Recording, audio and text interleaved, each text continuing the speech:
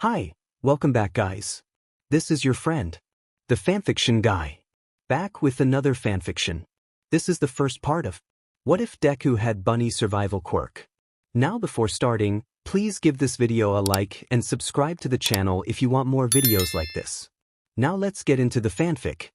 Sorry kid. It's not going to happen. Izuku felt himself freeze as the words left the doctor's mouth. He wasn't going to get a quirk? He could sort of hear his mom saying something to the doctor, but his whole world was narrowed down to what he just learned. If he wasn't going to get a quirk, how could he be a hero? Every hero that he knew of had a quirk. Did that mean that he couldn't be a hero? And if he couldn't be a hero, how was he going to save people like All Might? How was he going to be a hero with Kaken? Izuku found out that he wasn't going to be a hero with Kaken. When Kaken found out that he was quirkless, he started calling him Deku. And after Kaken fell into the water when they were out in the woods, Izuku wasn't allowed to play with him and Tsubasa or Akamori anymore. And Kaken started being mean. But was he really being mean? The teachers always took Kaken's side. When Kaken used his quirk, the teachers told Izuku that he needed the practice, or that he shouldn't make things up. The other kids picked on him too. But maybe it wasn't picking on him if they didn't get in trouble either? Kaken was amazing and needed all the practice he could get if he wanted to be a hero. But why didn't the teachers do anything about the other kids?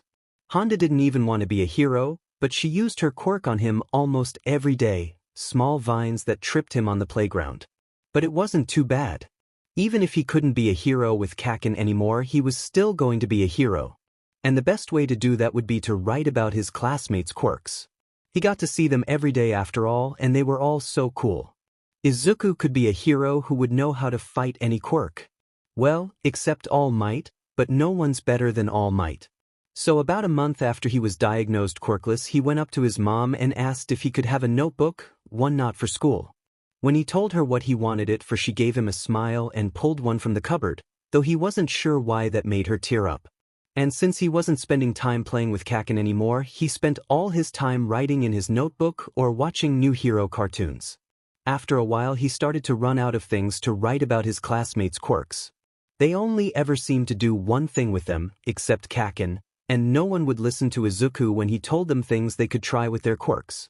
After Mikumo scratched his arm hard enough to rip his uniform rather than just poke at him, Izuku stopped trying to tell people about their quirks. He wanted to ask his mom if she could take him to watch heroes fight, or if she could put on videos for him so he'd have different quirks to look at. He had to keep practicing if he wanted to be a hero. He could be a hero like Nizu or Sir Night-Eye. Someone really smart who saved people with their knowledge. Sir Night-Eye even fought sometimes. But his mom had started working more. After he'd been diagnosed, Mom had told him that Dad had decided to stay in America instead of coming back after his business trip was supposed to end. Izuku didn't really mind. It wasn't really different from Dad being gone all the time, but his mom had started working more. When he came home from school, she didn't get back for a few hours, and the computer had protections that stopped him from watching a lot of hero videos. So Izuku could only really watch cartoons or read, but he wanted to write about quirks. He'd been sitting there at the computer, looking at the child lock warning on a video, when it came to him. What if he didn't watch videos on quirks? He could read about them instead, or at least until Mom came home. And that's how the next few years went. He'd try to be quiet at school, no one liked it when he muttered, they called it creepy, before coming home and reading about quirks. Sometimes he'd need to patch up his scratches before he got started. He couldn't help but step in when Kaken was being mean. At least that's how it went until he was 7. His mom didn't come home when she normally did. She hadn't called. She always called when she was going to be late. Izuku waited an hour before calling the number Mom gave him for emergencies. Muzutafu General, how can I help you today? A man asked cheerfully over the line.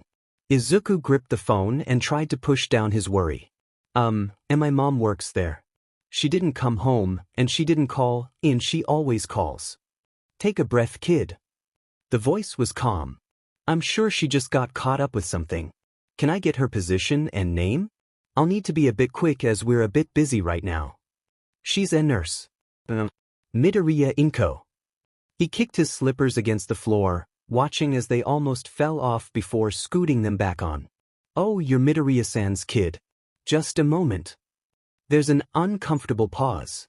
Huh, he said, sounding confused. Izuku could feel his heartbeat. What's wrong? It looks like she clocked out at her regular time. Do you have her number to call? Was she maybe supposed to stop somewhere today?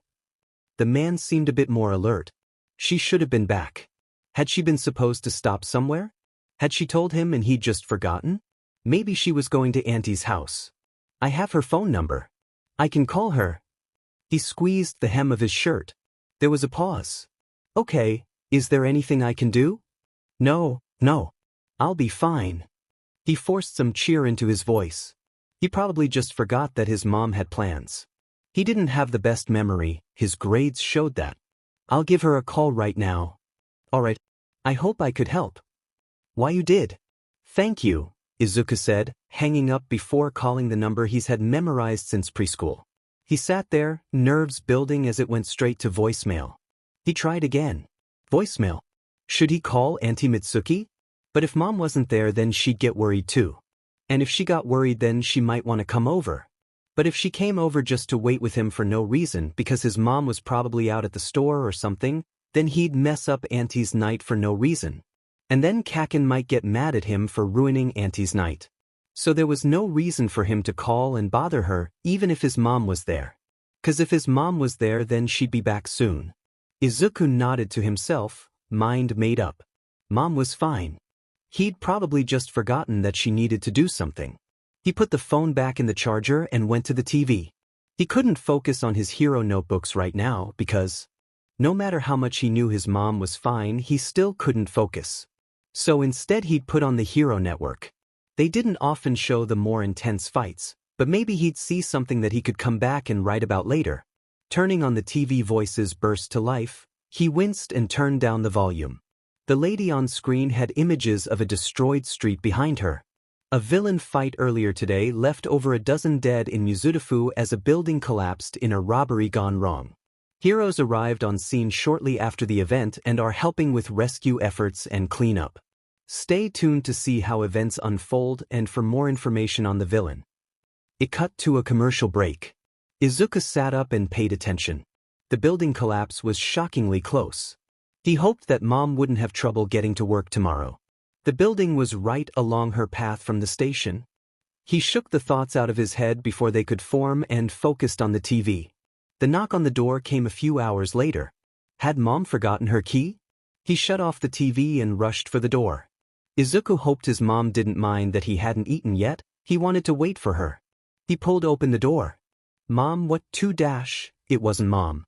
There outside the door was an officer and a man. The officer wasn't smiling as she spoke, not like the one he'd seen during parent day at school. Are you Midoriya Izuku? He nodded, unsure how to respond. I'm Officer Hanajimi and this is Soma Katsuya, she said, gesturing to the man. She gave him a small smile. It didn't look right. Would it be all right if we came in for a moment? Izuku glanced back into the apartment, unsure of what he was supposed to be looking for. Mom doesn't want me to have people here when she's not home. The officer's smile tightened. Midoriya Inko is actually who we're here to talk to you about. Soma spoke up. I imagine this would be better to talk about inside. He gave Izuku a pointed look. It was the look that teachers gave him when he started muttering. Izuku didn't like it.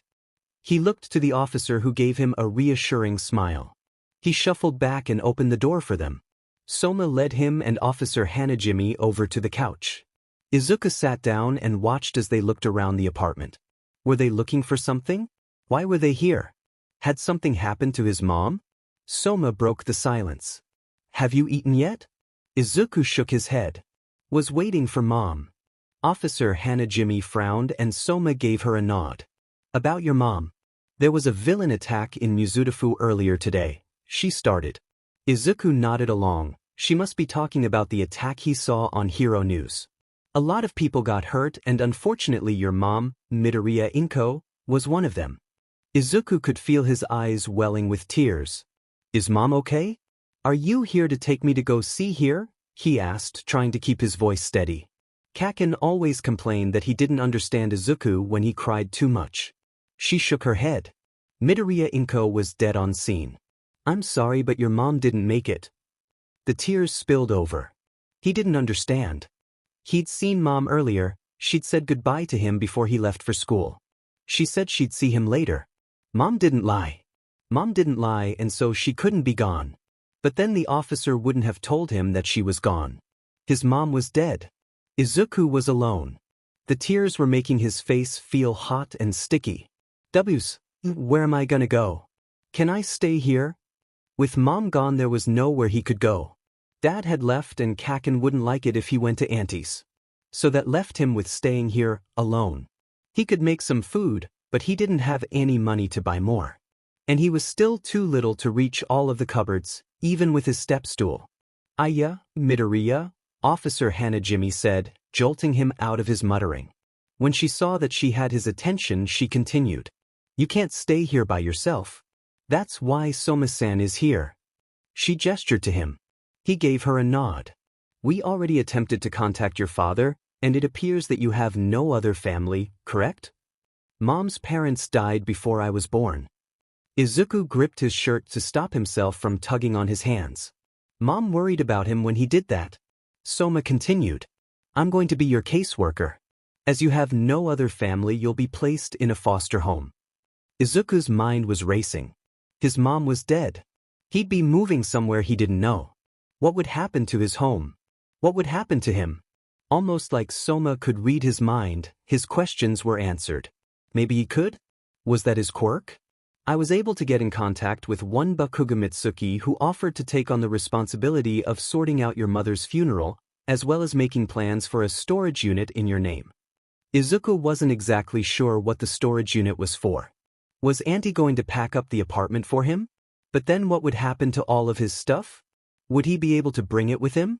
They gave him a moment to take everything in. What do I do now? Soma held out a bag Izuku hadn't noticed. It was the kind that you can stuff a lot of clothes into.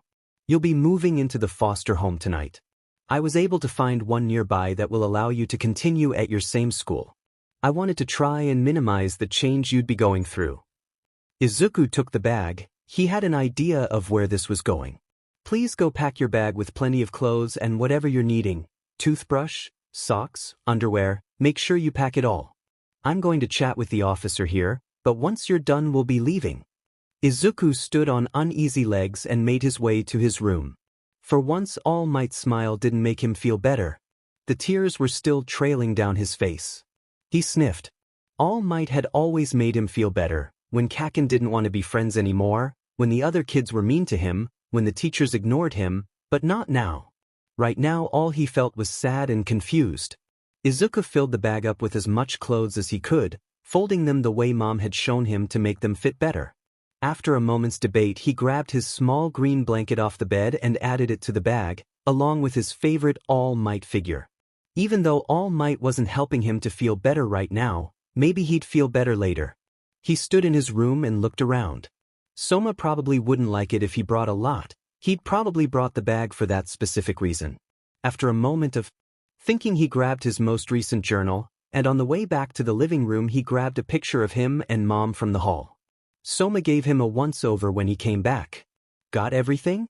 Socks, underwear, pants, shirts, jacket, toothbrush. Izuku shook his head and put the bag down. He ran off towards the bathroom and returned a moment later with his toothbrush, toothpaste, and floss. Mom said flossing was important. He put them in the bag. His tear tracks had dried. Okay, I'm ready. He wasn't. He really didn't feel ready. Soma picked up his bag for him and Officer Hanajimi started for the door. Izuku followed right behind them, picking up his backpack on the way out. Tears welling up as they flicked off the light for the apartment and closed the door. This didn't feel right. His skin prickled with unease. Things had changed when Izuku entered the home a few months ago, and yet a lot of things stayed the same. Soma had introduced him to the person who ran the home, Fujimura Kori. It was nice, at least at first. She told him the rules the first night, and told him right away that if he broke any he'd be punished by doing extra chores around the home. And that seemed fair. The rules were mostly about keeping things clean, not stealing, and being quiet at bedtime. And Izuku could do that. Or at least he thought he could. There were some other boys at the home with him. They didn't really like him. They didn't like that he was quirkless, or that they lost some space in the home, they hadn't even been willing to introduce themselves. If he left something out, they'd take it, breaking it or just refusing to give it back. Fujimura-san hadn't believed him when he told her, so he lost the best genist card he'd left on the desk. After that, he started keeping his most important things in his backpack. His bullies at school tended to leave his stuff alone and go for him at least. So he kept his blanket, All Might figure, and the picture of his mom in there. Everything he had that wasn't clothes. Izuku thought things at the home would stay the way they were. He spent most of his time by himself, trying to stay out of the way, but it only took a few weeks for that to change. The other boys started to blame little things on Izuku, leaving something out, taking an extra cookie, making a mess. And just like his teachers, Fujimura-san wouldn't listen. She believed them, after all he was quirkless, so it made sense that he did everything wrong. He only made the mistake of mentioning that he wanted to be a hero once. Izuku had gone to school limping the next day. School was the same for the most part. The teachers still ignored him, the other kids still picked on him. There were a few differences though. The first one was that his walk to school was longer. The boys from the home went to a different school, but they walked together for part of it. Izuku didn't really like that. They used the time they walked together to try and steer him into the woods. They'd trip him, or pick up sticks and give him a smile that made him want to run. But there was one thing that got better. Kaken wasn't mean to him anymore. That didn't mean that he was nice to Izuku now, but he didn't practice his quirk on Izuku anymore. Kaken also got Tsubasa and Akamori to leave Izuku alone. He'd say that it wasn't worth it to pick on a Deku, but he saw the way Kaken sent him a small worried frown when he thought no one was looking. It made the heavy feeling he'd felt since his mom died feel just a little bit lighter.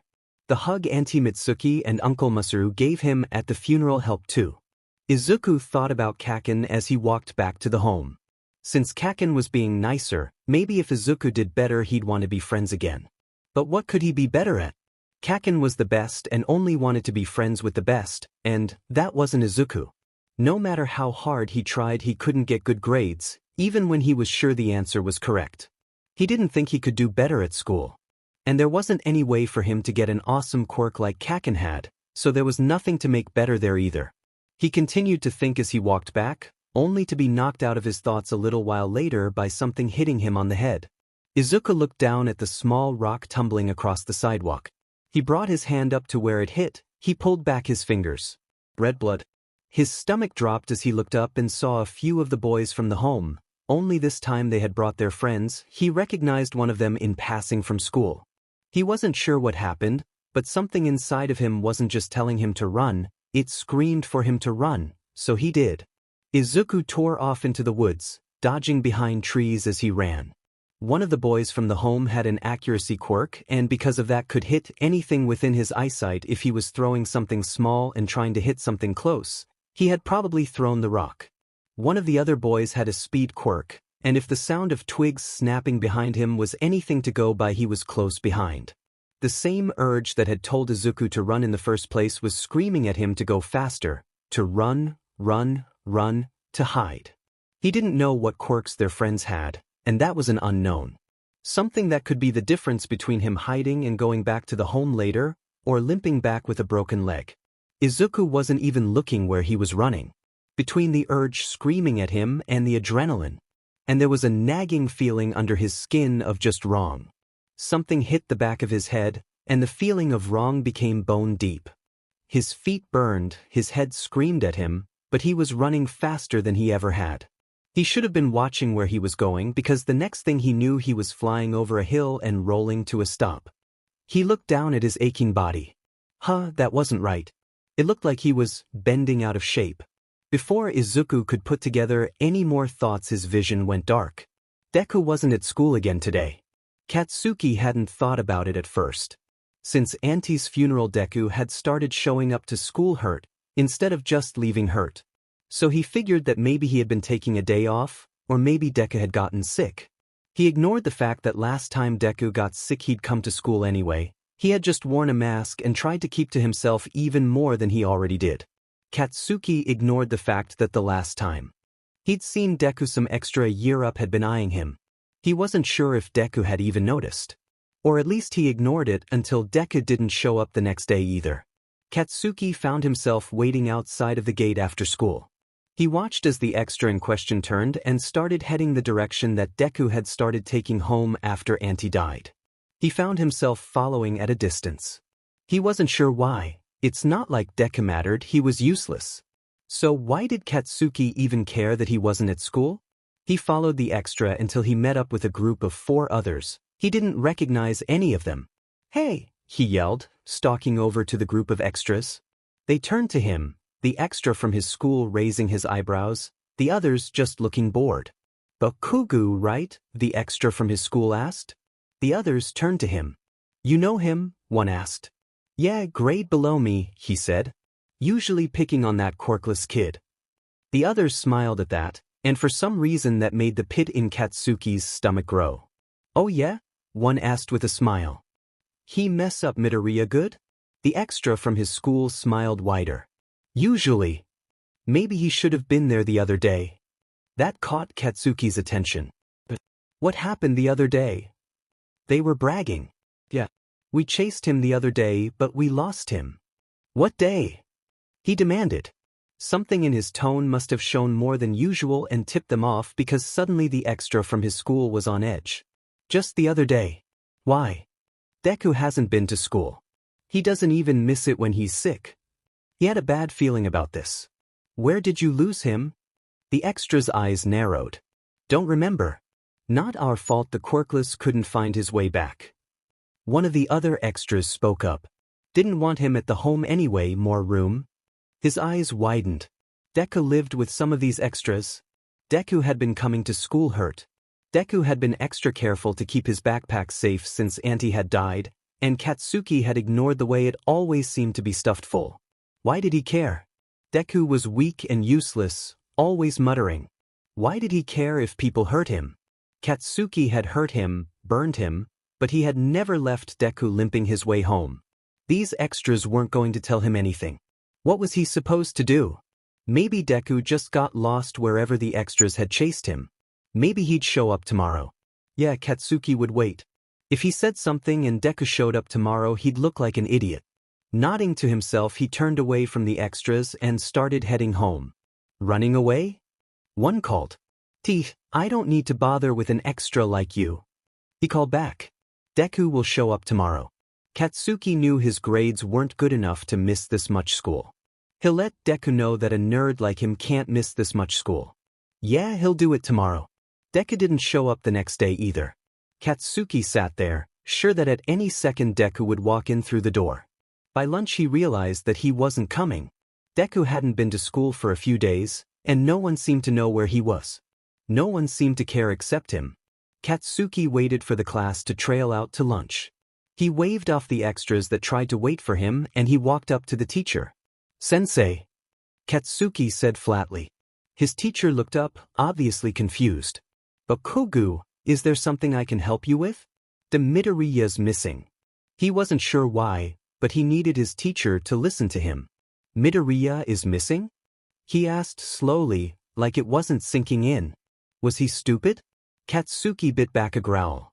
The nerd hasn't been to school in a few days, and no one knows where he is. He wouldn't miss school. The teacher raised his eyebrow. "Katsuki, I understand that you're worried about your classmate, but Midoriya doesn't have the best track record. He's probably skipping." "He wouldn't." Deku never skipped. "Bakugo, please go to lunch. A student skipping isn't something you need to worry about." The teacher waved him off and turned back to his papers. Katsuki stood there for a few moments. His teacher didn't care that Deku was missing? That couldn't be right. He numbly made his way out of the classroom. If the teacher wasn't going to listen to him, he was going to someone who would. Katsuki slammed the front door, barely pausing to kick off his shoes. His mom turned the corner, face scowling, clearly gearing up to yell. "Katsuki, WH-. Mom," he interrupted. She stopped in her tracks. He hadn't called her that in a while. The anger dropped off her face as quick as it had come. "What's wrong?" She grabbed his shoulders and kneeled down to look him in the eyes. He took a breath. "Izuku is missing." He came to slowly, fading in and out for a while. When he finally managed to peel his eyes open, he realized he was on the ground, face pressed into the grass, and something soft blocking his vision. Izuku scrunched up his nose. Why was he on the ground? He had been running from the other boys. He had to focus to pull his thoughts together. He had been running and his body had been... He tried to grasp for the words, not right. Something had gone wrong and then he'd fallen. Izuku tried to assess the situation. It was still light out, so he couldn't have been here too long. He looked around only to realize the soft thing was still in his face, blocking his vision. He tried to bring his hand up to push away whatever it was. Only, what came to wipe at his face wasn't his hand. It was something green and fuzzy.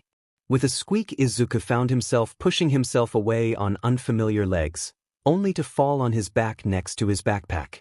Izuku laid there, trying to figure out what had just happened. He tried to ignore the way his breath was coming out ragged alongside tiny sounds that he didn't think he should be able to make. Izuku lifted up his hands to look at them, only they weren't hands anymore, they were little green paws. Did he get hit by a quirk? He rolled himself over onto his paws. Doing so let whatever the fluffy things were to fall into his vision again. They dangled right above the ground. It took the grass tickling them for him to realize what they were. He had animal ears, really, really long animal ears. Izuku looked down at himself. Was he a bunny? He took a few steps forward, finding himself lumbering into a clumsy hop. Izuku took a few minutes to figure out how to hop around, using it as a distraction. The last thing he needed was to freak out.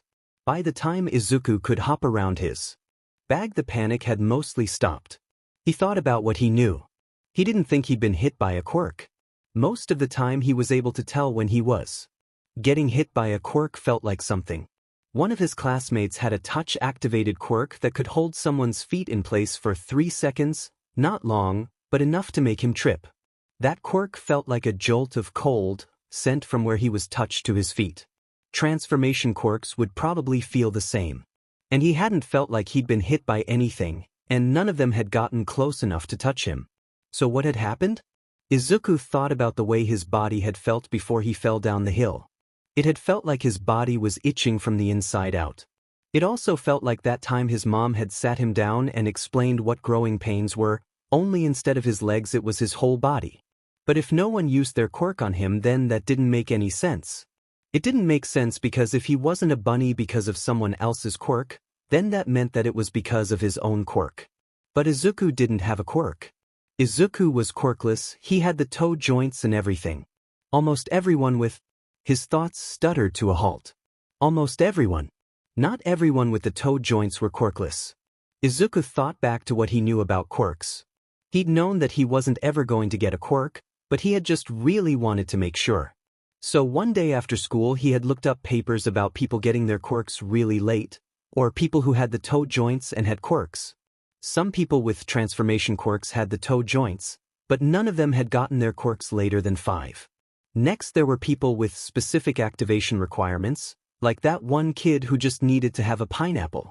But all of those cases didn't have the toe joints. So that left only one option, a force-manifested quirk. Sometimes, when something really bad happened to someone who was quirkless, they would get a quirk. Something to help them. A quirk that lets them fight, a quirk to protect them. Quirks that let them hide. A bunny would be great at hiding. But him getting chased hadn't been that bad. Sure, he was scared and he really wanted mom. He widened his eyes in realization. Sometimes the really bad thing didn't mean getting their body hurt. Sometimes it meant that they were really scared or lonely. Izuku gave himself a little nod, ignoring the way his body felt, not wrong anymore, but different. He had a quirk. He had a quirk. Izuku found himself scrambling for his bag, tripping over his new legs in his excitement. He ignored the way what he intended to be excited cheers came out as excited squeaking. Communication was something he could worry about later. He pushed open the zipper on his bag and pulled out his current notebook. He needed to start taking notes on his quirk. His mind raced thinking through the possible applications. Bunnies were small and people didn't really pay attention to them. It could be useful for undercover hero work. Hero work? He could be a hero. He had a quirk now, he'd have to tell Kaken. Izuku managed to flip open his notebook, only for him to realize the problem. He looked down at his paws. He couldn't exactly write like this. He couldn't talk like this either. Maybe he should worry about that now. And oh no, the panic was back. Sure, Izuku wasn't actually a bunny, but he had no way of letting other people know what he wasn't. He had to change back. He'd just change back. Then he'd go back to the home and get his quirk registered. And then he could show Kakin his quirk. Only, how is he supposed to change back? Not a lot of pro heroes have transformation quirks, and none of his classmates this year did. So even though transformation quirks were really cool, Izuku hadn't really looked into the specifics of how they work. But he could figure this out. After all, it was his quirk. How hard could it be? It turns out figuring out his quirk is hard. Really hard. Izuku must have spent hours trying to figure it out. He thought about wiggling his toes, walking around like a person, and even what it felt like when his quirk had first found its way under his skin. But nothing worked. All he'd managed to accomplish was tripping on his ears, which were impractical in their length. He was just glad that no one was around to see it. Izuku rubbed his nose after he picked himself up off the ground. It tickled, causing him to sneeze. His nose seemed to be a lot more sensitive. He looked around, like something in the clearing might give his answers. It remained empty aside from his and his bag. He had always kind of thought that if he ever got a quirk he would just know how it worked. After all, after Kakin got his quirk, the school only ever made him go to one quirk counseling appointment, even though the school was supposed to give everyone 2 a year. But then again, Kakin was the best, and Izuku? Izuku was a Deku, so it made sense that he was having trouble. He needed help. If he went back to the home he could, well, Fujimura-san didn't really like him. Would she even recognize him? He couldn't talk, and he couldn't really carry anything, so that left out bringing anything with his name on it. And what if the other boys found him first? He didn't want to know what they would do to him if he was too small to do anything. What did that leave him? He could go to school, but that still left the issue of not being able to talk. Izuku shuddered at the thought of what people at school might do to a bunny if he went there. He could feel himself wilting. He was running out of options. He wished his mom was still alive. She would have been able to recognize him. She would have taken him to get help. But she was gone, and Izuku didn't have anyone who would care enough to help him. He whined. Kakin. Izuku shot that thought down immediately. To Kakin, having a quirk not suited for fighting was almost as bad as being quirkless. He probably wouldn't want to help, even if he was able to recognize Izuku. Was there really nowhere he could go? Chances are he wouldn't make it to a police station. Crossing the street as a bunny would definitely get him hurt. He had no family, no friends. The people at the home didn't like it. People at school didn't care about him. There was nothing. There was no one who could help him. Izuku finally had a quirk. It was force manifested and he was stuck in it. He didn't know what to do. Izuku curled in on himself, leaning into the side of his. He didn't know how to turn back, and it wasn't like he could just stay a bunny. Izuku perked his head up and looked around, ears swaying with the motion. Why couldn't he stay a bunny? He didn't have anyone to lose, and no one wanted him. After his mom died, things hurt. It hurt to be alone all the time. It hurt when people were mean to him. It hurt when the boys at the home used their quirks on him. It hurt when people didn't listen to him. Most of that could be fixed if Izuku wasn't a human anymore. If he stayed a bunny, people wouldn't be mean to him, they wouldn't hurt him. He'd still be lonely, but maybe it would be easier if that was the only thing. Maybe things would be better if he just stayed here.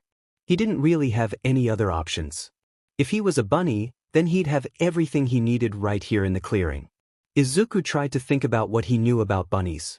If his quirk worked like he thought it did, then he could eat what bunnies could, meaning he could eat the plants in the clearing.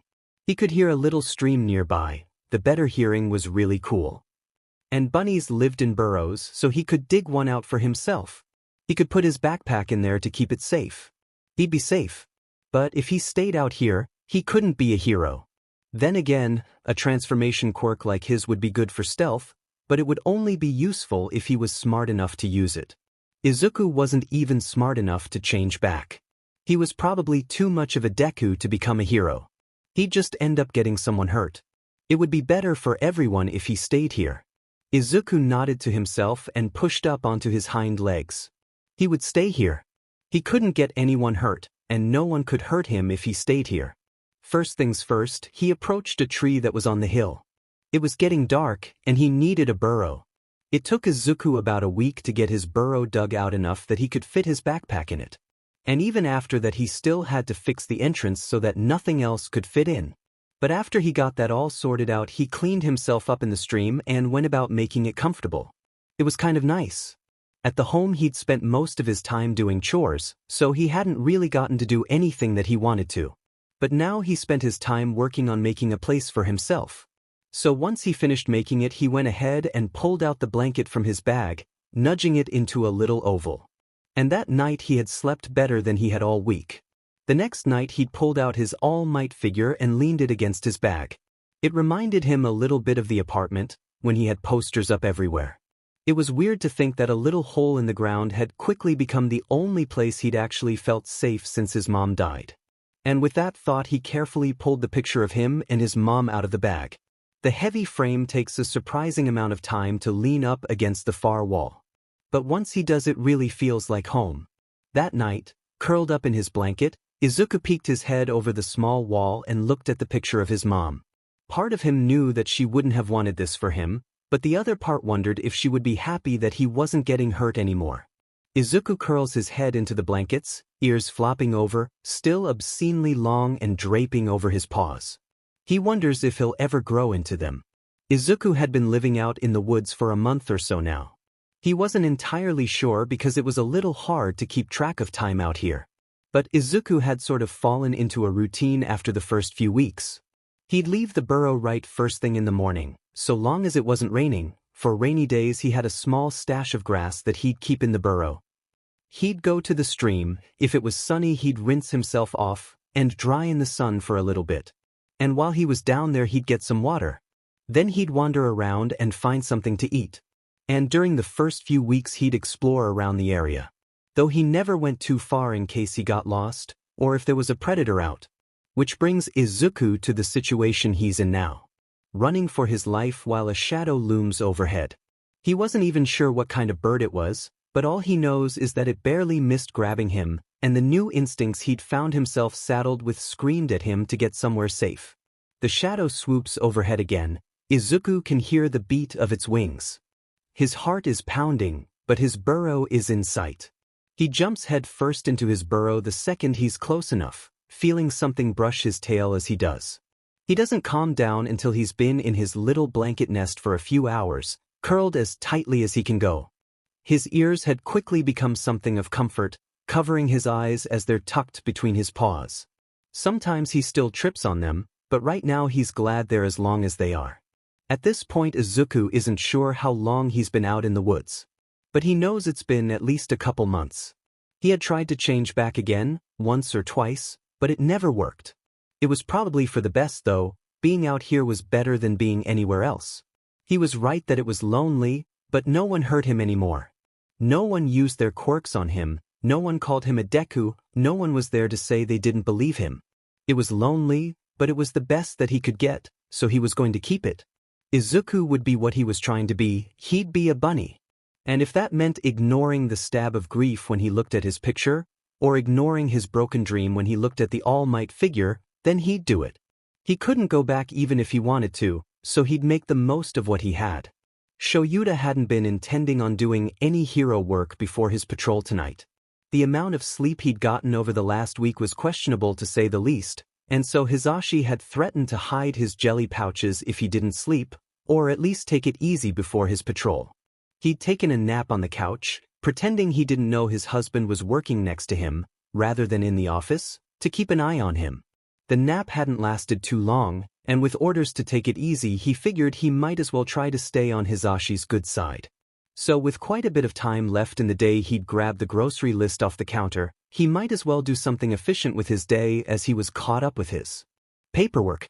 Again, he hadn't been intending to get involved with anything, but his phone went off with a request for assistance. A villain had made their way into the woods nearby and was evading the heroes after them with their plant-based quirk. And while he was sure the heroes were capable enough, with the villain's quirk they might be able to slip away easily. The convincing point was the fact that there was a school within walking distance. Shoyuta pulled his comm out of his pocket and slipped it on, connecting to the heroes on the scene. They briefed him quickly and he took off. Hopefully Hizashi wouldn't notice his detour. The other heroes were quick to explain that the villain's quirk also helped them to blend into plain sight, so while they had to get this done before the villain could leave the area, they also couldn't just skim, which would make Eraserhead's quirk particularly useful. They all split up, Shoyuta propelling through the trees with his capture weapon, scanning an area with erasure activated before continuing on. He kept a lookout for any sort of movement. After about 10 minutes he pulled to a stop in a small clearing. His eyes were burning. He scanned the area before giving himself a second to breathe. The eye drops helped, but even then he needed a moment. When he could no longer feel his eyes at his limit, he prepared to take off again. He could loop back around to where the others were searching, hopefully if the villain was still in the area that would cut them off. Only he stopped. Out of the corner of his eye, he was able to make out a small amount of movement, too small to be who he was looking for, but something noticeable with how quiet the woods were. Shoyuta turned his head slightly to try and get a better look at whatever it was without tipping it off, better to play it safe. The thing was small, really small. He would have thought it was a mouse if not for how fluffed up it was, and the fact that it was green. Wait, green? He turns fully to the creature. It squeaks and jolts at his eye contact, running to a nearby tree. But as it runs he's able to get a better look at it. It's a small green rabbit. It jumps into a small hole at the base of the tree. The comm crackles to life. Eraserhead. We found the villain, he's heading towards the area with the school. On my way, he responds. Shoyuta casts a glance back at the burrow, only to see a small face poking out, ears almost covering its face, but the eyes he can see look far too intelligent for his comfort. This is something he's going to have to come back to later, isn't it? Animals can be dangerous. Quirked animals can be even more so. You should know. He winces at the thought of the obstacle course Yue had let Nizu put his class through. Shoyuta took off towards the school, curious at the way the small rabbit seemed almost excited as he used his capture weapon to hurry away. There's a chance the fur color could just be a mutation, but he couldn't on good conscience take that chance. Quirked animals tended to end up being trafficked, considered to be exotic, and if not trafficked then they ended up in a lab. Of course for the most part Nizu had put a stop to that, but there were those who slipped under the radar.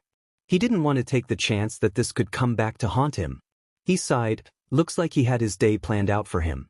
Once he caught up to the villain and the rest of the heroes the takedown went smoothly. They had pretty much just been waiting for him to get there and cancel their quirk.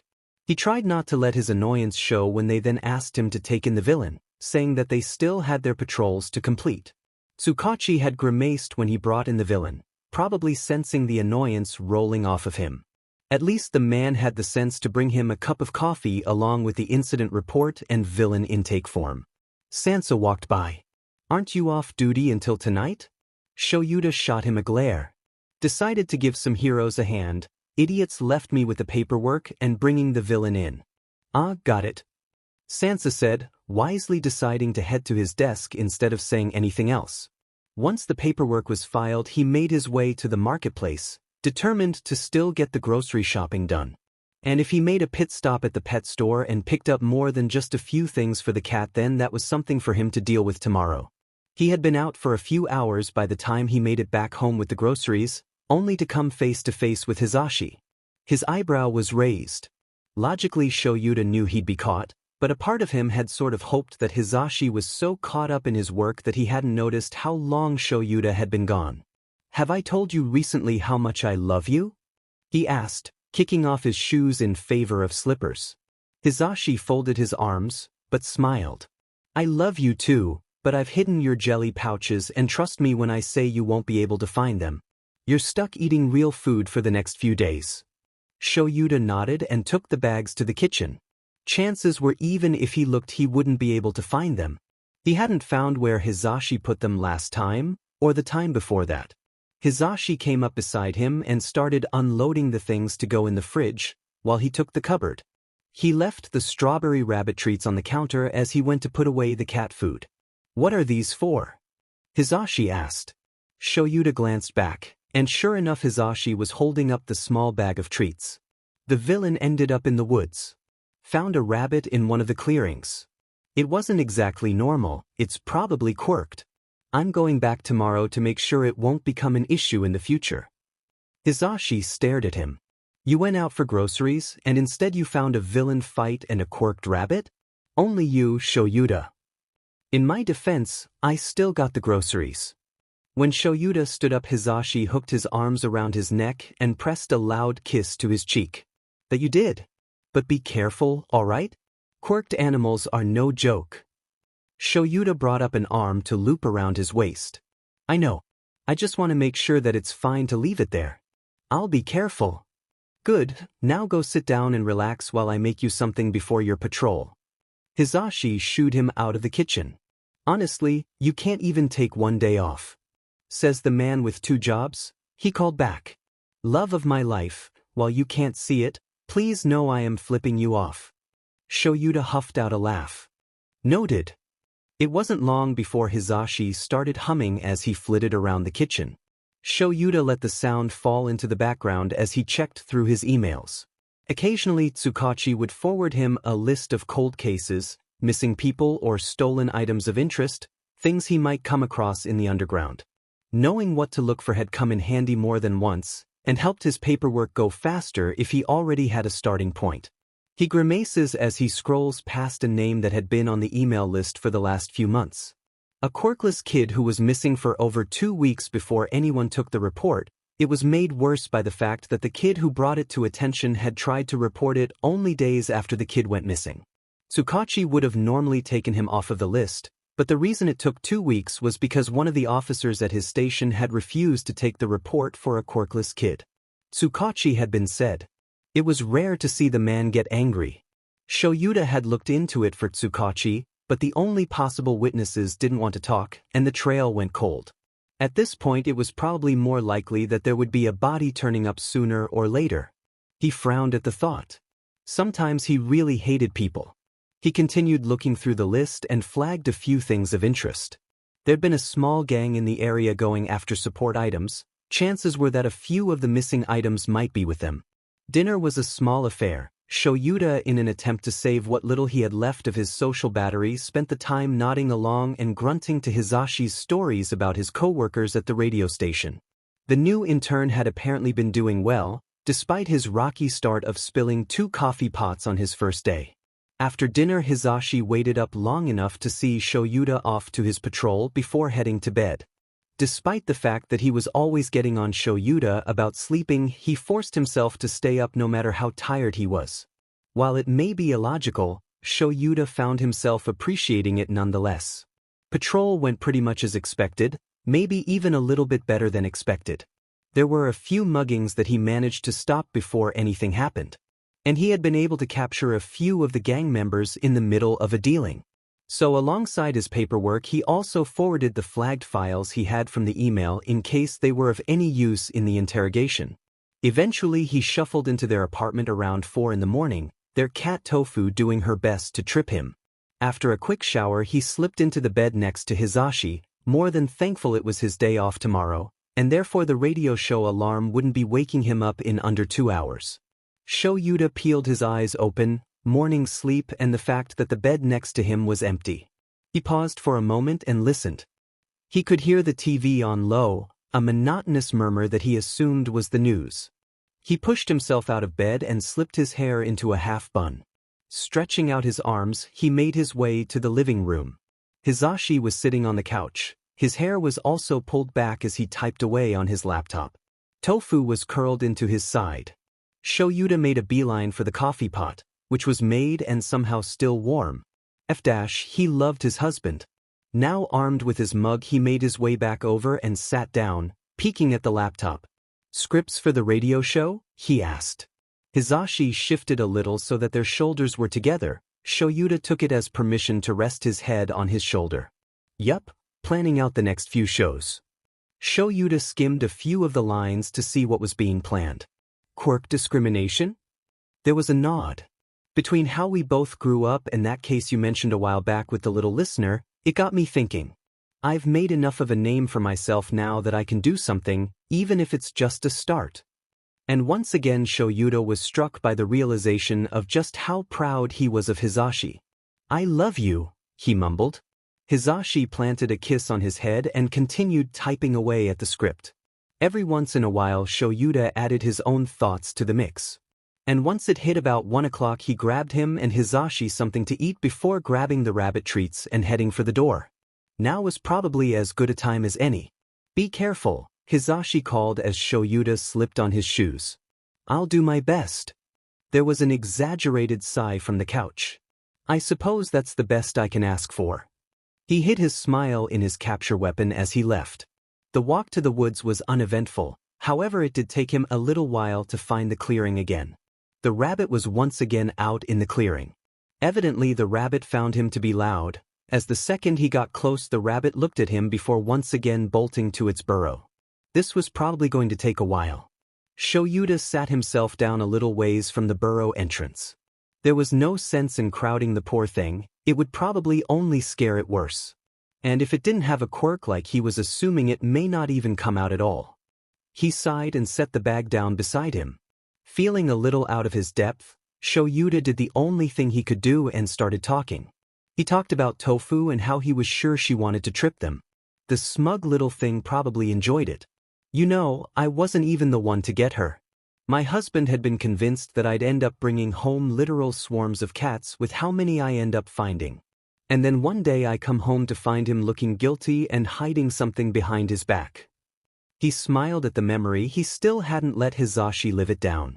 "Of course Tofu started meowing and my husband proceeded to tell me that he already bought everything needed to take care of her, and that he was initiating our stray rule." Shoyuta might have thought this was pointless, if not for the fact that he could see a little bit of green fur by the entrance. It appeared the rabbit was curious, but cautious. "Might as well continue. We established a rule when we moved into our current apartment. We each get to bring home one stray, unless the other has a valid reason to object." So Tofu was his use of the rule, which was surprising as I think we honestly both thought I would bring home a stray first. He continued talking, changing the subject to Hisashi's radio show and how he dedicated so much time to it despite having another job. "I think he feels it's a good way to more directly interact with the community. And while he may be busy, it makes him happy, and that's good enough for me. He actually started planning it before we graduated from Udare," Shoyuta added as an afterthought. Apparently he was getting somewhere, as the rabbit suddenly let out a loud squeak. Whether it was something like shock or excitement he couldn't quite tell. The rabbit was now hanging half out of its burrow, something that could be interpreted as awe on its little face, though it was hard to see with its ears covering half its face. He thought over what he had last said. Do you like UA?" Shoyuta felt a little bit silly asking a rabbit about a hero school. Only, his question was apparently rewarded as after a moment of hesitation the rabbit cautiously nodded. It was almost like they had been debating whether to answer him or not. But, now he had confirmation. Not only was this a quirked rabbit, but they were intelligent enough to understand human speech and respond. He needed to get more information. He didn't let anything show on his face. "If you'd like I could talk a bit more about my time there." The rabbit, apparently over their hesitation, nodded eagerly. They reminded him of an overly eager kid. Which, now that he's thinking about it, it was a possibility. This rabbit looked really small, they were probably young. Shoyuta wasn't sure how he felt about the possibility of the equivalent of a little kid out here alone. He really needed more information. "If you want, you can come over here and join me." He held up the treats. "I got you some treats the other day, thought you might enjoy something other than dash." What did rabbits eat in the wild? Grass. For a moment it looked like the rabbit was weighing the possible pros and cons before a look of determination filled their face. The rabbits slowly lopped their way over to him, looking ready to bolt at the slightest indication that Shoyuta intended to harm them. Shoyuta telegraphed his movements and slowly tore open the seal on the bag before taking out a few of the strawberry treats and laying them down alongside the bag. Not wanting to draw too much attention to the fact that the rabbit was inching closer, he started talking. "I started in the general education course. It wasn't too much to write home about, though the coursework was pretty heavy. Fast-paced and all that." The rabbit had made it over to him, and was cautiously sniffing at the treats. Shoyuta pointedly ignored the way he found their nose twitching adorable. The rabbit looked up at him. Shoyuta gave them a little encouraging nod. That seemed to be what they needed because they took a small bite before digging in. With a small smile, Shoyuta continued talking. As he talked about meeting Hisashi and the sports festival, the small bunny listened to him intently. They were practically squeaking with excitement as he talked about the different events they had that first year. They only seemed to get even more excited when he mentioned his quirk, going as far as to forego the small separation that had in favor of putting their front paws on his leg. He had been so startled by that he stopped his story, only continuing when the rabbit patted his leg, urging him to continue. By the end of his retelling, he found himself with the small bunny in his arms as they patted at his capture weapon with wide eyes. They occasionally nodded along with what he was saying, or tilted their head when they wanted an elaboration. Around 5, Shoyuta found himself reluctantly setting the bunny down and reaching into his pocket to retrieve his buzzing phone. Hisashi was checking in to make sure nothing had happened, and asking for a picture. He shook his head fondly and looked over to the bunny who was looking at him curiously. "My husband," he explained. "I let him know that I was coming to see a possibly quirked animal, so he's just checking in." The bunny nodded in what he figured was understanding. "And speaking of my husband, he asked if I could get a picture of you. Would that be all right with you?" he asked. They sat there for a moment, scrunching their nose in thought before they nodded. Shoyuta held out his phone as the rabbit proceeded to pose for the picture. They sat on their haunches and seemed to try their best to shake their ears out of their face. He wondered if it blocked their vision. He made a note to bring some kind of solution with himself at some point. Shoyuta took the picture and sent it to Hisashi, ignoring the way his phone continuously buzzed with the flood of incoming messages. He should probably get heading out. He'd need some time to think about the things he'd figured out here. The bunnies seemed to realize the same thing as they started inching back towards their burrow, only they seemed sad about it. Slowly, Shoyuta reaches out his arm and scratches gently at the top of their head. "How would you feel about me coming back and maybe spending time here a couple days a week? I think we could both use the company." Instead of a nod, or some sort of squeak for an answer, Shoyuta felt a small weight collide against his leg, and he looked down to see the bunny frantically rubbing their head against his shin. Shoyuta blinked and chuckled. "I take it that's a yes?" They looked up at him, eyes wide, and frantically nodded. They both stayed there for a few moments, before the bunny pulled back and started towards the burrow. They stopped outside of it and looked back at Shoyuta. "I promise I'll come back to visit." The bunny nodded and gave him a wave before hopping into the burrow. Shoyuta waited for a moment in case they came back out. When they didn't, he turned and started towards the road. Only then did he take out his phone to see what Hisashi texted him. "Love, shoulda. You didn't tell me that the rabbit was a baby." "That's a baby." Loud, "Love. The little listener is so cute." Loud, "Love. I hope you know we will be spoiling them, quirk or no quirk." He shook his head. Wait until Hisashi found out that the bunny was pretty much just a little kid. They were excitable about heroes, and the second they were comfortable enough to make contact, they didn't want to move. They were adorable to say the least. Shoyuta paused as he ran over what he knew. The bunny was quirked. They were the equivalent of a little kid. They were alone, or at least it seemed like that. But most importantly, they were sentient and able to understand and respond to human speech. He was going to need to talk with Hisashi about what to do about this. Could they in good conscience leave them out here? Did they even want to stay in the woods? Another realization hit him. He was going to have to talk to the rat. No one knew the laws and loopholes surrounding sentient animals better than Nizu, and if today was anything to go by, he was going to get attached. Slowly he made his way back home, running over everything that would need to be done if the bunny even wanted to leave the woods at some point. Even then, Nizu may end up being the better option compared to Hisashi and him. Actually, scratch that. It's illogical to think that a small child, even one that's a quirked animal, wouldn't be overwhelmed by the rat. He slipped in the front door and found Hisashi buzzing with excitement. Why didn't you tell me the little kit was so cute?" Shoyuta winced at the volume but was thankful he hadn't needed to cancel Hisashi's quirk. "Kit?" he asked, confused by the nickname. "It's a baby bunny, but that's not what's important here. What were they like?" Shoyuta tried to organize his thoughts enough to answer. Well, they're definitely quirked. I'm going to assume an intelligence quirk as they were able to understand me and respond the best they could. Hisashi nodded along. Oh, and they appear to be the equivalent of a little kid. Hisashi froze. What? I might be using my turn at the stray rule, but chances are we're going to need to get Nizu involved. Hisashi said. Shoyuta nodded along. Was right. Izuku had been minding his own business one day when a man in mostly black clothes had practically flown into the other end of the clearing. He'd froze where he was. Chances were that the man just so happened to stumble into the clearing, right? No one knew that Izuku was a rabbit, so even if someone was looking for him then they wouldn't know he'd be here. Also, this was the first person he'd seen since he got stuck in his quirk.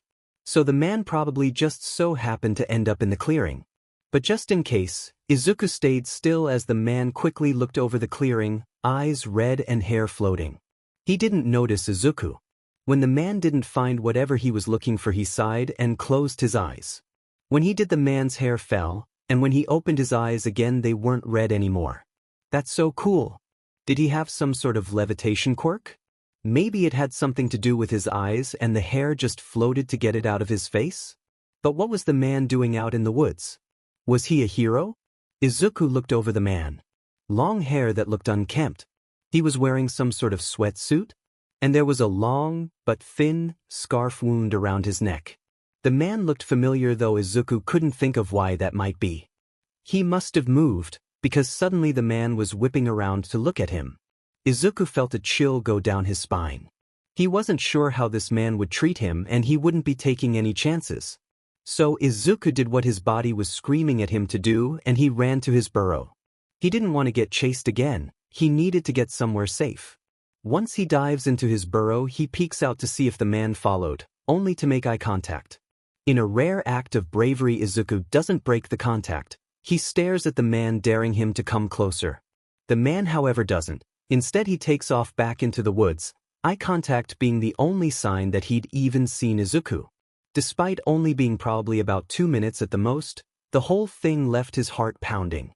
Izuku decided to hold up in his burrow for the rest of the day, snuggling into his little nest. When the man didn't come back, Izuku assumed he was safe. And while he did end up spending the rest of the day in the burrow, it wasn't exactly the most entertaining place to be, so the next day he cautiously left his little nest. On his way out of the burrow, he rubbed his chin lightly on the picture of him and his mom, and the All Might figure. He wasn't completely sure why he had started doing that lately, but it made the feeling of loneliness go away just a little bit when he did. Something about his quirk he noticed was that he liked it when things smelled like him. Izuku would rub his chin on the trees lining the little clearing, and on his bag and his nest. It almost felt like there was someone else there if everything smelled like it was a home. For the first few hours, Izuku had cautiously gone about his routine, but when nothing out of the ordinary happened, he could feel himself calming. Eventually, he laid down to try and relax in a small sunspot. They were warm, and since he found he blended in with the grass pretty well, he didn't have to really worry about any animals going after him. He'd hear them first. Turns out he was right about that, because it couldn't have been too long before he heard something coming towards the clearing. He whipped his head up and looked around, only for his eyes to land on the man from the day before. Izuku knew that quirked animals were valuable, and with being green, someone would probably assume he was a quirked animal. Was the man coming back to try and catch him? Izuku couldn't let that happen. If the man caught him, wherever he ended up would be worse than the home had been, and worse than school. He bolted to the burrow, heading towards the back of it in case the man came after him. Izuku hunkered down and waited, listening for the man's approach. Only he didn't. Instead, he could hear the man a little ways from the burrow. It sounded like he had sat down, and then the man started talking. He was talking about his cat? Curiosity piqued, Izuku shuffled closer to the entrance so he could hear a bit better. Izuku ignored the way his ears had tried to trip him, and he sat down. He waited for the man to change his mind and try to come after him, only he didn't. The man just kept talking, and Izuku found himself enjoying it. When was the last time someone had just talked to him? He tried to think if anyone had done it at the home, if anyone had just talked to him just to talk, and he couldn't remember. The last time someone had talked to him just to talk was probably his mom. That made his chest ache. Pushing the thoughts out of his mind, he continued to listen to the man. Izuku imagined that if he could smile, the telling of the man's husband bringing home their cat probably would have made him. Izuku shuffled a bit closer to the entrance as the man started to talk solely about his husband. Now that he was closer, he was able to see that the man was just sitting in the clearing a little ways from his burrow entrance. And there was a small bag of some sort next to him. Then Izuku proceeded to almost launch himself out of his burrow with excitement as the man brought up the fact that both him and his husband graduated from UA. Then the man had asked Izuku a question. Actually spoken to him rather than at him. And when Izuku responded, he didn't shoot him down or anything, just offered to talk about his time at UA, and he'd even brought something for Izuku to eat. Of course, he made sure to be careful as he approached the man. He was still a stranger after all. But the man just continued to talk and gave Izuku a little reassuring nod when he went to eat the treats. They were some sort of strawberry treat, and Izuku had to stop himself from digging straight in and choking. Izuku wanted to run around the clearing, or at least jump with excitement when the man started talking about the sports festival his first year. And interestingly, that was where he had met his husband, who had been in the hero course. That was so cool. And then the man had mentioned his quirk and everything clicked together. The man was Eraserhead, an underground hero that Izuku had found a little bit about when researching quirks. He was a hero. Izuku could barely contain himself as he almost jumped up onto Eraserhead's leg. He had actually gotten to meet a real pro hero. Not to mention one that fought mostly quirkless. He wished he could write about this in his notebook. He hadn't realized that Eraserhead had gotten into the hero course because of the sports festival. If Izuku hadn't gotten his quirk, maybe he could have done that. Chances were a Deku like him wouldn't have managed to pass the test. He had read that it involved a lot of fighting. Izuku's sudden movement must have startled Eraserhead as he stopped talking to look down at him. He was worried for a moment that Eraserhead would be upset with Izuku touching him, but the man simply raised an eyebrow before continuing talking. As he talked, Izuku continued to watch the man, only to realize that the scarf around his neck must be Eraserhead's capture weapon. With new determination, Izuku tried to climb his way up Eraserhead's legs so he could get a look. It couldn't just be made of cloth, because then it wouldn't move very well, and it would probably be easy to rip apart. Eraserhead, noticing his struggle carefully, offered out a hand for Izuku to climb into, and when he did, he was lifted up to view the capture weapon. Izuku poked and prodded it with his paws. It felt heavier than scarves usually should, but maybe that was just because he was a rabbit at the moment. Probably not, he decided. It must be made out of something heavier, metal maybe? The story seemed to come to an end as Eraserhead's phone went off and he set Izuku down. He told Izuku that it had been his husband asking for a picture. And Izuku figured that a picture was the least he could give Eraserhead for telling him about UA and letting him touch the capture weapon. He'd been kind of sad when it seemed like Eraserhead was going to leave, but then he'd scratched Izuku's head and asked if he wanted him to come back. And he really did. This was the most fun he'd had in a really long time. When Mom was alive, she had always made time to talk with Izuku about his day and to tell him stories, and he hadn't realized how much he'd missed that until Eraserhead was nice enough to actually talk to him, even though he was a bunny. So, when Eraserhead had asked if Izuku had wanted him to come back, he'd thrown himself against Eraserhead's leg. He hoped that the nuzzling got his point across, and it did because he had promised to come back. And the promise was enough for him. Figuring he'd already taken enough of Eraserhead's time, Izuku did his best to give a little wave and hopped back to his burrow. He hunkered down by the entrance until he heard Eraserhead start walking away, and with that he dove into his little nest and looked over at the picture of his mom. She'd be so happy for him. He wasn't getting hurt anymore, he had as much food and water as he could need, and he wasn't even lonely anymore because a hero wanted to talk with him. He was so lucky. He vibrated with excitement. Eraserhead promised to come see him again. Izuku had thought that Eraserhead would wait a few days before coming to see him. After all, he was a hero. He was probably really busy taking down villains all the time, and it sounded like he had a family that he loved a lot. He would probably want to spend time with them too. Because of that, Izuku was quite surprised when the next day Eraserhead had come at about the same time. This time Izuku didn't resist the urge to run and hop in excitement. It was a little weird getting used to things that came with being a bunny, but it felt right to do so. Eraserhead chuckled as Izuku accidentally jumped into his leg, bringing his bouncing to a quick stop. He rubbed his nose with his paw. Next time he'd be a bit more careful to actually watch where he was going. "Hey kid, what's got you so excited? I said I'd come back." Eraserhead reached down to rub at his ears. Izuku just nodded. He did say when he'd be back. It's just Izuku's fault for thinking it would take a while. Next time he'd try to be less excited just in case it annoyed Eraserhead. But he could see the man shifting his face into his capture weapon, his eyes crinkled at the corners. So, he was smiling? Maybe that meant he liked that Izuku was so excited to see him. He'd just have to watch Eraserhead's reactions to be sure. He didn't want to give him a reason to leave. While Izuku may have been fine here on his own, he liked having company a lot more. Izuku backed up for a moment to let Eraserhead sit down. Once he was settled, Izuku lopped his way back over, trying to hide his interest in the bag of treats from yesterday. Eraserhead must have seen where he was looking because he opened up the bag and took out a few treats, setting them in front of Izuku. This time he didn't wait before digging in. His quirk must also change his taste buds, because they couldn't taste this good to people, or maybe he'd just been eating the same thing for so long that any kind of change was amazing. As Izuku started to eat, Eraserhead started talking. "I realized last night that I never told my name." Izuku's ears perked up as much as they could. He wished they were a bit more mobile. Eraserhead was an underground hero, meaning any information on him was really hard to get. Knowing his name was a sign of trust. Then the guilt hit him. Eraserhead thought he was just a rabbit. Of course it wouldn't matter if he knew, even if he had an intelligence quirk. "My name's Aizawa Shoyuda." Izuku ignored the guilt and nodded.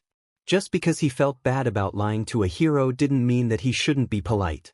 "I know that last time I left off with the sports festival, so how would you like to hear about my husband's crappy attempts at befriending me after?" Izuku, having finished the treats, turned his full attention to Aizawa to let him know that he was listening. Aizawa seemed happy to talk about his husband, even if it was a bit hard to tell because his face didn't give away much. As Aizawa talked about the ways his husband had tried to get his attention after the sports festival, Izuku slowly inched his way closer. And by the time his stories came to a lull, Izuku was pressed up against his side, head resting on the ground as Aizawa massaged his head. He had been starting to nod off when Aizawa changed the direction of the conversation. "I know you can't really tell me about yourself, but you can nod and shake your head. Would it be all right if I asked you about yourself?" Aizawa asked. Izuku looked up. He couldn't think of any reason why he shouldn't answer questions. So he nodded. Aizawa hummed. "I can't ask you specifics right now, but do you have a name?" Izuku nodded. He did indeed have a name, not that he'd used it recently. "I can work with that. If I were to bring a letterboard, would you be able to tell me what your name is?" Izuku would almost be offended if Aizawa had known he was a person. He was 7? He didn't like to think about how he wasn't sure how old he was. Anyway, he was old enough to know how to read, so he nodded again. "Good. I'll bring some with me next time I come. For now though, is Kit fine? My husband started calling you that when he saw the picture." The Kit was a baby bunny, right? He wasn't exactly a baby, but he guessed he was kind of small. Izuku nodded. Kit was fine with him until he could tell Aizawa his name. "All right, off to a good start, I guess." He paused for a moment, probably thinking about other questions to ask. "Are you out here by yourself?" That one caught Izuku off guard. He nodded sheepishly. While being out here wasn't really his first choice, things could be worse. But he was proud of what he had here. He made the burrow all by himself. Aizawa seemed to pick up on his hesitancy and waved him off. "It's fine, Kit. Sometimes I like to be by myself too." Izuku shook his head, foot thumping. He didn't want to be by himself. In fact, he really liked spending time with other people. It was just that he was usually by himself because Mom had been too busy and he'd been too much of a Deku for the other kids to want to spend time with him. But even then he'd still seen other people at school. Being out here, he didn't have a choice in being alone. But if he had a choice, he would want a friend to come visit him, like Aizawa did yesterday. Aizawa raised an eyebrow at his behavior, piecing together what it meant. You don't like being by yourself? Izuku nodded because that was right. He didn't like it. The hero frowned. Was his response bad? If you don't like being alone, then why aren't you with other rabbits? Izuku just stared up at Aizawa. That wasn't really a question he could answer by nodding or shaking his head. The man seemed to realize this and change directions. Do you have any family? Izuku hadn't had any family since his mom died. For a while he thought he had his dad. Sure, he was in America on business and Izuku didn't even remember what he looked like, but he knew he had a dad. Or at least until he'd overheard Fujimura-san talking about him on the phone one day. She'd been telling someone about him being the new kid at the house and she'd mentioned his dad. He was dropped off here after his mother died in a villain attack. Fujimura-san said. There was a pause as she waited for the person on the other line to speak. She snorted at whatever they said. They did get in contact with his father, but apparently the first thing he did when hearing the situation was sign away his parental rights. Izuku had stopped listening after that. So while technically he had a dad, he didn't have a dad. And with no other family still alive, that left him with no one. He looked up at Aizawa, who seemed concerned, and he shook his head. Aizawa just nodded in response, thinking something over before changing the subject again. What's your favorite color? It wasn't a yes or no question, but it was something that Izuku could show. His favorite color used to be yellow, like All Might. But after he went to the home, he just really missed his mom. And it helped that his hair looked almost exactly like his mom's. Because of that, his new favorite color was green. He bounced up and pointed to his paw, which was the same green as his mom's hair. Green? Like your fur? Izuku shook his head. Not like his fur, like his mom's hair. He pointed to his fur again. Aizawa seemed to understand at least a little of what he was trying to say. Green, but like something else? Izuku nodded and bumped his head into Aizawa, relishing in the small scratches he gave. He was really happy that the man had come to see him again. Izuku would have been fine if Aizawa had just come to tell stories again and then left, but he'd gone out of his way to try and get to know Izuku. No one had done that since he was diagnosed. People didn't really want to waste time getting to know someone who was useless. But then again, Aizawa was an underground hero, and he'd read that they helped people that most didn't. Maybe it made sense that Aizawa would be different. Izuku couldn't stop the sense of guilt from creeping in again. He needed to remember that Aizawa thought he was someone special, thought he was an animal with a quirk. If he knew Izuku was just a Deku, he probably wouldn't come by anymore. When Izuku focused back into the moment, Aizawa had lifted Izuku into his lap and was telling another story. He'd probably been lost in his thoughts longer than he realized. But it was okay, because Aizawa hadn't left him, he'd stayed. All Izuku had to do was get him to stay, or at least keep coming back. Then he wouldn't feel lonely anymore. If pretending he was just a quirked rabbit was what it took, then he'd make sure Aizawa never thought he was anything other than a rabbit, a smart rabbit. The realization had come after their first few meetings. It was one thing to know that the kit was young, but it was another thing for Shoyuta to realize that this rabbit was definitely a FANG kid. The thing is, he wasn't sure if it was because the quirked rabbit was a kid, or because the rabbit was a kid, as in an actual human kid. At this point he figured it could be either one, but he was leaning more towards the kit being an actual kid with a rabbit quirk. There had just been too many things that weren't lining up. The thing that confused him on his third visit was the fact that the bunny was smart. Having met and been taught by Nizu, the fact that the bunny was perceptive and intelligent wasn't odd. It was the fact that the kit knew things that they really shouldn't. They had given him the same excited greeting as the day before. They jumped around, managing to even get a flip in there before tumbling around in the grass. He didn't say anything as they ran around. They could probably use the chance to work off the energy. He imagined they didn't really get out a lot. Even with their intelligence, leaving the woods would be dangerous with their size, and the fact that anyone could pick them up and walk off. When they finally seemed to run off enough energy, they bounded over to him. For a moment he was worried the bunny would trip with the way they almost seemed not used to their limbs. It was like a kid who was going through a growth spurt. He agrees with his previous assessment. They're definitely young. Shoyuta eased himself down, setting the remainder of the treats and the letterboards down next to him. This time the bunny didn't hesitate before jumping into his lap. Shuta's eyebrows shot up. He wondered if it was odd how fast the kid appeared to deem him trustworthy. Then again, they seemed to understand what heroes were and the fact that he is one. "Hey, kid." He rubbed the ends of their ears. It looked like they had been dipped in mud. "Excited to see me?" he asked in a teasing tone. They had closed their eyes when he started rubbing their ears and working out the dirt, but with the teasing tone their eyes shot open and they let out an offended squeak. They looked up at him for a moment before hopping off his lap with a huff. Shoyuta chuckled as they put a little bit too much effort into shaking their head. "It's alright, probably a bit boring without anyone around." They seemed to deflate a little bit before nodding. Shoyuta internally winced. The bunny was apparently looking for an out as they hopped towards the treats and the boards, giving them a little pat. He takes out a few treats for the kit and hands them over. They give him a small nod before they start eating. Shoyuta takes the time to lay out the letter boards, only to realize something. The bunny had told him that they would be able to spell out their name with them. That would mean they were not only to understand human speech, but they were able to read. These were all things that were learned. The kid was young. How long had they been out here? If they knew how to read and potentially write, then it would stand to reason that someone had to have taught them. Had they been a pet? But that wouldn't make much sense given how the bunny acted around people.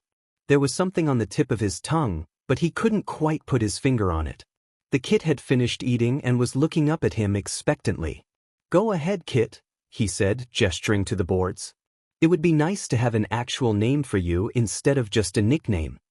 Shoyuta watched as the bunny walked around the boards, talking them in before pointing to a few characters.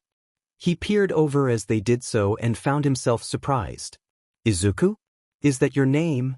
The bunny nodded excitedly. Shoyuta wasn't sure what he had been expecting. With his previous assumption that they had been a pet, it would make sense if they had a more cutesy name. Maybe they picked it themselves? "Well, Izuku, can I ask you what your pronouns are?" He should probably see if the kid was fine with the fact that he'd been using they/them. Only, Izuku tilted their head in the way that seemed to mean they were confused. Looks like he had a bit of teaching to do. Shoyuta ignored the small voice in the back of his head telling him that something was off and started explaining to Izuku what he meant. It was 2 days until he was able to visit again. Shoyuta had a case he was working. He had explained the gist of it to Izuku, who while a bit sad seemed to understand. Shoyuta would have had Hizashi check in on the kid, but he'd forgotten to ask Izuku if he was comfortable with that.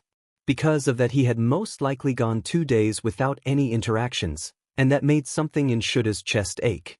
Shoyuta made sure to make some noise as he came into the clearing. He felt bad enough already, no sense in scaring him. "Izuku," he called out as he entered the clearing. There was a squeak from the direction of his burrow before a green blur shot towards him. Shoyuta smiled fondly as Izuku ran over. He hadn't seen the kit move that fast. Apparently it was for a good reason though, as about halfway to him it looked like Izuku managed to step on one of his own ears, sending him into a tumble. Shoyuta had to stifle a small laugh as he made his way over to Izuku. The kid seemed to be a bit disoriented from his fall. "Izuku, you alright?" He sat down in front of the kid. Izuku took a second to shake himself out of it before looking up at Shoyuta sheepishly. He reached out and patted the kid's head. "Your ears are a little long, huh?" Izuku reached his paws up and gave one of his ears a small tug. If anything, he seemed almost annoyed by them. They did hang in his face quite a bit. Did they block any of his vision? That would be quite stressful for the bunny. He needed to be able to keep an eye out for predators. Shoyuta didn't pay attention to the voice at the back of his head saying that Izuku shouldn't have to be on guard. He'd bring it up with Hizashi, but when it truly came down to it there wasn't much he could do if Izuku wanted to stay out here. He was a quirked animal after all. Shoyuta reached into his pocket and pulled out one of the softer fabric hair ties that he had. He carefully pushed Izuku's paws away from his ears. And when Izuku looked up at him, he held up the hair tie. "Would it be okay if I tried tying your ears back? This one is pretty soft and I'll be tying it on the looser side so it shouldn't be uncomfortable." He held it out so Izuku could feel it. He ran his paws over it before nodding and squeaking his approval. Izuku was practically wiggling with excitement. His ears must have been bugging him for a while. With this reaction, now that he had permission, he went ahead and tied back Izuku's ears, making sure he didn't tug on them or tie it too tight. The last thing he wanted was to cause the kit any sort of harm. Once he felt the tie was fairly secure, he pulled back to let the kit assess how he felt about it. Yuta watched as he looked around, shaking his head a few times and even hopping a bit. When it appeared to pass the test, Izuku took off around the clearing. He stopped every few feet to look around at the grass, the trees, everything. Yuta gave the kit a small smile when he ran back over. "I take it you like being able to actually see?" he asked. Izuku nodded before hopping partway into Shuta's lap to nuzzle at his hand. Yuta rubbed at his head before pulling him all the way into his lap.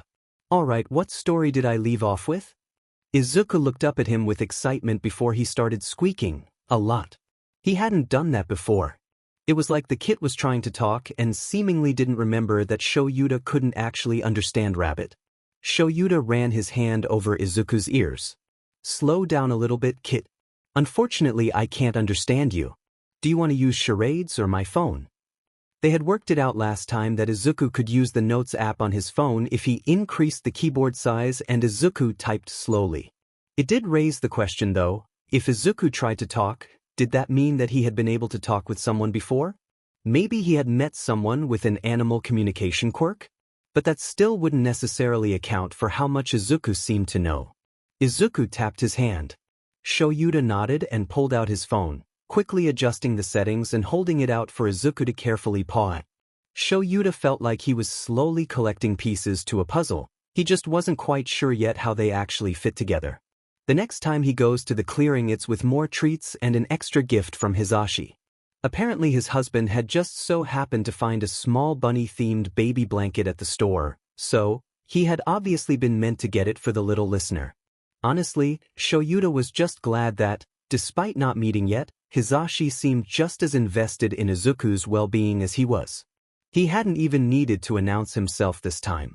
Izuku had been waiting for him in the clearing and ran over the second Yuta was within eyesight. Upon seeing the familiar bag of treats, Izuku started hopping with excitement, though when his eyes fell on the blanket he paused and looked at Yuta with confusion. Yuta gestured to the blanket. "It's a gift from Hisashi. He's upset that he wasn't able to come with me to see you today, so he wanted to get you something to make up for it. Hence the blanket." He sat down and held it out to Izuku so he could take a look. His reaction surprised Yuta a bit. Instead of the excitement he expected, Izuku seemed almost hesitant as he made his way over. When he was close enough, he gave it a small sniff. Yuta hoped that their laundry detergent wasn't too strong. They'd washed it after getting it, wanting to get rid of the store smell, but also wanting to make sure it was clean. What happened next made his heart break. Izuku let out a strangled squeak that sounded borderline heartbreaking before practically shoving his face into the blanket. Yuta sat there frozen as Izuku aggressively nuzzled the blanket before hopping into Shuta's lap. He was letting out tiny broken sounds and seemingly trying to burrow himself into it. Yuta felt at a loss for what to do. Slowly he grabbed an edge of the blanket and tucked it over Izuku's back. This seemed to relax him a bit and he stopped trying to push his way into the blanket, though he was still making the tiny sounds. Yuta rubbed at his head and Izuku melted into the touch. He didn't think rabbits could cry. Hell, yesterday he probably would have bet money on it if asked, but there was no other way to describe this. Izuku's breath was hitching in little stutters like he was holding back impossible sobs. His eyes were scrunched close. Yuta was sure that if rabbits could shed tears, then Izuku would be. While the kit was tiny, they had never felt so small as they did in his arms at this moment. There were times that the kit had spaced off, seemingly a little sad, lost in his head, but he was quick to come out of it. Izuku was always so excited. It felt like he took up the whole clearing when he ran around. And he was always so attentive when listening to Yuta. And despite not being able to speak to Yuta, the kit's typing showed a kid who was smart and inquisitive. What was it about a blanket that set the kid off so badly? Yuta froze as he ran over that thought again. He looked down at Izuku. The last piece of the puzzle was slipping into place, and it wasn't good. Nothing about the kit made sense when he looked at Izuku with the knowledge that he was a young quirked rabbit. But if he looked at him with the knowledge that this was a kid, only then did things start to make sense. The ability to read and communicate, knowing what UA was before being told, the excitement over heroes, the cloud that seemed to hang over his head whenever Shoyuta asked about friends or family. Putting it all together like that made Shoyuta feel like an idiot. He knew something about this wasn't right. He should have put it together sooner. Shoyuta was still rubbing Izuku's head when he noticed that the sounds had stopped. He looked down. The kid had fallen asleep in his lap. He reached to pull his phone out of his back pocket, slowing when Izuku whined at the movement. First things first, he took a picture of the kit burrowed in his lap. Next he texted his husband. "Me, we need to talk about Izuku when I get back today. It's urgent." He thought over the next before sending another. "Me, he's physically fine, but I realize something that needs to be addressed. Me, be ready to get the rat involved, and maybe Tsukachi or Sansa. Loud love, sheet that's not good. Loud love, I'll have coffee ready. Thanks." With this development they shouldn't put off introducing Hizashi to Izuku any longer. If this was going where he thought this was going, then they'd need to make sure that Izuku was comfortable with being around and interacting with Hizashi. It took about an hour for Izuku to wake up. Not that he minded being a human pillow for the kit, but his legs were starting to go numb from being in the same position for too long. Izuku woke up slowly, giving a small yawn and stretching out. Before blinking his eyes open. "You awake, kit?" Shoyuta asked. He was worried that speaking up would somehow set him off again. He let out a breath he didn't know he was holding when Izuku nodded and snuggled back down into the blanket. He tried to think about what to do here. Should he ask? He had let the moments slide previously, but it was clear, from not just the fact that a kid was living in the woods as a rabbit, that something was wrong. Shoyuta pulled out his phone and held it by Izuku. "Would you be fine telling me what that was about?" The kid thought for a moment before reaching out to start typing. After about 3 or so minutes, Izuku tapped his hand and he pulled back the phone to read it. With the way it broke his heart, he almost wished he hadn't. "Long time since someone gave me something." This was a literal child. What the f had happened for things to get to this point? He nodded. "Well, in that case, Hizashi and I are just going to have to spoil you, aren't we?" Izuku's eyes widened before he let out a noise that Shoyuta felt counted as a laugh. The mood was suddenly lighter, so Shoyuta smiled and lowered his phone back down so Izuku could tell him about his day. Shoyuta stayed in the clearing for a few more hours, only leaving after he helped bring Izuku's new blanket to his burrow. It was the first time he'd gotten that close, and as Izuku took it inside he was able to see a flash of colors that almost looked like they were All Might themed.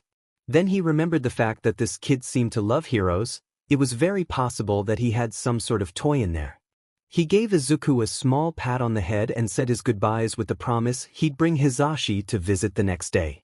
He went straight home. It was illogical to delay talking about something so important.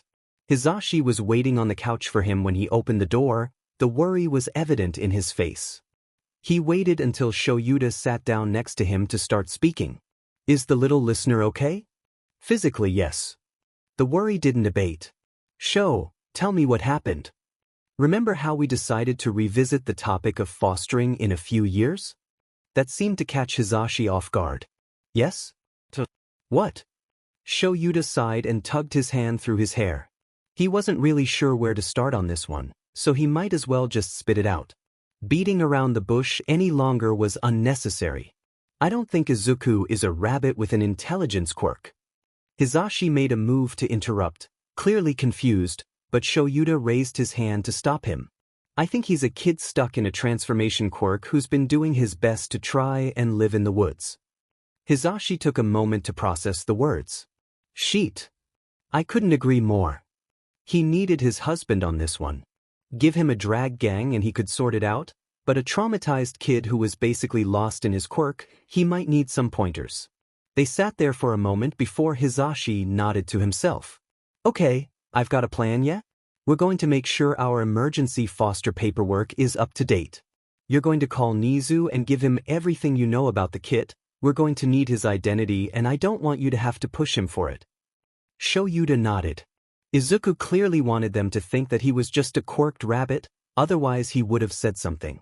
Letting the kid know they knew the truth and pushing for his identity might cause him to run. "While you do that, I'm going to call Tsukachi and let him know what's happening. The chances of this going smoothly will be better if we start a paper trail as soon as possible." We are going to spend the night getting the spare bedroom in order and picking up anything the kit may need. He had pulled over a notepad and started jotting things down. What if he doesn't want to come back with us? Hizashi stared at him. We're not going to offer right now. You've only known him for what, 2 weeks? And he's meeting me for the first time tomorrow, yo.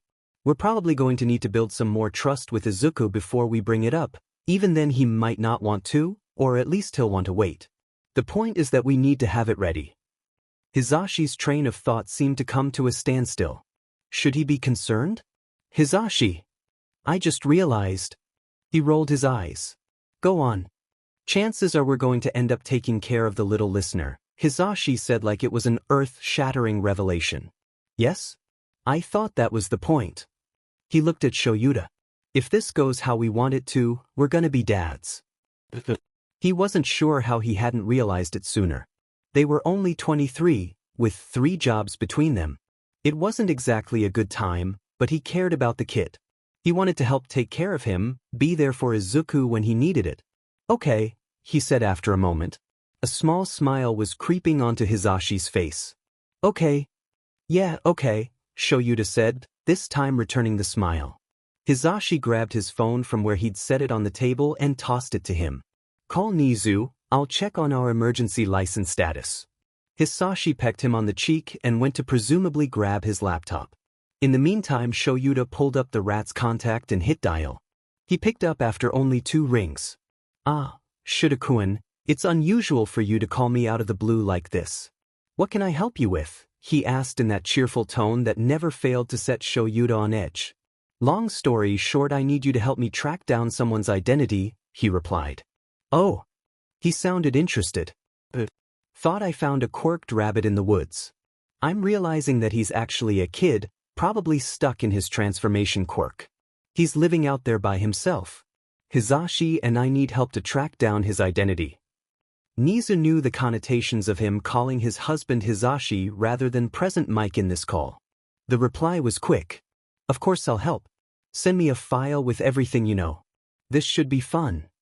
I'll get right on that. He was about to hang up when Nizu spoke again. And, Shida-kun. What? Congratulations, I look forward to meeting the child who could fool you into thinking they were an animal. He groaned. This really was going to be a long night. The night actually hadn't been that bad. After they got the paperwork side of things sorted out, they'd cleared out the things they had been storing in the spare room and cleaned it. Then the rest of the night had been spent going down the rabbit hole of things to get the kit while they ate dinner. They ended up with everything from toys and plushes to stairs to help him get onto the beds and couch. Though Hizashi had decided to get up early in his excitement of getting to meet Izuku, meaning that he got Shoyuta up with him. At least he waited a few minutes and brought coffee with him when he actually woke Shoyuta up. Once they had both dressed and eaten, Hizashi was pulling him out the door so they could stop and get some sort of snack for Izuku before they made their way to the clearing. Needless to say, Shoyuta wasn't enjoying the weekend rush at the grocery store. He stood in the crowded aisle with Hizashi as he debated between 2 bags of mixed leaves, occasionally looking at his phone, trying to figure which was best. Shoyuta was more than happy to leave the store and lead Hizashi to the clearing in the woods that he had become quite familiar with these last 2 weeks. Wow, he's a ways out here, huh? Hizashi asked, looking around. Izuku's clearing was far enough in that chances were someone wouldn't just stumble across it if they were exploring. Yeah. How did Izuku even end up here in the first place? Hizashi squeezed his hand. It's really lucky then that you found him. If he hadn't happened across the kit, he wasn't sure that anyone else would have. His chance to make this kid's life better was entirely thanks to dumb luck. Shoyuta didn't want to think about what would have happened to the kit long term if he hadn't found Izuku. You're right, it is lucky. Hizashi, always able to read between the lines in his words, gave him a soft look and squeezed his hand again. After a few minutes they broke into the clearing. When a quick glance didn't reveal anything, he headed towards the burrow. With the way Izuku almost refused to leave his lap yesterday after getting the blanket, he wouldn't be surprised if the kid had refused to leave his burrow. Good thing they brought food with them then. He stopped a few feet from the burrow and crouched down. Hizashi stopped next to him. Izuku? Are you up, kid? He asked. I brought Hizashi with me today and he's really excited to meet you. There was a squeak from inside his burrow and the sound of shuffling fabric. Eventually Izuku's head popped up at the entrance and he looked around hesitantly. Normally he would have shot himself at Shoyuta by now. But he figured it was the mention of Hizashi that had him creeping forward. Izuku seemed to relax when he saw Shoyuta, but he froze up when his eyes trailed over to Hizashi. Froze might not be the right word, but he was certainly cautious. "Hey kid. It's good to meet you, yo. I've been really looking forward to it," Hizashi said with a small wave.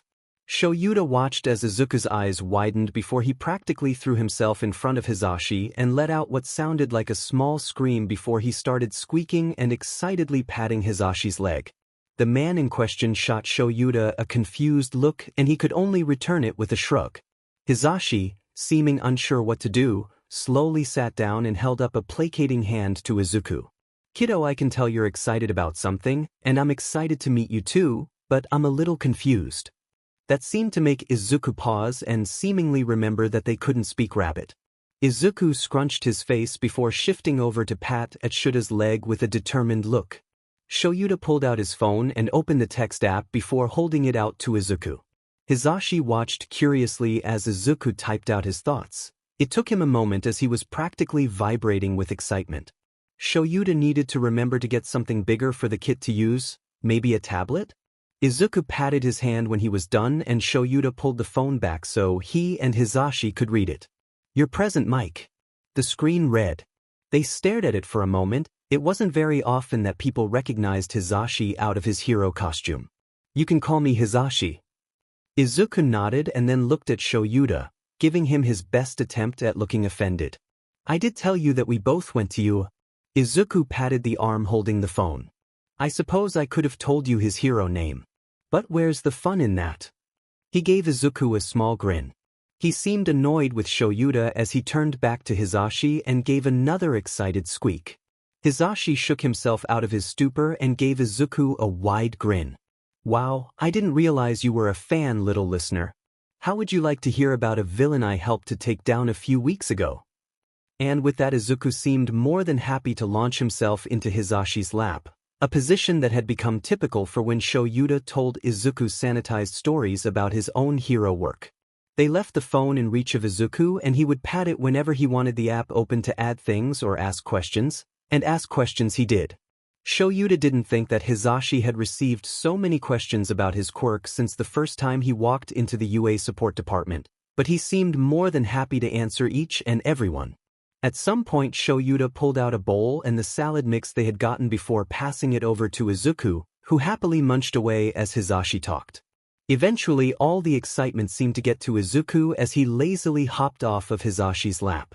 "Ah, getting a little late for you, kid?" Hizashi asked. Izuku nodded.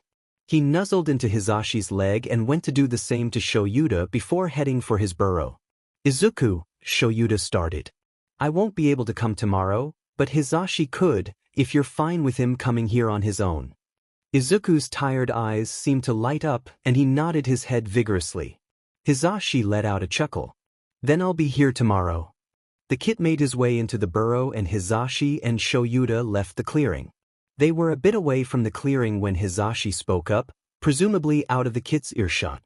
"I don't care what forces stand in our way. But so long as Izuku is okay with it, I want him to be our kid." All Shoyuta could do was nod in agreement. Izuku was relaxing in his new and improved nest. Zawa had given him a blanket yesterday and had even helped him move it into his burrow. With the extra blanket he could shimmy into the pile and bury himself in the nest now. The best part was that they must have washed the blanket before giving it to him because it smelled like Zawa and Hizashi, so even when they weren't there it didn't feel like he was lonely anymore. At first he had been a little nervous to meet Zawa's husband. Because what if he didn't like Izuku? Then Zawa probably wouldn't like him anymore. And he'd be by himself again. But Zawa's husband had turned out to be Present Mic. He used to listen to the radio show all the time when he was with Mom. Hizashi had always sounded really nice over the radio, so he'd felt a lot better when he realized who he was. Not to mention Hizashi had answered all of his questions and didn't even get annoyed like Kaken and everyone else had. It reminded him of the way his mom used to let him talk about quirks. A lot about the way Aizawa and Hisashi treated him reminded him of his mom. He knows that he hasn't really known them that long. It's only been about 3 weeks since he met Aizawa, and 1 since meeting Hisashi, but he hasn't felt this cared about in a really long time. He thinks his mom would be happy for him. He was safe, and he managed to find sort of a new family, or at least people who wanted to talk to him. He couldn't remember what his dad had been like before he left, but Izuku wanted to think that it was like how Aizawa and Hisashi treated him. They gave the best cuddles and they told the best stories. They didn't even treat him like a Deku. He hoped things stayed like this, even if it meant living by himself. This was probably the closest he could get to having a family again. It wasn't long before he fell asleep, snuggled between the blanket his mom had given him and the one that Aizawa and Hisashi gave him. It took a month and a half before Nizu scheduled a meeting with them. The fact that it took the rat a month and a half to get the information was more than a little concerning. Shoyuta had given him a summary of what he assumed Izuku's quirk was, and his name, not to mention green, wasn't exactly a color you saw every day. But no, Nizu had had trouble, and that alone left him uneasy. He could tell Hisashi felt the same, as he was holding his hand as they approached Nizu's office, despite the fact that they typically avoided PDA. Thankfully classes were in session, so they didn't have to worry about students seeing them and the off chance that either of them got recognized, more so Hisashi than him. Shoyuta squeezed Hisashi's hand and knocked on the door. Hisashi had seemed sure that they'd get some sort of bad news from this meeting, despite the fact that all they had asked Nizu for was Izuku's identity so that they could get the paperwork moving. "Come in." Nizu's overly cheery voice always managed to send shivers down Shuta's spine. They walked in and took a seat. Though something wasn't right, there was a third chair. Nizu smiled as he noticed the extra seat. "Hello, Shuta-kun, Hisashi-kun. We'll be waiting on one more person to join us. Considering what I found out, I thought that I would save the two of you a bit of time." Shoyuta raised his eyebrow. "Who are we waiting for? Was it the kid's parent? But that wouldn't make any sense. Izuku had made it clear he didn't have any family left. Well, biological family that is. He'd like to think they've gotten close enough to him in these last 2 months that maybe he counted him and Hisashi." Nizu didn't have a chance to answer as there was a quick knock on the door before someone else entered the room. Shoyuta blinked up at Tsukachi, who looked just as startled to see him there. The man looked to Nizu, who gave him a slight nod before he sat down in the open chair. He could feel Hisashi's eyes boring into the back of his head. If the detective was here, then that meant whoever their kit was part of an investigation, whether a closed or an open one he didn't know. "Now that everyone is here, we can begin," Nizu said, opening his laptop and pulling out a file folder. "Detective, I was told that Hisashi-kun had made you aware of the situation at hand in order to start a paper trail for a potential future custody case." The detective nodded.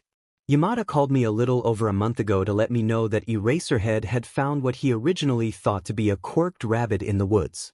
He also told me that apparently the rabbit was actually a kid using their quirk to live in the woods, and that once they gained his trust they would try to foster him with the intent to adopt. I believe that was the gist of it." He asks, looking to Hisashi for a confirmation. "Yeah, that about covers what I told him about the little listener." His eyes widened. "That I may have forgotten to tell him that we were asking you to try and track down the kid's identity though." Shoyuta watched as Tsukachi's eyes widened. He had probably come to the same conclusion as Shoyuta about why he was here. Nizu nodded.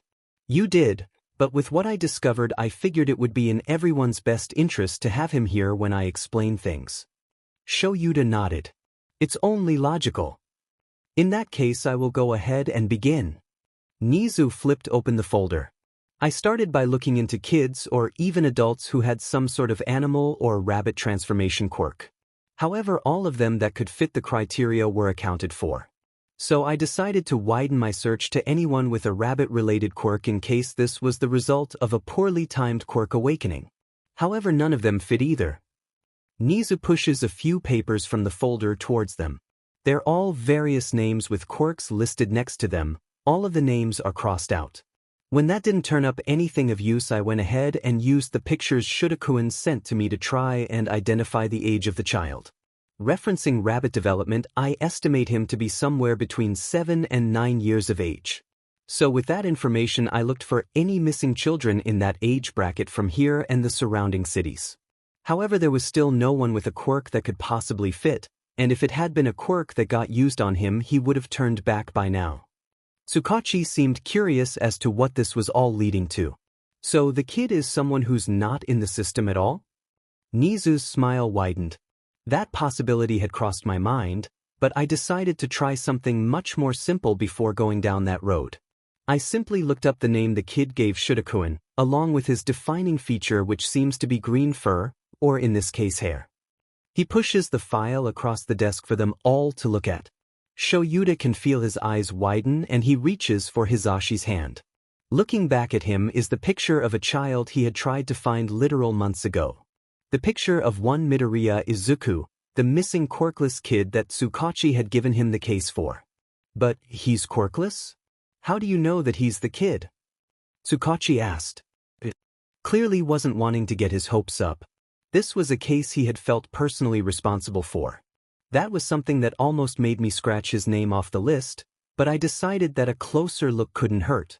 His last known location given was somewhere along the path from his foster home to Aldra Elementary School. And right along the path he had been reported taking was the entrance to the woods. So I called the family friend who reported him missing in order to cross-reference known behaviors with the information Shoyuta gave me, and it sounded like the personalities were a near match. Hisashi was gripping the folder so tight that it was starting to crumple.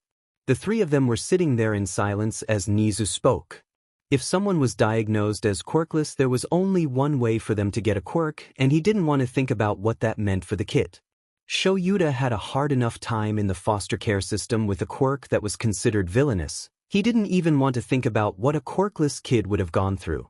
I can see you're all realizing where I'm going with this.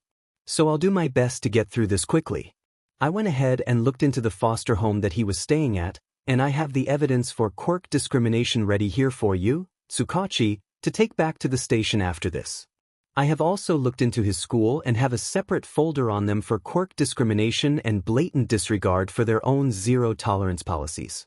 I think a combination of these aspects and the note in the report that he may have been chased before he disappeared can account for the possibility of a stress-manifested quirk. And with that, Nizu closed his laptop. Hisashi spoke. Thank you for finding all of this out for us. He was still looking at the file in his hand. Izuku had wild hair and a face muttered with freckles, but what stood out the most was the visible bruising he could see in the picture, that and the fact that he looked as though he was struggling to smile for the camera. Shoyuta turned to Tsukachi. Is this enough to justify us using our emergency foster licenses until he's able to control his quirk enough to chance back? Yes, just give me a call once he's actually in your care and I'll update his social worker for you, Tsukachi said, seeming to shake himself out of his previous shock. Well then, detective. I've gone ahead and emailed you the files I put together. If you wouldn't mind, there's a few things I still wish to discuss with Shudakuen and Hisashi-kun before they leave, Nizu said, gesturing to the door. Tsukachi nodded and without another word left the room. The man probably had his work cut out for him for the next few days if he wanted to oversee the whole case himself, which he probably would want to. So, Shoyuta started uneasily. He was still reeling from the information that their future kid had a stress-manifested quirk. What else could the rat possibly want to talk about? Nizu ignored his attempt to get it over with.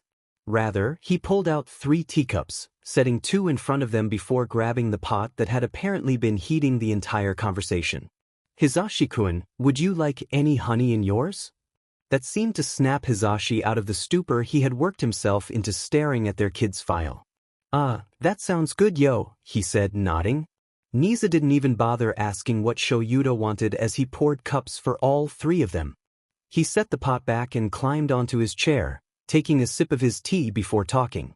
Now, I understand that the 2 of you will be expanding your family soon, correct? They looked at each other. What was this about? Hisashi spoke up for them. That's the plan. But it will really be up to Izuku. Nizu smiled. I'm sure the child will be wanting to stay with you too.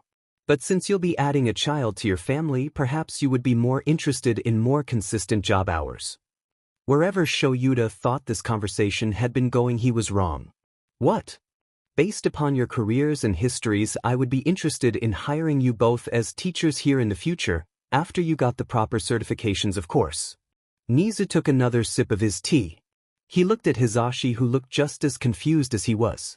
You want the two of us to be teachers at UA? Shoyuta clarified.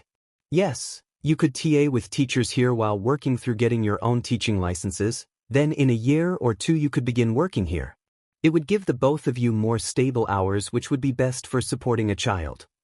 The smile on Nizu's face told him that the rat had put a bit too much thought into this.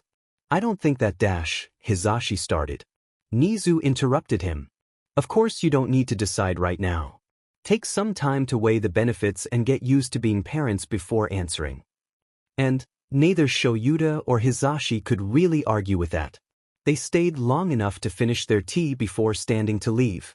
As they were heading out, Hisashi spoke up. Thanks again for finding the kit's identity for us. We had no idea he'd been through so much, and honestly this explains a lot. And it really did. It explained why Izuku had been so cautious of them until he found out they were heroes. It explained why some topics caused him to freeze, while others seemed to shut him down completely. It explained why the poor kid was so confused every time they tried to show that they cared. His file had said that his mom had died a few months before he went missing. So that's a few months in foster care, and chances where any bullying or discrimination that happened at his school had been happening for a long time. God, sometimes he hated people. Shoyuta didn't even want to unpack the fact that based upon when the kid went missing he had been alone in the woods for a little over 6 months. The kid had even missed a birthday, for crying out loud. When they got home, Hisashi took off his shoes, put on his slippers, and immediately went to the closet where they had put the things they had ordered for Izuku. They hadn't wanted to leave everything around collecting dust before they brought him home, so they had decided to leave everything in the packaging until then. Hisashi took a hair tie off of his arm and pulled up his hair. He rolled back his sleeves and turned back to Shoyuta. We're asking him tomorrow. So let's make sure everything is ready for him, yeah? Shoyuta didn't hesitate to walk over and pull his husband into a kiss, tucking a stray hair he'd missed behind his ear. Yeah, let's get everything ready for our kid. The rest of the day was spent pulling everything out of the boxes and failing to prevent Tofu from trying to claim it all as her own. They started with the small pet stairs they'd gotten. They wanted Izuku to be able to get where he wanted to go if it took him a while before he was comfortable changing back. One sat at the end of the couch. The other two were in the bedrooms. In case Izuku needed something at night, they wanted him to be able to get to them easily, and for obvious reasons he needed to be able to get to his own bed. Hisashi had loaded the kid's bed up with a horde of plushies and a few too many blankets. Most were rabbit-themed, and Shoyuta had wanted to face palm at those no matter how cute they were. He'd also snuck in a Present Mic plush, and Shoyuta was sure there would have been an Eraserhead one as well if he had merch. Instead there was a grumpy-looking black cat plush tucked next to the Present Mic one. He'd rolled his eyes when he saw it. About a month earlier they had painted the room a light green, and Hisashi had even gone as far as to get a tree decal or two. But, for the most part, they had kept the room decorations to a minimum, wanting the kid to have the ability to choose what he wanted. And there was two more things that Hisashi had gotten that Shoyuta wasn't sure about. He had gotten their Kit Kat beds. One sat in the corner of the room. It was shaped like a log with a hole in it where the bed part was. And the other was on the bed. It looked like a felt dome with a hole big enough for a cat, or a rabbit he supposed. He looked at them and Hisashi smiled sheepishly. Why did you buy cat beds for the kid? Shoyuta questioned. Aside from the fact that they're cute? Shoyuta raised his eyebrow. Hisashi rolled his eyes in response. I figured they might make him more comfortable. He's been living in a burrow, right? Shoyuta nodded, curious at where this was going. Well, I figured sleeping on a bed might make him feel a bit exposed at first. I thought that the cat beds might remind him a bit of his burrow. And that was really smart. I'm almost upset I didn't think of that. Let's be honest, Sho. You're a bit more focused on the practical side of things. Well, that and the basics, he said, gesturing to one of the other corners in the room that was filled with a mixture of kids' toys and rabbit toys. In his defense, there was also a bookshelf over there too. I think that about covers it for now. Anything else you can think of? Shoyuta asked. Hizashi looked like he was thinking. Nah, I think all the other details are for the little listener to pick out. We just have to make a grocery list. He tapped his head like he was trying to remember if there was anything else they needed to do tonight.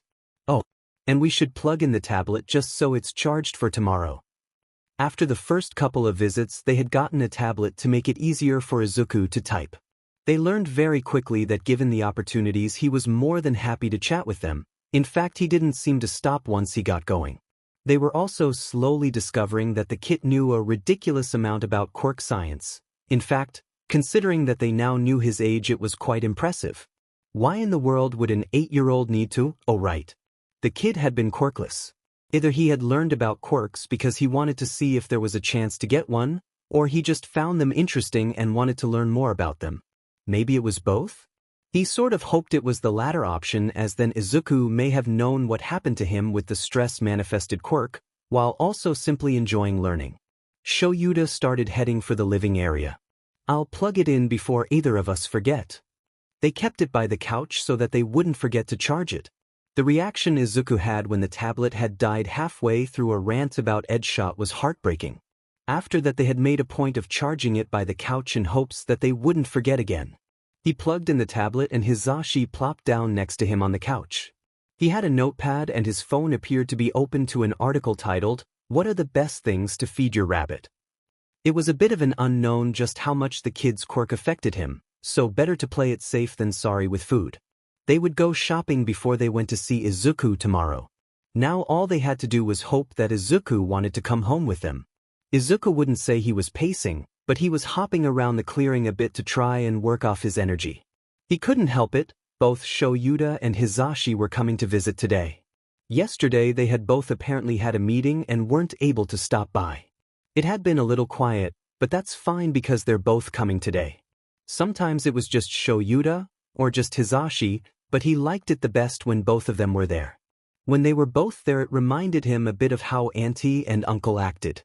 Hizashi was like Auntie Mitsuki, they were both loud and talked the most and were more fun. And Shoyuta acted a bit like Uncle Masaru, they were both a bit more quiet and caring. Shoyuta might not seem like it at first, but he always thought of the little things that Izuku might need, like tying up his ears so they weren't in his way. He wondered if they had anything planned for today. Sometimes one or both of them would bring something fun. There was one time they all had a picnic and they had even brought a small salad for Izuku. Or there was another time that Shoyuta came by himself and brought a small ball for Izuku to chase around the clearing. It was currently in his burrow. Or the time he and Hizashi just listened to music. He had even let Izuku pick what kind of music they listened to. Izuku liked it the best when they both came though. It felt a bit like they were a family that way. And sometimes Izuku liked to pretend that they knew he wasn't a rabbit, and that they were spending time with him not because he was something special, but because they cared about him as a kid. He really hoped they cared. He liked to think they did because they acted like his mom, and they did things that other people had never done after he was diagnosed as quirkless. Sometimes he wondered if they knew he was actually a kid because they made a point to bring up things that he'd be taught in school, or they brought him toys. A small plush rabbit had also made its way into his burrow. Izuku did wonder how they found something small enough for him to hold. His current theory was that it was meant to be a keychain before they gave it to him. He continued to bounce around the clearing until he was able to make out the sound of footsteps, then he was imminently alert. They were here. He waited until Hizashi and Shoyuta were in sight before running over to them. He was a little bit careful though because his ears weren't tied up at the moment and he didn't want to trip. Izuku hoped that when he got a little bit older he'd grow into them. He brushed over the thought of living out here for that long. Hizashi broke out into a grin at the sight of him. It made Izuku warm from the inside out. That smile didn't feel like something anyone could fake. It was different from the smile he gave as Present Mic. It wasn't as wide, but it felt better. Hizashi was happy to see him. And while he couldn't see Shuta's smile, he could tell that he had one. They were both happy to see him. That notion seemed to give him a spurt of extra energy. Izuku wasn't sure he could sit still if he tried.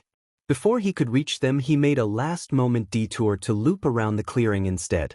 One of his favorite parts of either of them visiting was the cuddling, and he couldn't do that if his body felt too bouncy. He could hear them chuckling as he made his loop, only to pull to a halt once he was back in front of them. Izuku still felt energized, but not so much that he had to do something about it. After these last few months, he figured that the extra energy was part of his quirk.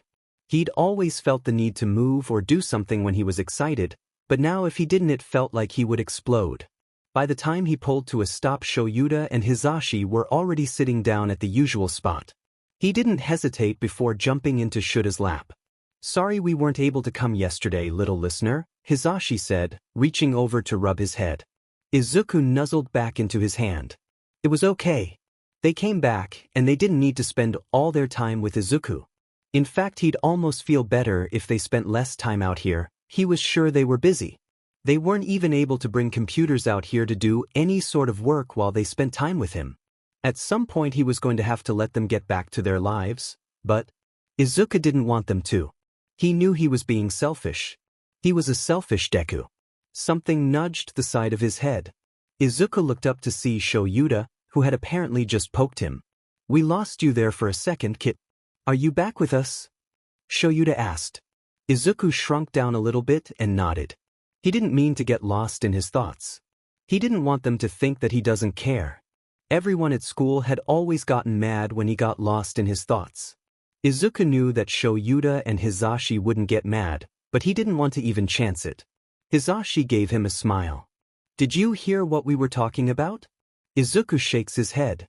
No, he hadn't heard what they had been talking about. He could feel himself getting embarrassed.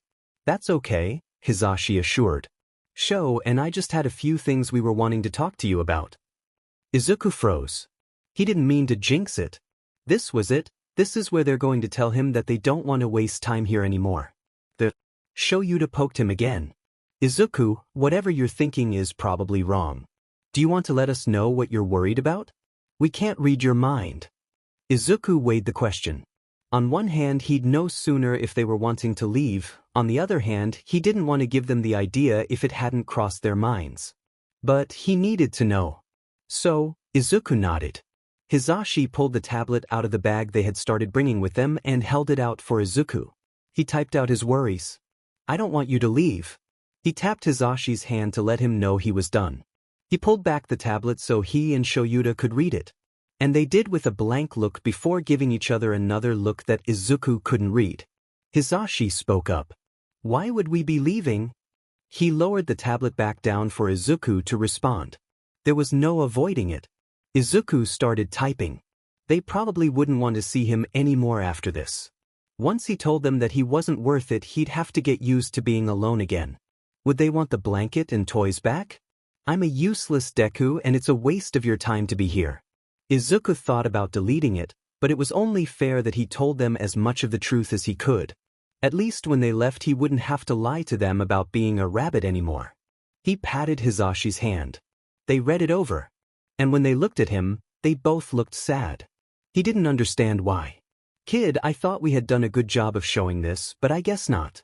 Shoyuta reached out and ruffled Izuku's head. He was confused. "We care about you.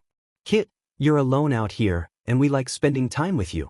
You're smart and inquisitive, and by no means useless. We want to give you a home with us." Hizashi nudges Shoyuta. "You could have worded that better, Sho. But he's right, little listener. We want you to be a part of our family, if that's something you wanted. We have a room set up and everything," he said with a smile. Izuku was looking up at them with wide eyes. They wanted him? Shoyuta and Hizashi wanted him to be a part of their family? That made him really happy. They didn't want to leave. They liked him. They wanted him. "What do you think, Kit? Do you want to come home with us?" Hizashi asked.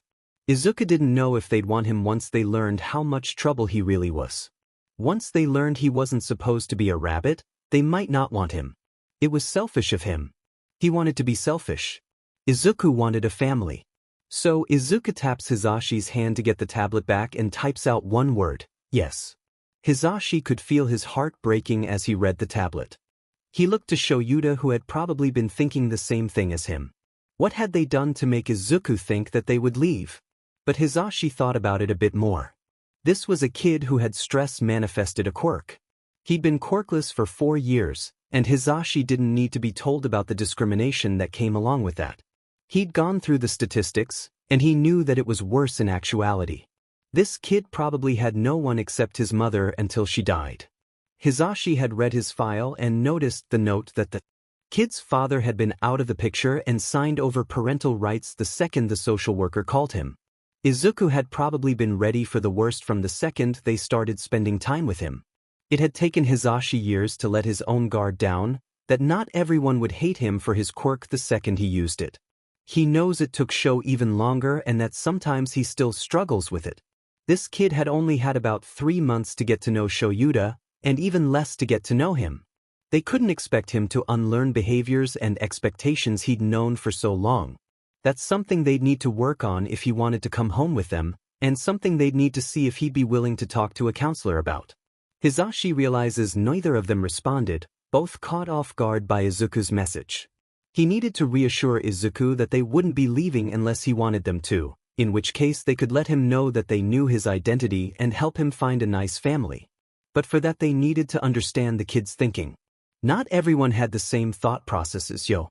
Why would we be leaving? He asked and held the tablet out for the kid to type on. Normally they would let him tell them if he wanted to answer a question, but they needed to understand this to help him better. He watched as the kid typed out their message before tapping his hand. When he pulled it back for Shoyuta and him to see, he almost regretted asking the question in the first place, because what he read broke his heart. I'm a useless Deku and it's a waste of your time to be here. If Nizu hadn't already kickstarted the investigations into Izuku's foster home and school, he was sure Shoyuta would have left the second they got the little listeners settled into their home to tear them apart himself. Someone had taken this kid, this amazing kid, and made him feel useless. He felt like he was a burden on them just because they spent time with him. No, Hisashi was not going to let his kid feel like this. His amazing husband gave his free hand a squeeze and spoke up before he could. Kid, I thought we had done a good job of showing this, but I guess not. He had reached out to ruffle the kid's head, something they found brought Izuku out of his thoughts gently. We care about you. Kid, you're alone out here, and we like spending time with you. You're smart and inquisitive, and by no means useless. We want to give you a home with us. Leave it to Sho. As much as his husband liked to say he was bad at talking with people, when he had something he wanted to say he did it, and he did it well. You could have worded that better, Sho, Hisashi teased with a nudge. But he's right, little listener. We want you to be a part of our family, if that's something you wanted. We have a room set up and everything. Hisashi hoped that Izuku understood just how much they meant what they were saying. The kid's eyes had widened to almost a comical degree. This seemed to be the last thing he had been expecting them to say. He might have laughed if this didn't feel so sad. When the kid didn't respond, he tried again. What do you think, kid? Do you want to come home with us? Another moment passed before Izuku tapped his hand. Hisashi lowered the tablet down and it only took a moment for Izuku to tap it again. He flipped the tablet for them to read. There was only one word and it made his heart soar, hiss. Shoyuta gave Izuku one of his rare grins and rubbed a hand down his back. Izuku seemed more than happy to lean into the contact. Hisashi let the information settle over him. Their kid was coming home with them. All right, little listener. Shoyuta shot him a fond look. Are you ready to leave now? Or do you need to pack up your burrow? He knew the kid at least had a few things that they'd given him. Izuku would probably want to bring them with him. The kid perked up and tapped his arm again. This message read, I need to pack. I might need help getting stuff out once I'm done. He nodded. They could do that. That's fine, kid. You go start packing and come get us when you need help, Shoyuta said, carefully taking Izuku off his lap and giving him a light nudge in the direction of his burrow. The kid gave a nod and an excited squeak before bolting and disappearing through the burrow's entrance. Shoyuta waited a moment before turning to him. I hate people, he whispered. Why the hell does a quirk matter that much? It's illogical. As much as Hisashi wanted to get mad right now, he just couldn't. He reached for Shuta's hands, pulling them out of his pockets where he had stuffed them and gave a gentle squeeze. Nizu is already investigating. Those places will be lucky to be opened by the end of the week. That had him pausing, closing his eyes, and taking a deep breath. The rat will tear them to shreds. That he will. Shoyuta gave a squeeze back. He thought he was useless. Who the F? does that to an 8-year-old kid. That's not something you pick up overnight. Shoyuta seemed to come to a decision. We will help our kid. Once he feels comfortable, we should look into a therapist. God knows mine managed to help me pull that stick out of my butt. Love of my life, it's still there, but I couldn't agree more on the front of helping our kid. He didn't think he'd get over the warm feeling that filled his chest at calling Izuku their kid. Their foster kid, but hopefully once he trusted them a bit more they'd be able to make it a sure thing. Shoyuta snorted and leaned into his shoulder. Do you think I could get Tsukachi to tell me how the investigation is going? He leaned his head on Shuta's. I think the man got the files yesterday, and Nizu is nothing if not throughout. He's probably still going through them. Give him a few days before you try and worm your way into an open case, yeah? No promises. I guess that's the best I can ask for. After about 30 minutes of waiting, Shoyuta could tell that Hizashi was starting to get a little bit concerned. Just how much stuff does Izuku have in there? Hizashi asked, and that was a good question. He knew that there was the blanket, some toys, and the small stuffed rabbit, but what else could there be? Shoyuta thought back to the time he had gotten a small glance in the burrow. There'd been some colors that he assumed were some sort of all-might toy. How much had he had with him when he got stuck out here? Shoyuta remembered a note from Izuku's case file. He had been on his way home from school when he went missing. I think I spotted an all-might toy when I got a peek. Chances are he has his entire backpack down there. Hizashi's eyes widened. And if he doesn't want us to know he's actually a kid, then he's probably trying to put anything identifying in the bag. Which can't be easy without thumbs, he said with a nod. They didn't end up waiting much longer before they saw Izuku pulling a blanket out of the entrance to his burrow. Shoyuta watched, slightly amused, as the kid tugged with all his might to pull it out of the small entrance. When Izuku gave them a small wave, they walked over. Up close he was able to see that the kit was significantly dirtier than a half hour ago. It looked like he had rolled himself in dirt. Shoyuta made a mental note to add a bath to the list of things to do when they got to the apartment. They could get that out of the way and a tour while Hizashi put the blanket in the wash. It hadn't fared much better than Izuku in terms of cleanliness. Izuku gestured to the blanket that was now fully outside of the burrow. Want me to fold that up for you, little listener? I can hold it for you while you get your other things, Hizashi offered. That seemed to be what he was wanting as the kit nodded before heading back into the burrow and pulling out another blanket. This one was soft and a green that matched his fur. It too was covered in a light layer of dirt. He hadn't realized the kit had another blanket. Good to know that Izuku hadn't been sleeping on the ground before they gave him one. Hizashi took this one with a little bit more care than the other and folded it, setting it on top of the other. Izuku gave a look of approval and went back in. It was a few more trips and eventually they had what appeared to be all the toys they'd gotten him, plus, he was right, and an all-might action figure, on the ground in front of them. This everything? Shoyuta asked. Izuku shook his head and started digging at the front of his burrow. Whatever was left must be too large to get out of the hole. Shoyuta walked over and Izuku stopped digging to give him a semi-pleading look. Made sense, the kid was probably emotionally exhausted and physically exhausted from whatever he'd be doing in there. I got it, Kit, he said, reaching out to slowly pull away at the entrance. Izuku took up residence by his knee. Once the opening was big enough, he was able to see a yellow backpack. He was right again. Izuku seemed to go on alert as he pulled out the bag. If the kid was any older, he probably would have realized they'd figured out he wasn't a rabbit a while ago, though since he hadn't, Shoyuta imagined Izuku thought the bag was pretty damning evidence to suggest so. He ruffled Izuku's ears. This is your bag, Kit. We won't go through it without your permission. Izuku nodded with relief and practically melted into Shuta's touch. Hizashi was already standing, all the toys piled on the blankets in his arms. I think I managed to grab it all. Ready to go. Izuku looked at Shoyuta and Hizashi, then to the burrow and around the clearing. It looked like he was psyching himself up. When he looked back to them, he gave a firm nod and an excited squeak. Hizashi looked like he wanted to squeal right back, but he settled for smiling instead. Shoyuta hooked the bag around his shoulder before carefully picking up Izuku and standing. He looked at Izuku to make sure he was comfortable. He was slightly shocked by the look of adoration he got, but gave the kit a smile before turning to his husband. "Alright, let's get this show on the road. Can I get a yeah?" he asked Izuku, shifting the things to one arm so he could pump his fist into the air. Izuku gave another excited squeak and mimicked the movement with a paw. Shoyuta was definitely going to be outnumbered in the apartment in terms of the amount of energy Izuku and Hisashi had, and yet he found himself looking forward to it. During the trip back home, Izuku was looking wide-eyed at everything.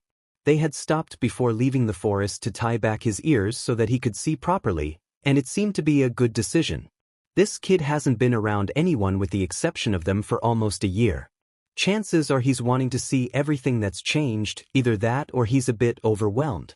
Shoyuta looked down at the kit in his arms. It was probably both. Hisashi reached over and gave the kid a scratch on the head when the sound of a kid's happy squeal at the sight of a rabbit caught him off guard. They managed to get back to the apartment fairly quickly. Shoyuta was happy they had had the foresight to put Tofu in their bedroom before they left today.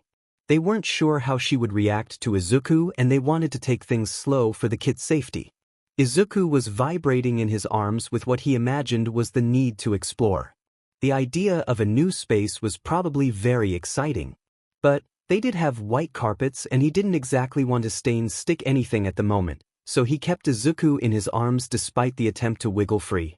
"Kit," he said to get his attention. He ignored Hisashi watching them fondly. When Izuku stopped squirming and looked up at him, he continued. "Before I let you go to explore, would you be willing to take a bath? You're covered in dirt at the moment, and our carpets are white." Izuku apparently didn't know this. He looked down at his paws, the small mess he'd made in Shuta's arms, and the white carpet, all before looking back at Shoyuta sheepishly. He gave a small nod. Perfect, they'd bought a flea brush the other day and this was honestly partly an excuse to use it. Izuku had been outside for a while, and the last thing they wanted was him or Tofu having fleas. Hisashi gestured to the things in his arms. "If it's all right, little listener, I'll take the toys and your bag to your room and put these in the wash." Once Izuku gave his nod of approval, Shoyuta passed the bag off to Hisashi and took Izuku to the bathroom. He'd done some reading up in anticipation for this situation. Currently, they still didn't have any way to confirm just how much the transformation made Izuku into an actual rabbit, so since it wasn't a good idea to get a rabbit wet, he'd follow the guidelines for Izuku. He set Izuku down on the plush bathroom mat while he pulled out a few things. 2 soft towels he'd gotten for the occasion, a washcloth, a small hairdryer, and the flea comb. He laid one of the towels out of the counter before turning to a confused Izuku. The kid gestured to the tub. "Being even partially submerged isn't the best idea for you, kid. I did a bit of research and apparently rabbits can be prone to hypothermia." Izuku took a step away from the tub. "But that same research also said that getting out dirt with a washcloth would be fine. Can I set you up here?" Izuku nodded, so Shoyuta scooped him up and deposited him on the fluffy towel. He wet the washcloth in the sink and plugged in the hairdryer. He carefully rubbed the dirt out of Izuku's fur, drying it with the hairdryer on the lowest setting as he went. He was probably being a little bit too careful with the whole water thing, but he wasn't taking any chances with his FING kid. Izuku seemed to enjoy it as he fell asleep halfway through despite the hairdryer being on. When he finished, he grabbed the other towel and patted Izuku down, just to make sure he was dried off. That woke Izuku up. He blinked at Shoyuta lazily and tried to snuggle back into the towel. As much as he wanted to let him, he didn't want the kid to take another nap in the bathroom. Izuku seemed offended when he took the other towel away. "How about we move to the couch and I can brush out your fur?" He gestured to the brush. "I figured it would be a good idea to check for fleas." That seemed to get his attention. The kid seemed much more willing to leave the soft towel and hopped into Shuta's arms. Grabbing the brush, he carried Izuku to the couch and sat down next to Hisashi, who was already there. "Enjoy the bath?" Hisashi asked with a smile. Izuku nodded and sank a little bit further into Shuta's hold as he started combing through the fur, checking the brush after each slide for fleas. "That's great, yo. Your blankets should be done soon, then we can go ahead and help you get things where you want them." Izuku squeaked, and in response Hisashi unplugged the tablet and held it out for Izuku. The two of them chatted as Shoyuta finished combing through the small rabbit's fur. Thankfully he was flea-free. Izuku was overwhelmed in the best way possible. He'd been in awe when they left the woods. For some reason it almost felt like the rest of the world had stopped existing when Izuku was in the woods. So seeing the city again had been awesome. There were so many people and some of them had visible quirks. Though he didn't have enough time to analyze any of them, and even then he couldn't write it in his notebook. It was okay though, because he was going to his new home with Shoyuta and Hizashi. Shoyuta had given him a bath with a washcloth to stop him from getting dirt anywhere, and he'd brushed out Izuku's fur, which felt really nice. It was almost better than head scratches. And with his ears out of the way, he could look all around the apartment while he used the tablet to talk with Hizashi. "I'm done, and I think it's fairly safe to say you don't have any fleas," Shoyuta said, giving him a small pat. "That's awesome, little listener. Fleas are a pain to get rid of. Tofu had them when we first brought her in," Hizashi said. That reminded Izuku, they had a cat. He looked around to see if he could spot her anywhere, but he didn't see anything. Shoyuta noticed, "She's in our room. We'll try introducing you two later. For now let's get you settled in." Hizashi got up and walked down the hall. He was probably getting the blankets, he mused. Shoyuta got up too with Izuku still in his arms. He expected Shoyuta to carry him wherever they were going, but instead he was set down. Izuku looked up at the man and tilted his head in question. "I won't be able to carry you all the time, and I figured you might want to look around when we got in there," Shoyuta said with a shrug before heading down the hall. Hizashi was waiting at an open door with the blankets in his arms. He was smiling. Shoyuta joined him and gestured for Izuku to go in. Izuku cautiously entered and looked around, only to be filled with shock. This was all for him? They had done this for him? The room was green with some pictures of trees on the walls. There was a staircase leading up to the bed that he could actually use. There were toys and a bookshelf in one corner, and what looked to be a tree-shaped cat bed in another. He could see his small rabbit plush on the bed, his backpack was leaning against the stairs, and it looked like his toys had been added to the corner. He looked up at them for confirmation. This couldn't all be for him, could it? They did so much for him. When Shoyuta gave him a small nod, Izuku didn't hesitate to take off around the room. He explored every nook and cranny, even going as far as to push open the sliding closet, which was empty at the moment.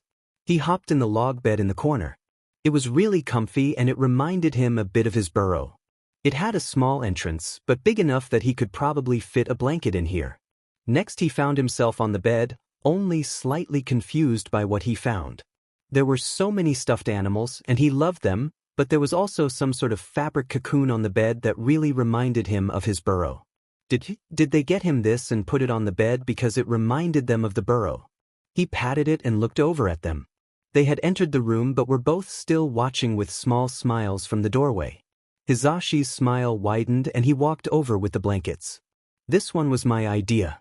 I thought that even if you had a bed you might not like sleeping out in the open, yeah? So I thought this might feel a bit more comfortable to you." That made sense. Sometimes he really didn't like being out in the open since he got his quirk, and being in his burrow made it feel better. He wouldn't mind if this was his new burrow. Izuku pointed to the blankets in Hizashi's arms, then pointed to the log and to the little burrow on the bed. "You want me to put one in each?" he asked. Izuku nodded, more than happy that Hizashi understood him without the tablet. After Izuku got things put away how he wanted them, Shoyuta and Hizashi showed him the rest of the apartment. They planned on having all the doors open so that he could go anywhere he wanted. Except for their room right now because Tofu was in there. They had another staircase by the couch so he could get up when he wanted, and the remote was in reach so he could change the channel. The tablet was easy to reach from the couch, so if he wanted to say something he could just come over here. And in the kitchen the fridge had character magnets at the bottom so he could put little messages there. It had all left Izuku so happy that he had gotten all jittery again.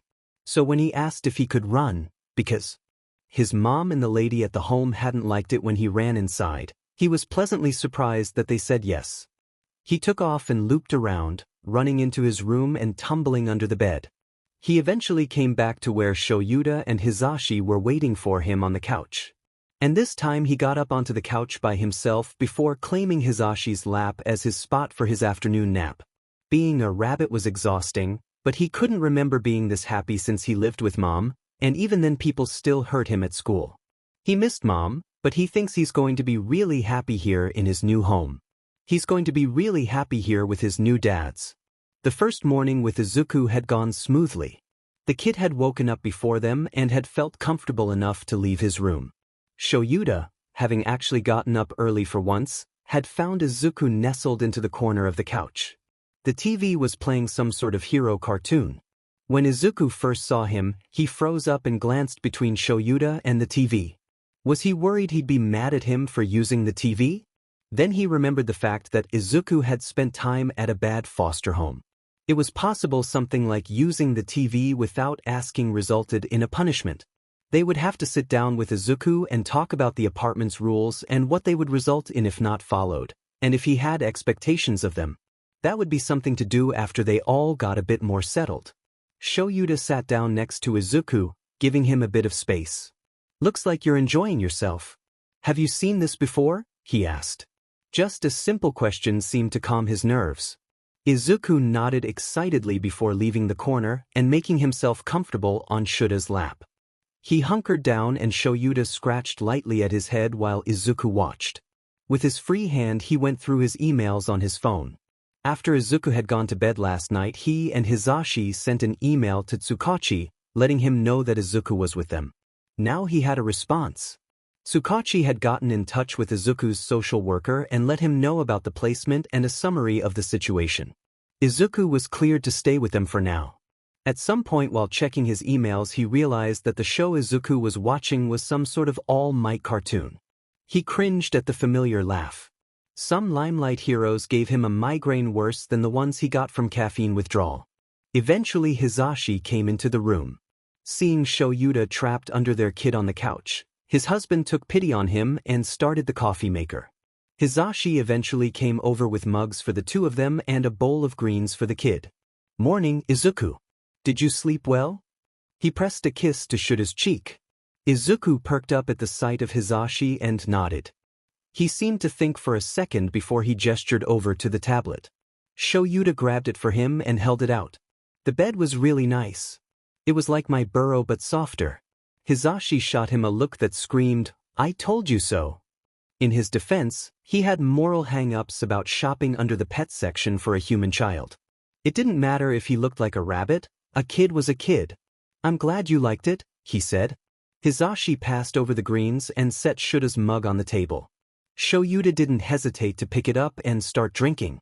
Izuku typed out a quick thank you before digging in. His attention was soon quickly recaptured when the cartoon All Might let out a loud, "I am here." Hizashi smirked when he shook his head. Once Izuku was done eating, Shoyuta broached a topic they'd need to get sorted out sooner rather than later. "Izuku," he said, pausing until he had the kid's attention, "would you want to get introduced to Tofu today?" It would probably be best to do it at a time when both Shoyuta and Hizashi were there. If Tofu didn't react, well, they might have to look into letting her stay with Namuri for a while. With the size of Izuku in rabbit form, Tofu could deal some serious damage if she chose to. Though Tofu was a fairly calm cat overall, hopefully that would carry over to this. The kid practically bounced off his lap. Izuku spun around and put his paws on Shuta's chest, getting his face as close to Shuta's as he could with his size. When he made eye contact, he gave one decisive nod. Hizashi, who was watching this go down, held back a chuckle. "We'll need to be careful when introducing you two, yeah? We're a little bit worried that she might react badly, but we'll make sure that nothing happens." Izuku tilted his head before reaching for the tablet. "What if she doesn't like me?" "If she doesn't like you, we'll have her stay with our friend for a while and try again later," Shoyuta answered smoothly. "That's right. She won't be staying here if she's mean to our favorite little kit," Hizashi chimed in.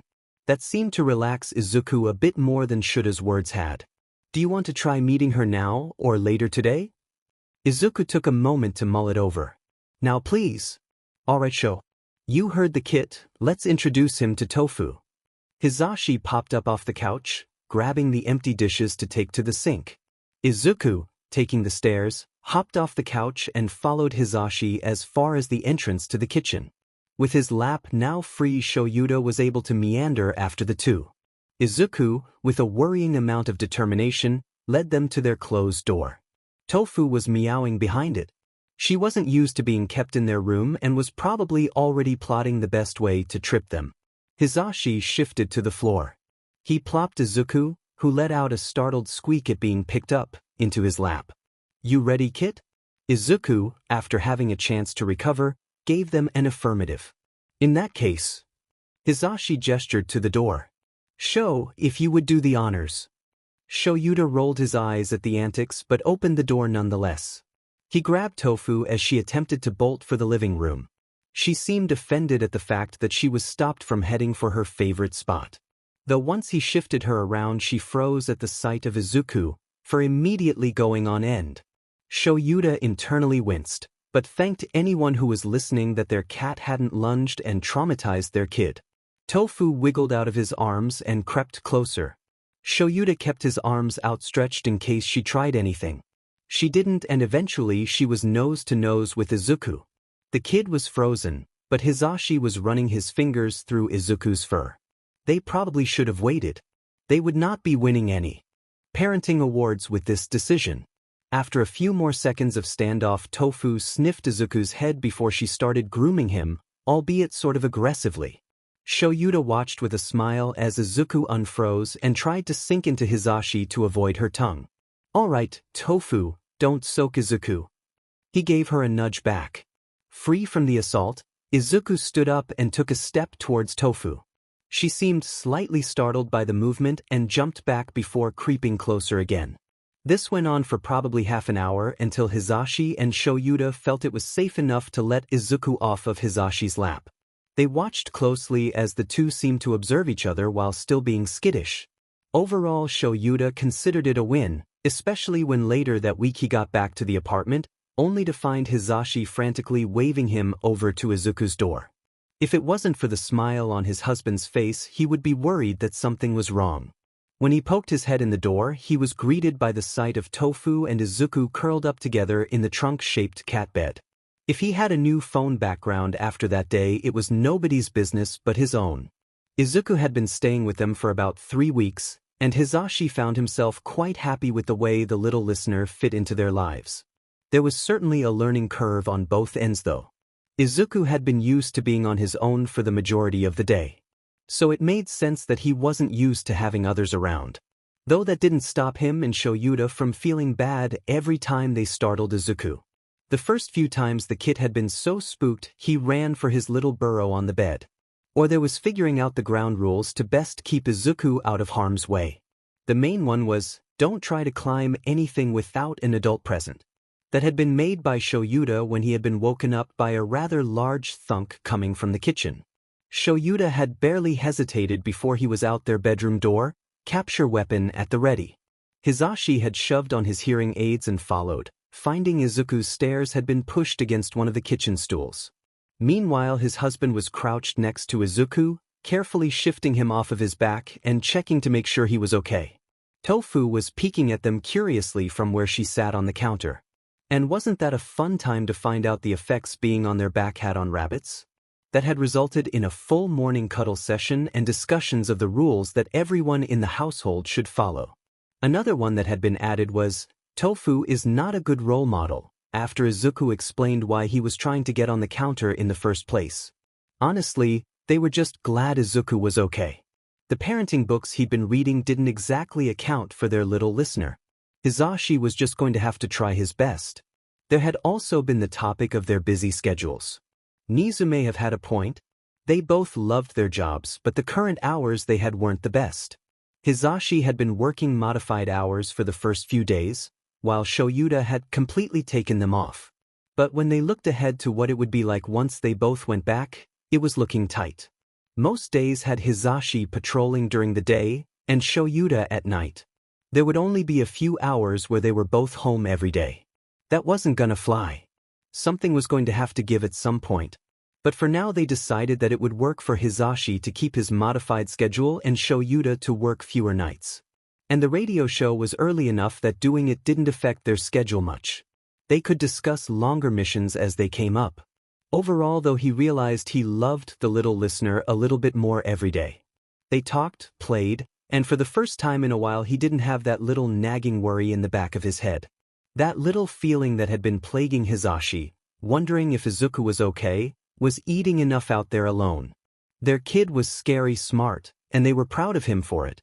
Hisashi hated to think of what would have happened to the little listener if he didn't have that brain on him.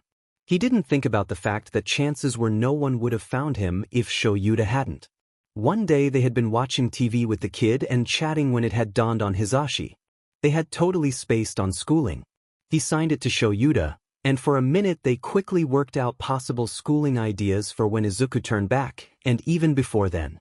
When they turned back to Izuku, they noticed the kid looking between him and Shoyuta with nothing but curiosity. The rest of the afternoon had been showing Izuku his hearing aids and introducing him to a rather large amount of kid-friendly beginner JSL videos. Izuku had reasoned that even if he couldn't use it, he could at least understand it. Hisashi may or may not now be dreaming of teaching a little green-haired kid how to sign. He wasn't ashamed to admit he teared up at the thought. The point was, while Hisashi loved his jobs, he had found himself counting down the hours until he could come home. Come home to his husband and kid, and even their cat. Come home to his family. Today was no different in that regard. He opened the door and kicked off his shoes, careful to keep an eye out for any green or white fur. "I'm home," Hisashi called as he walked into the living room. Shoyuta was on the couch, typing away at something. "Welcome home," he said warmly. He looked around again for a flash of green. "Izuku in his room?" Shoyuta nodded. "Yeah. Last I saw he was playing with his All Might figure." Huh. They hadn't pressed him about anything he had from before.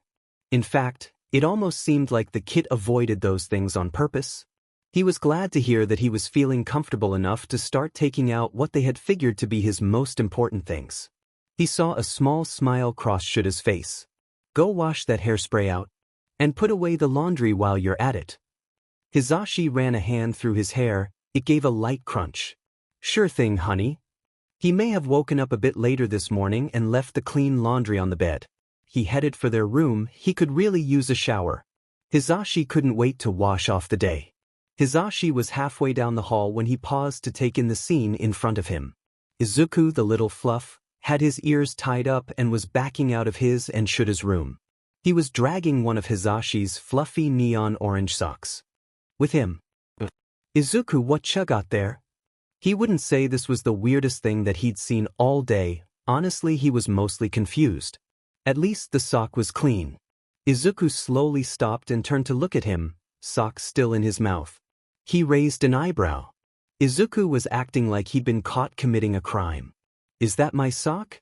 Izuku bolted, running through his door and making it up to his little burrow in record time.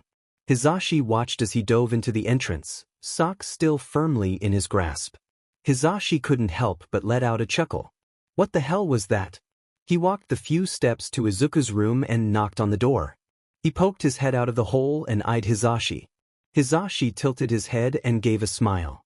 "Can I come in?" One of the rules they agreed on was that they would always ask before entering Izuku's room unless he was hurt or in danger of being hurt. They wanted him to feel like he had control over his own space. Izuku seemed to think for a moment before nodding. "Great. Should I go grab your tablet?" Izuku nodded, so Hisashi headed back to the living room. Shoyuta raised an eyebrow when he popped back in to grab the tablet. "What happened to taking a shower?" "Caught Izuku snagging some laundry. So I'm gonna ask him about it." He unplugged the tablet and shifted it under his arm. "What did he grab?" "My fuzzy socks that you hate." "The orange ones?" "Yep." Shoyuta furrowed his brows. "Why?" "Don't know. That's why I'm going to ask him," he said, gesturing to the tablet. "Okay, keep me updated, I guess." Hisashi gave him a thumbs up and headed back to Izuku's room. He could feel Shuta's eyes on him as he walked away. He paused at the door. "I'm back. Can I sit on the bed?" Izuku, whose head was still visible, gave a nod. Hisashi sat down on the bed, careful not to jostle it too much. He patted the empty spot next to him and Izuku inched over. He held out the tablet. "You're not in trouble for anything you hear. I just want to know why you're running off with one of my lucky socks." Izuku relaxed and nodded sheepishly before reaching up to type a response.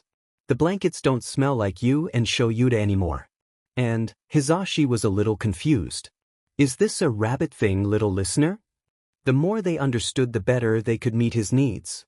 It doesn't feel lonely with other smells, was the next response. That's when it clicked. Hizashi knew, not a lot, but a bit about mutation and transformation quirks. He knew that sometimes people with them had instincts that were more in line with their quirks. Hell, he'd met Hound Dog. But he also knew that those instincts didn't just play into how they acted, but what made them feel at home. Having their sense around probably helped Izuku feel more comfortable.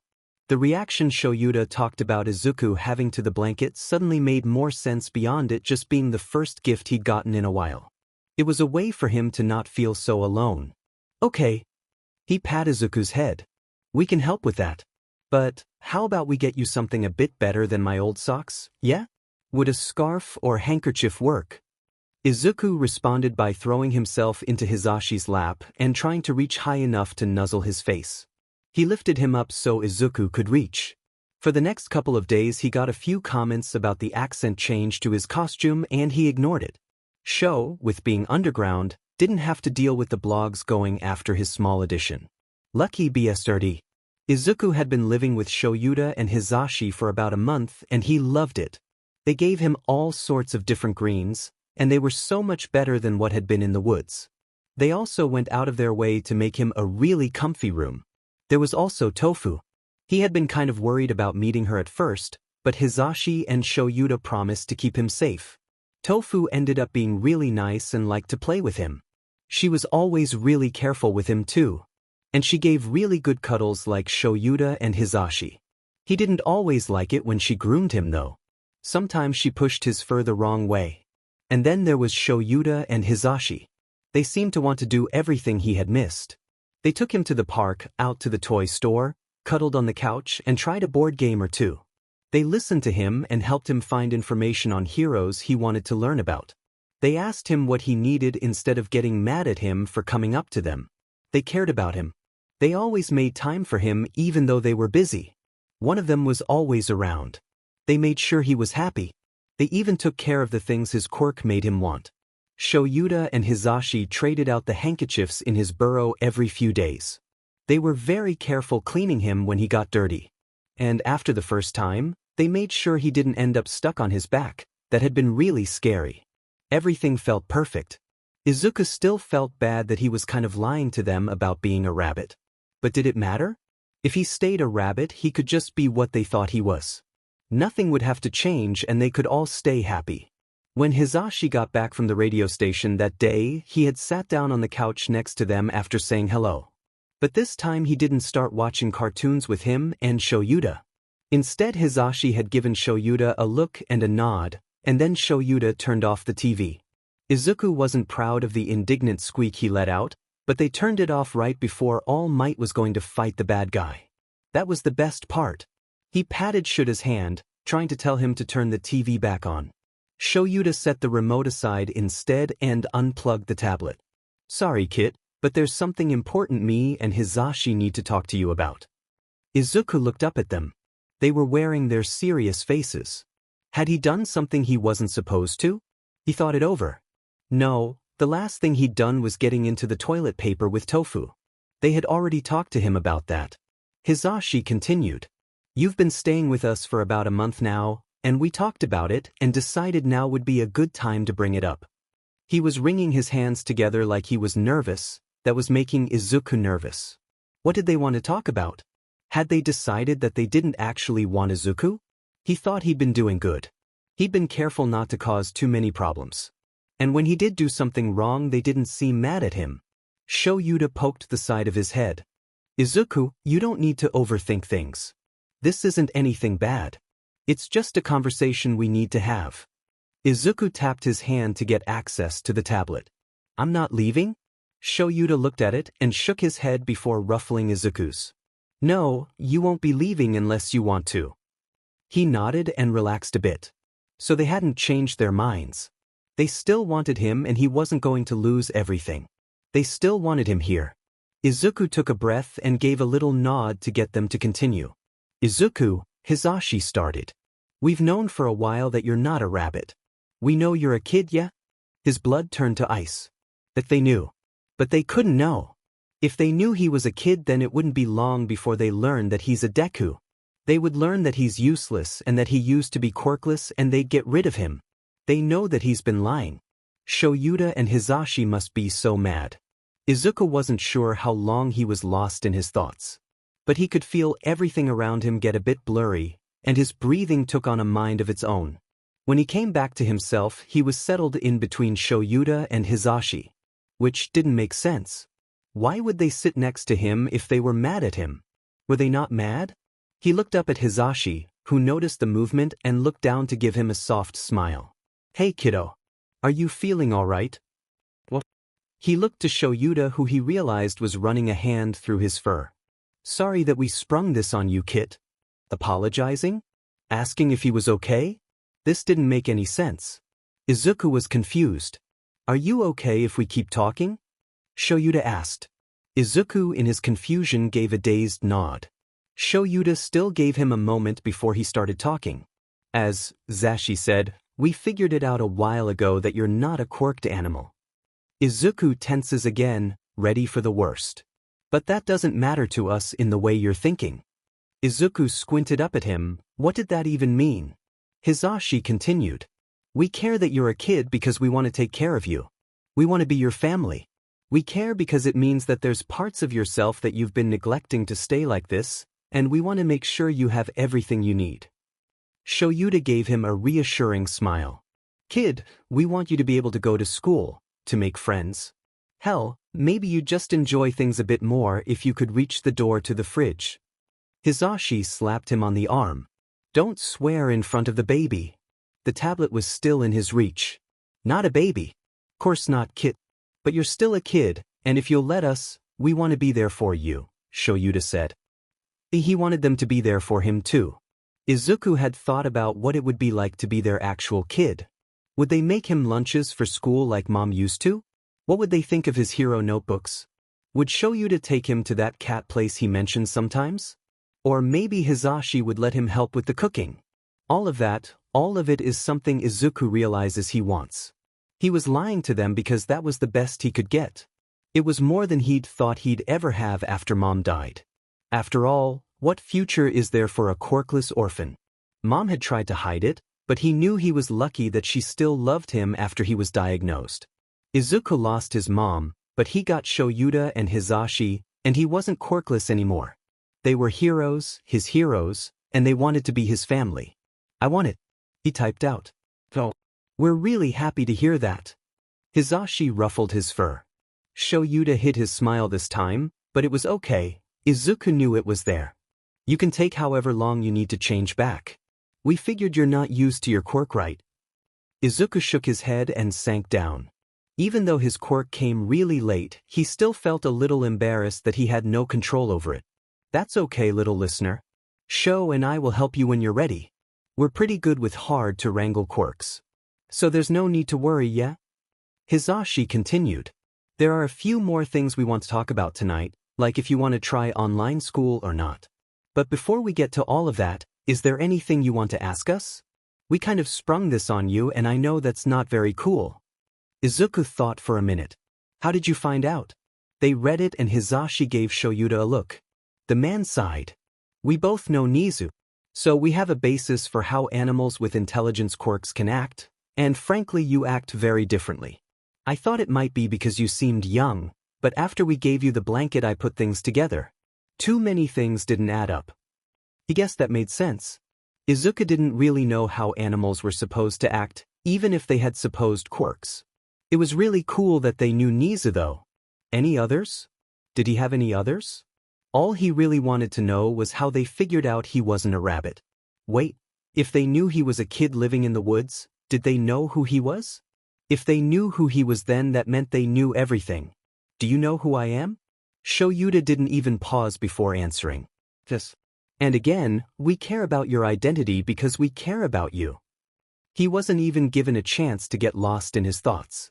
We know a bit of what you went through, and God knows Sho knows a thing or two about the foster system. You don't have to talk about it before you want to though, Hizashi assured. We know that things weren't the best for you, and we're here to listen if and when you want to talk. Izuku nodded.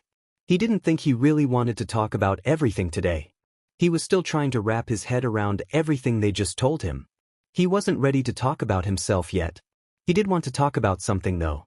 If they knew he had been quirkless, they probably knew he had a forced manifested quirk.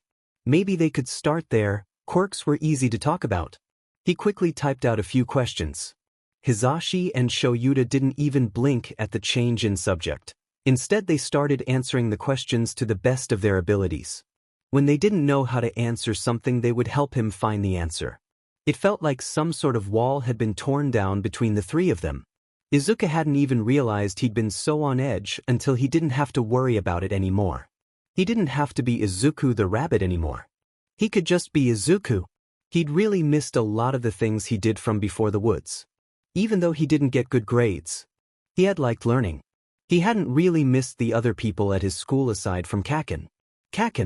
Maybe Shoyuta and Hisashi would let Izuku see Kaken once he got better at using his quirk.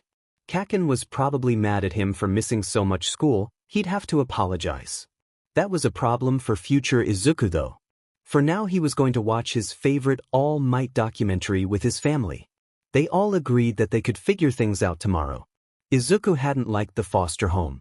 The lady hadn't believed him when the other boys tried to say things were his fault. Despite being in one of the larger rooms with a few of the other boys, the area that was his feet was small and felt stuffy. It felt like no one wanted him there. It was like they had been waiting for the day he didn't come back. He didn't think about whether they were happier without him there, because he had something better. He hadn't liked the home, but he really liked his foster dads. They told Izuku that was their title while they fostered him. He couldn't remember his dad, but he liked the idea of them being his dads a lot. After they told Izuku they knew the truth, they had sat down the next day and explained more of what was happening to Izuku. They were fostering him using their emergency license for a while, and wanted to regular foster him until he could change back, then he would need to talk to an officer. He wasn't exactly sure what would happen after that though. Izuku had been a little bit worried still that they wouldn't want him for one reason or another, but hearing that they wanted him for a long time made a lot of the worry go away. He liked his dads and he liked it here. Hisashi had started going back to work a little bit more, but when he came back he always made sure to spend the afternoon with Izuku. And when Hisashi was at work he spent the day with Shoyuta. Shoyuta had sat down with Izuku after the talk about his quirk and asked him if he'd be interested in doing some online school. Shoyuta had said it would be a good idea to keep up with things until he felt ready to go to school with other kids again. Which really meant doing school on his tablet until he wanted to figure out how to change back to human form. So for the last month most days had been spent in the living room next to Shoyuta. Izuku worked through a program on his tablet that was supposed to be for 8-year-olds. Izuku couldn't help but feel sad that he'd missed his birthday in the woods, but Hisashi and Shoyuta had surprised him with a small party, so it was okay. He had a picture of the three of them from that day on the table next to his bed. It was right next to the picture of him and his mom. Izuku would work through the program on his tablet during the day and Shoyuta would sit next to him doing some sort of hero work on his laptop. Izuku had made a bit of a game out of trying to catch a peek. But every time Shoyuta would catch him and send him back to his work with a little nudge. Izuku would pout, but at least he always made up for it by making them lunch. And Shoyuta was always there to help Izuku if he had any questions about the schoolwork. At one point Izuku had just finished up an assignment when he noticed that there wasn't an option to go to the next one. The program was a little bit like a video game. There was sort of a map that he followed to get through the assignments, but now there wasn't anywhere else for his little character to go. Confused, he reached over to tap at Shuta's leg. Shoyuta immediately turned his attention to Izuku. "Need help on an assignment?" he asked. Izuku shook his head and gestured to the tablet. Maybe Shoyuta could figure out why there wasn't anything else for him to do. Shoyuta raised an eyebrow and picked up the tablet to take a look. Izuku watched as his eyes widened. Looks like you finished the quarter already." Izuku tilted his head. That didn't make any sense. When Shoyuta signed Izuku up for the program, he said that a quarter was about a few months of work. Izuku wasn't very smart, so it wouldn't make any sense that he finished it already. Maybe he had missed something? Shoyuta patted his head. "Good job, kid.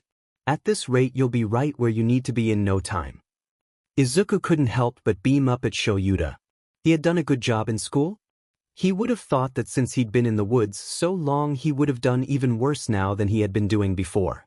Shoyuta must be a really good teacher. He always helped Izuku whenever he had questions. Before, his teachers had told him to figure it out and he'd always get the questions wrong, but Shoyuta helped him get them correct. How about you and I take the rest of the day off? We can wait until tomorrow to get you started on the next module, he said, shutting his laptop.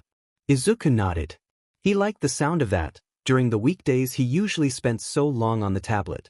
He liked learning, but did he have to do it for so long every day? Shoyuta cast a glance at the clock. There's still a few hours before Hisashi gets back. How about I make us lunch while you think of what you want to do? Izuku nodded. That sounded good to him. He was getting kind of hungry. It felt like he was always wanting something to snack on after he got his quirk. Maybe it took up more energy to be a rabbit, and because of that he ate more than normal. Shoyuta had already left for the kitchen, so Izuku would have to ask what he thought when he got back. But what did Izuku want to do for the next few hours? Going to the park sounded like fun, but they went last week and Izuku didn't like it when people came over to try and pet him. Shoyuta always told them to leave him alone when Izuku said no, but some people were really pushy about it. Most of the board games they had worked better when Hisashi played with them too. He could play something on his tablet, but then Shoyuta couldn't play with him.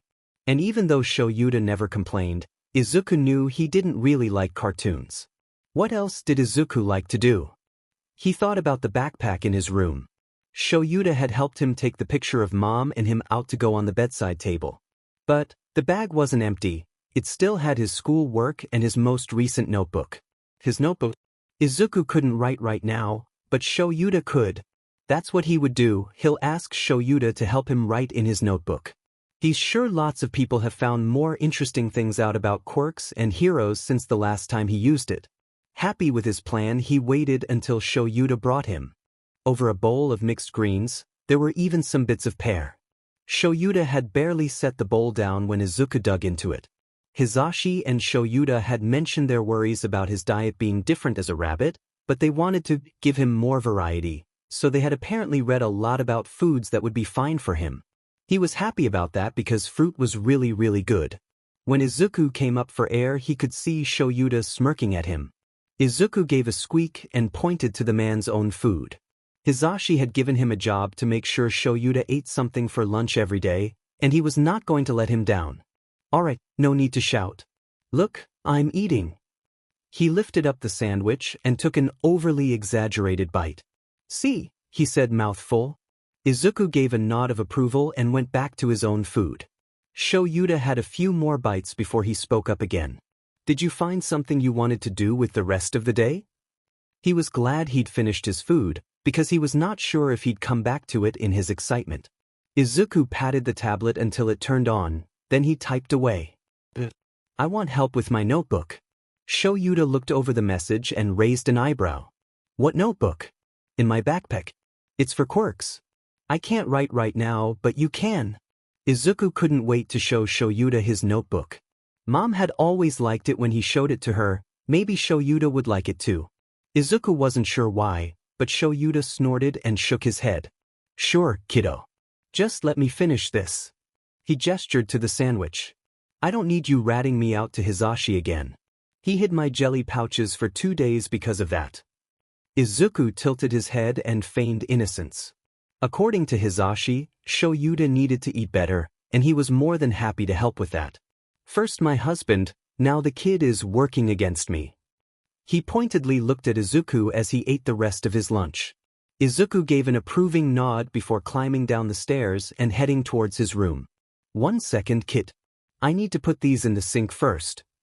Shoyuta picked up the dishes and walked them to the kitchen. He tapped his foot impatiently. For how tall Shoyuta was, it sure felt like he was really slow sometimes. Izuku knew that wasn't the case because Eraserhead was a really fast hero. Maybe he went slower to mess with Izuku? He saw Shoyuta had his face hidden in the capture weapon as he walked over, but Izuku could make out the crinkle in his eyes. He was definitely teasing Izuku. Izuku thumped his foot. This time Shoyuta didn't bother to hide the smirk. Okay, I'm coming. Show me where this notebook of yours is. Izuku happily led him right to his backpack, which had ended up next to the nightstand. It was knocked over with the zipper undone, that way he could get into it without having to get Shoyuta or Hizashi. He stuck his head into the bag, nosing things around until he was able to get a grip on his notebook and pull it partway out of the bag. Izuku looked up at Shoyuta and pointed to it. Shoyuta took that as permission to pick it up. He looked at the cover. Quirk and Hero Analysis for the Future, number 5? Izuku nodded his head and started for the living room. They had left Shuta's laptop in there and they would need it to look up stuff about quirks and heroes. He had also left his tablet in there, and he would need that to tell Shoyuta what to write. He excitedly hurried his way back to the living room, getting a curious glance from Tofu who had been sleeping on the cat tree, another thing Izuku wasn't allowed to climb. Once again Shoyuta was really slow to join him. Izuku had his tablet all ready to go. But Shoyuta was slowly making his way towards the living room, eyes glued to Izuku's notebook as he flipped through it. Eventually Shoyuta made it back to the couch. He gestured to the notebook. "Did you write all of this?" Izuku nodded. He only had a little help from Mom. Shoyuta stared at the notebook before looking up at Izuku. "You did a really good job. This is really good." Izuku beamed. "We only have a few hours before Hizashi gets back and it gets too loud in here. What did you want to start with?" Izuku didn't waste any time typing out the name for his favorite research site and having Shoyuta open the notebook to a new page. Hizashi ended up getting home a little bit later than he had expected. That was fine though. Izuku had just about run himself into the ground with his excitement over his notebook. He was currently tucked into his little makeshift burrow taking a nap, which was good because it gave Shoyuta time to process. Considering that the kid was sleeping, Shoyuta was glad that Hizashi hadn't announced himself today. Instead his husband came over and pressed a kiss to his forehead, pushing his hair out of his face in the process. "I'm home," Hizashi said when he pulled back. Hizashi must have taken a shower at the agency because his hair was already down. He returned the favor and tucked a loose strand behind his ear. "Echu, I couldn't tell." Hizashi lightly pinched his arm. "Welcome home."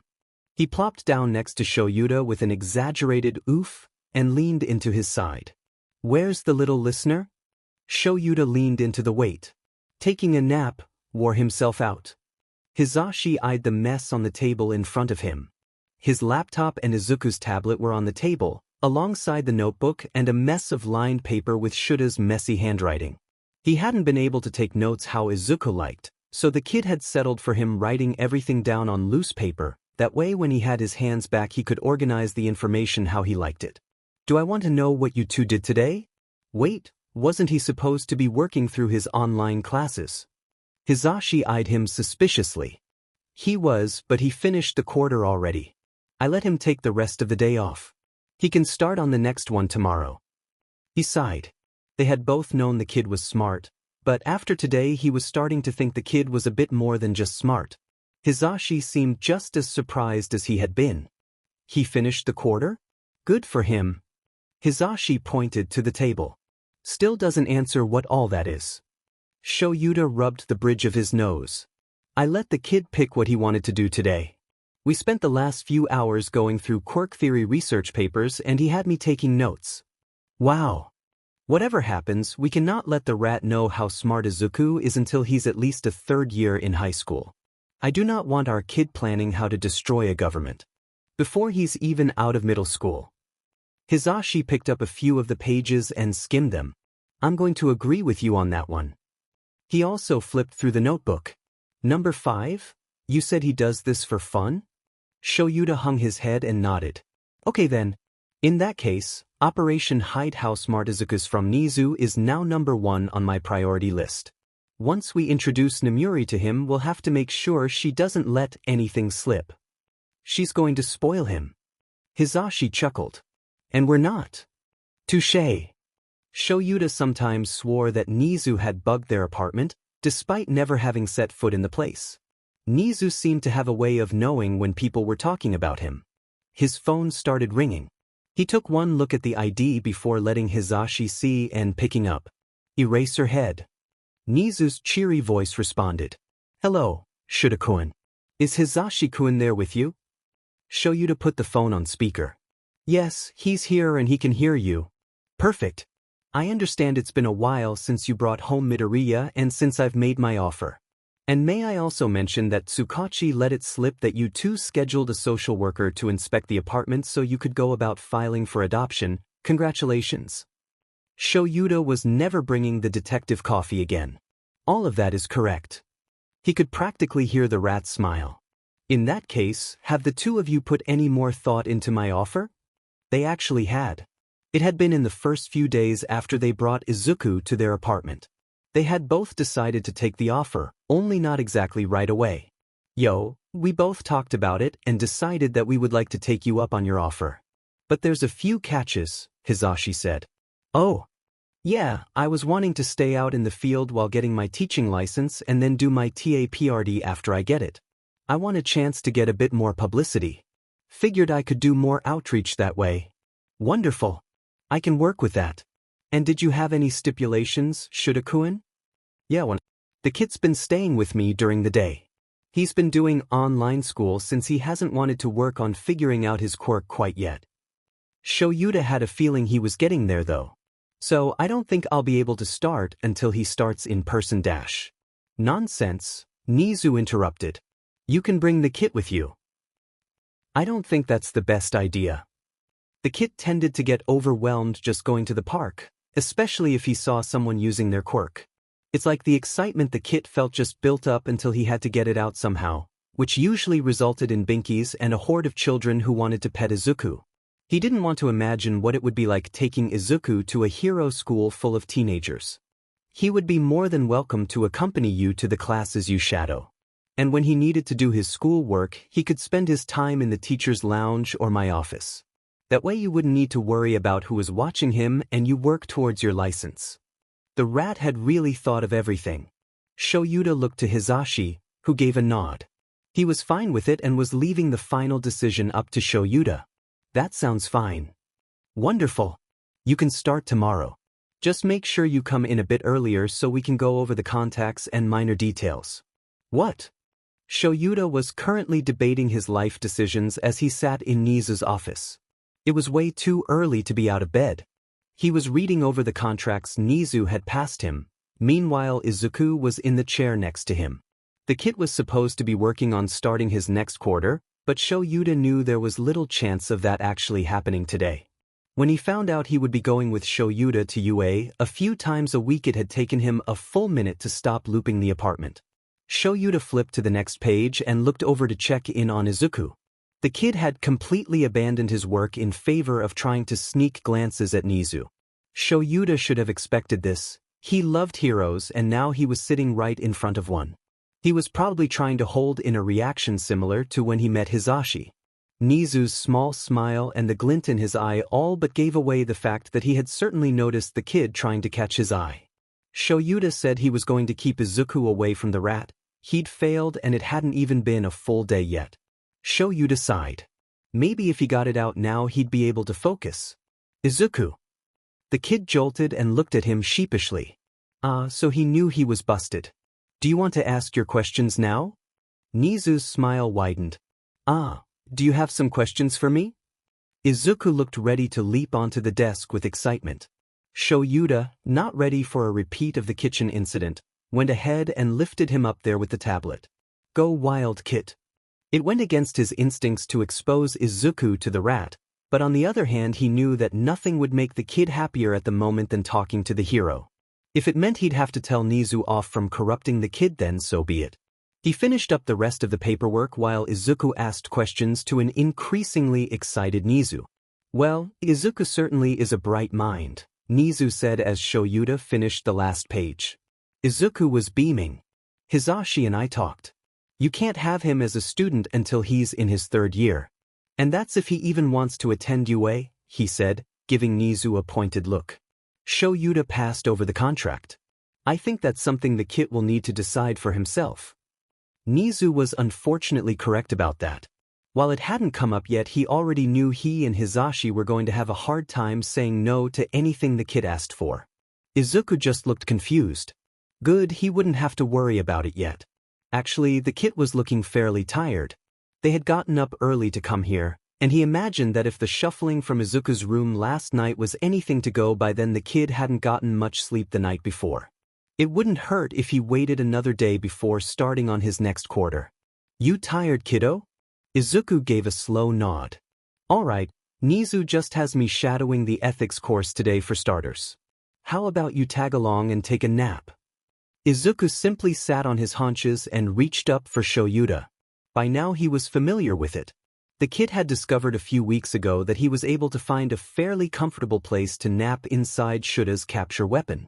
Shoyuta lifted Izuku up and helped him find purchase in the capture weapon, only letting go when he felt the kit was secure. Izuku let out a sleepy squeak before relaxing into his shoulder. Shoyuta slipped the tablet into the bag he'd brought with him before gesturing to Nizu to lead the way. I take it your capture weapon makes a great napping spot for the child? Nizu asked. Shoyuta narrowed his eyes. Yes. Interesting. Why did he feel like he had just revealed something that he'd regret? Why in the world had he decided that coming back to high school as a teacher was a good idea? And then Izuku shuffled around a bit more in the capture weapon.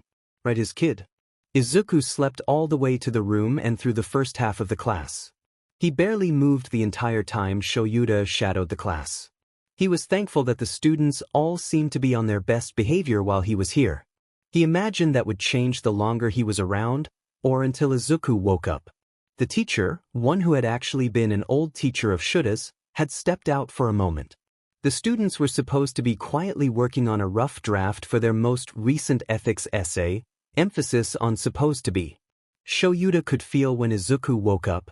He shuffled around in the capture weapon and eventually Shoyuta was able to make out his little green head in his peripheral. He shrugged it off and continued reading through the current teacher's class outline. If Izuku wanted to do something, chances were he'd let Shoyuta know. He and Hisashi had worked with Izuku a lot these past few months to try and let him know it was okay to ask for what he wanted.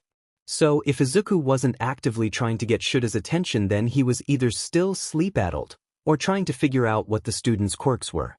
Shoyuta was banking on the latter. Aizawa-san? One of the students near the front spoke up. He was not prepared for this. Yes. He raised an eyebrow and looked at the student. The kid looked intimidated. Good. I was just wondering why there's a rabbit in your scarf. At the mention of himself, Izuku quickly hid himself back in the capture weapon. Shoyuta didn't blink as the entire class whipped their heads up to look at him. What rabbit? The kid looks more than a little put out. There was a rabbit in your scarf. It's green.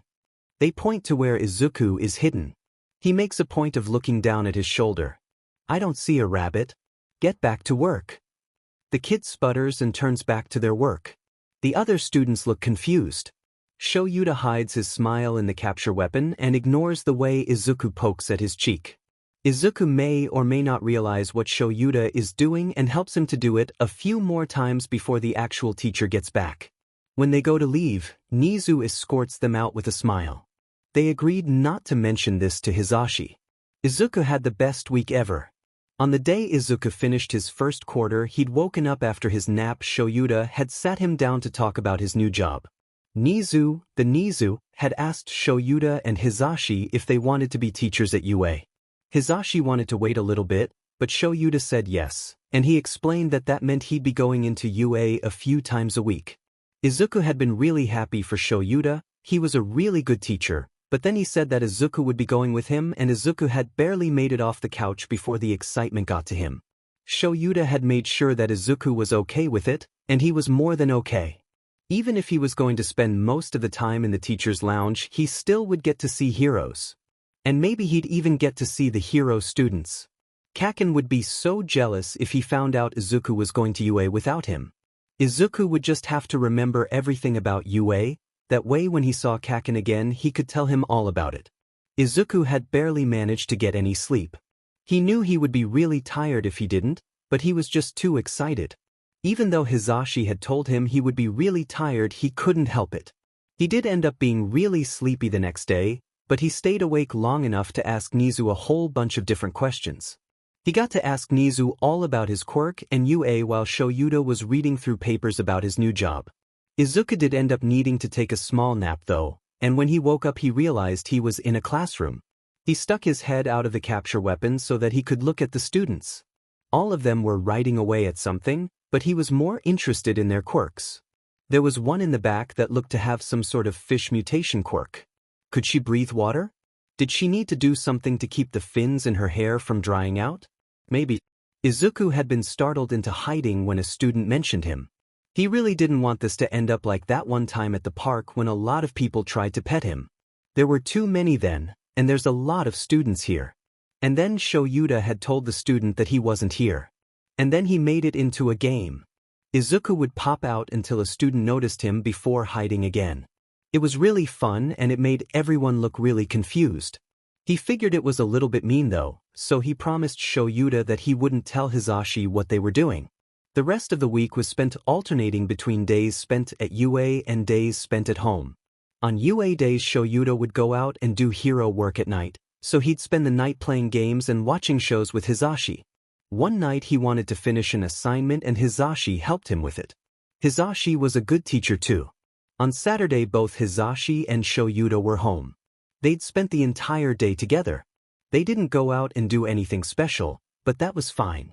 Izuku laid on Shoyuta who was taking a nap while Hisashi read him a book. Izuku had slept in, only making his way out of the burrow when Shoyuta came and got him for a late breakfast. Hisashi had some work to do for the radio show, so while he was doing that Shoyuta had helped Izuku take some more notes on quirks. He couldn't wait until he could put them all into notebooks. Izuku himself was starting to feel a bit sleepy listening to Hisashi read. Then there was a knock at the door. Shoyuta gave a little jolt as he woke up and Hisashi slipped the bookmark into the book and set it on the table. "I'll be right back," Hisashi said with a smile. Izuku couldn't quite hear who was at the door, but Hisashi came back only a little bit later with a large white envelope. Shoyuta sat up, adjusting Izuku as he. "Is that what I think it is?" Izuku perked up. They were expecting something? Hisashi was beaming. "Yep." Shoyuta was smiling too now. "Kit, there's something that we were wanting to ask you." Hisashi sat down on the other side of Shoyuta. "While you and Shoyuta were at school the other day we had a social worker come by. She was doing an expectation to make sure that our house was safe for kids." Izuku was confused. Why did someone need to come to make sure the apartment was okay for him? It was great here. He had everything he needed and wanted. "She was doing an inspection so that we could be approved to adopt," Shoyuta said. Izuku froze. Adopt? That was something that was forever. They wanted to adopt him? They wanted to be his dad's permanently. They wanted him to stay forever. Izuku fumbled for his tablet. Hisashi and Shoyuta were smiling as he quickly typed out a message. "You want to adopt me?" Hisashi nodded and pulled papers out of the envelope. "There is nothing we want more than to adopt you." He showed Izuku the papers, which sure enough had his name and the word adoption on it. "We were just wanting to make sure that this was something you wanted, Kit," Shoyuta said. Izuku didn't hesitate at nodding. They were his dads. They wanted to be his dads. Izuku wanted them to be his dads. They said they were going to be his dads for real now. He started sniffling. He was so happy he felt like he could cry. He wanted to cry. He wanted to be able to wrap his arms around his new dads and tell them how happy he was. Hisashi pulled a pen out of his pocket and didn't hesitate to sign it. "Guess you're our kid officially, huh?" Shoyuta signed it as well. "I'll take this to go get filed first thing tomorrow. Welcome home, kiddo." He gave Izuku's head a pat. When he pulled away, Izuku reached up with his paws to hold on. He couldn't give him a proper hug yet, but he could do this. "You happy, kiddo?" Shoyuta asked. Izuku squeaked and nodded. He was really happy. He looked to Hisashi, who he also needed to give a hug to. Izuku was their kid. He had two dads who actually wanted him. They weren't just fostering him anymore, this was his home. Izuku reached for his tablet. He needed to thank them and tell them how much this meant to him. But a thank you didn't feel like enough. He needed to do something. Izuku thought for a moment, paws hovering over the keyboard before it came to him. He could tell and show them how thankful he was if he wasn't a rabbit anymore. He didn't need to be a rabbit anymore. Maybe he could just be a rabbit when he wanted to. They said they would help him when he was ready, and he felt ready. Shoyuta and Hizashi picked up the tablet to read the message, eyes widening as they did. I want help to use my quirk. That way I can hug you. There, now they would know that he was really happy and just couldn't thank them yet. Wait, why was Hizashi crying? Before he knew it, he was in Hizashi's arms as his other new dad cancelled his quirk to stop him from crying too loud. That day Izuku learned that Hizashi was like him and Mom. He cried when he got really happy too. Shoyuta and Hizashi had both been more than a little happy when the adoption papers arrived. Even though the inspection had only been a few days ago, a social worker had come personally to drop them off, it paid to know Nizu. Though he also had a feeling part of the process being so easy came with the fact that Izuku's quirk status hadn't been updated yet. Considering everything they had gone through to meet and foster the kid, the whole adoption process almost felt anticlimactic. They just had to file the papers and wait for them to go through. Though Shoyuta rather it be anticlimactic than the pain the whole process was supposed to be. Again, they had Nizu to thank for that. However, it was a little bit more than surprising when Izuku let them know he was ready to work on his quirk. Shoyuta could feel his eyebrows shoot up as he looked at the message Izuku had typed on the tablet. He wanted to change back, so that he could hug them? It was official, he was going to kill anyone who so much as looked at his kid wrong. He looked over to his husband who, unsurprisingly, was starting to tear up. Shoyuta activated his quirk just in time for Hizashi to let out a wail and scoop Izuku up into his arms. Izuku looked concerned and poked Hizashi lightly on the cheek with his paw. Hizashi sniffed loudly and absolutely beamed down at the kid in his arms. Sorry for scaring you, baby. I'm just really happy right now. Izuku's ears perked up as much as they could and he nuzzled into Hizashi's face. Shoyuta wasn't about to be left out, so he leaned his head against his husband's, pressing a kiss to his cheek. It was salty. Cry baby. You're cry baby. Hizashi leaned back into him. DMN right. He grinned. I put a ring on it. A light swat. No swearing. I'm sure Izuku knows not to use swear words. Right, kiddo? He gave the kid a pointed look. Izuku returned the look with an eager nod. See? Hizashi shook his head, getting hair in Shuta's eye. It's the principle, you heathen. You're heathen, he responded cheekily. Hizashi ignored him and scratched behind Izuku's ears instead. When do you want to try and figure out your quirk? The kid, eager as ever, quickly typed out a response. Now please. Shoyuta should have known. Whenever the kid sets his mind to something he wants to get it done. Alright, we can do that. Good thing your dads are masters at wrangling hard to use quirks, yo. Hizashi shot him a finger gun.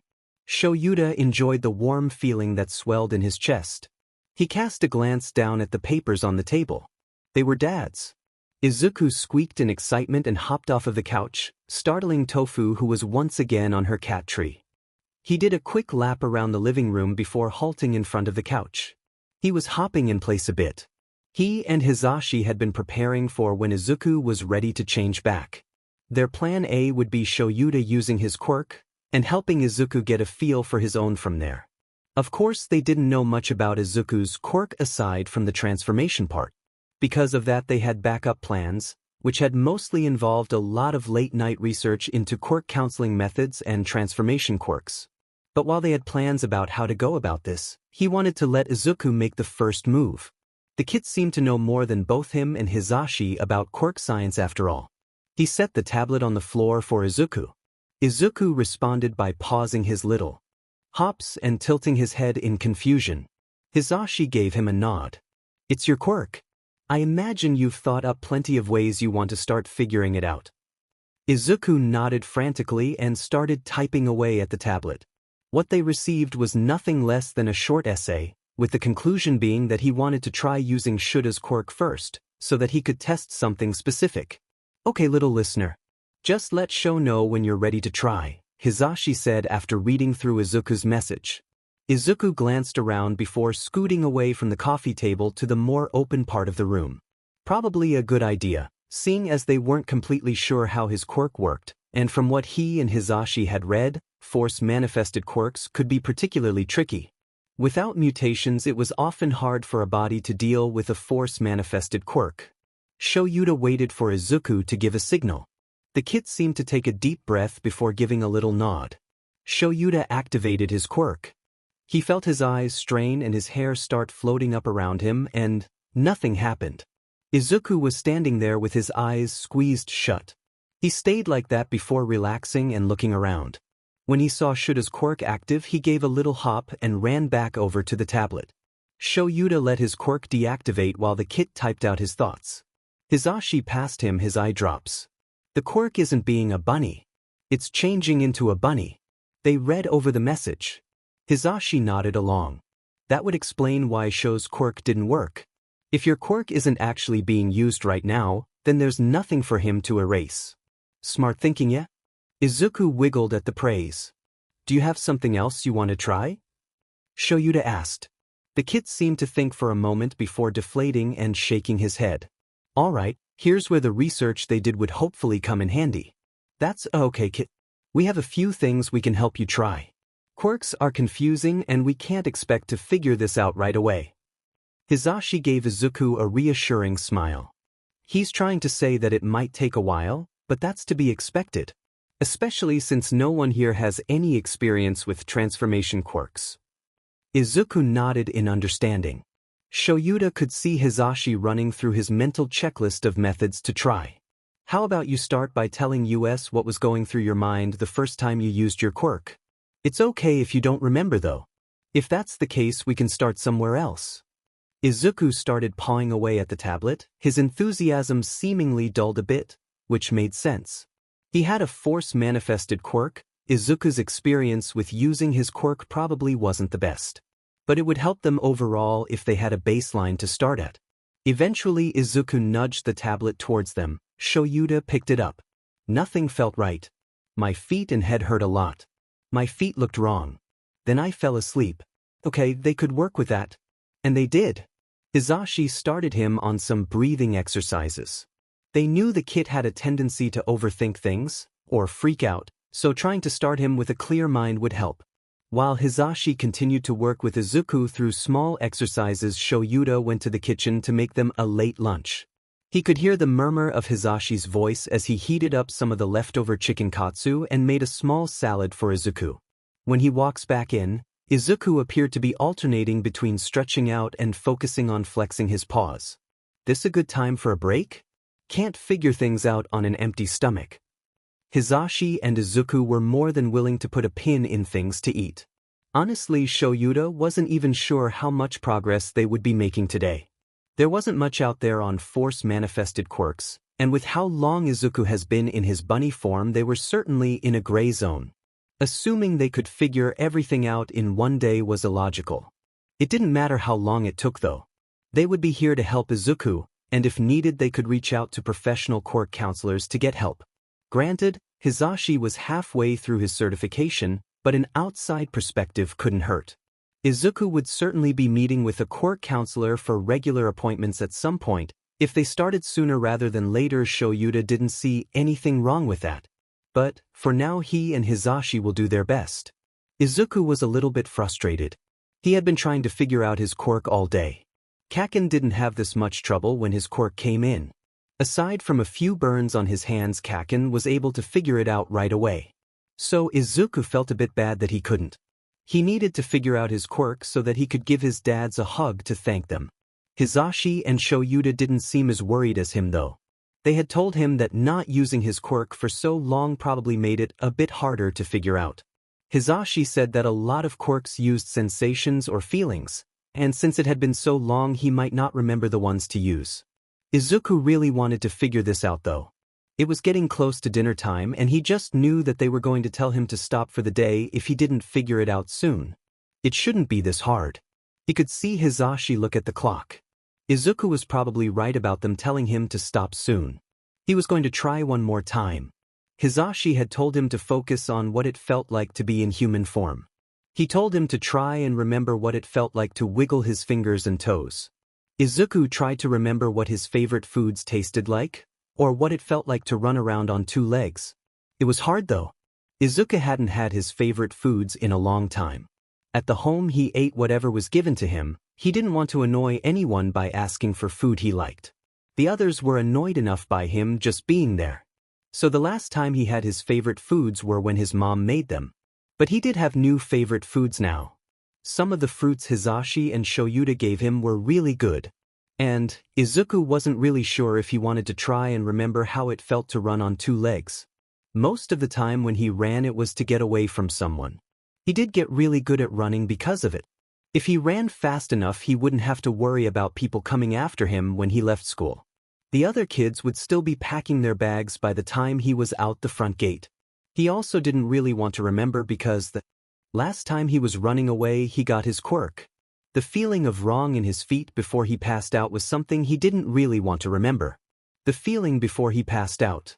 He figured that his quirk changed him after he passed out because he would have remembered getting small. So something happened before he passed out. What if? Hey, little listener. Hisashi gently nudged him out of his thoughts. How about we call it a day for now, yeah?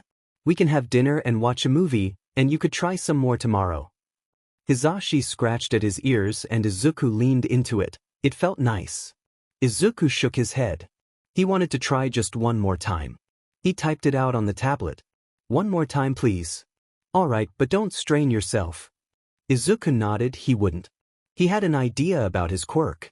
Shuta's quirk didn't work on him, which meant that the transformation was the quirk, not being a bunny. That didn't mean that was all his quirk was though.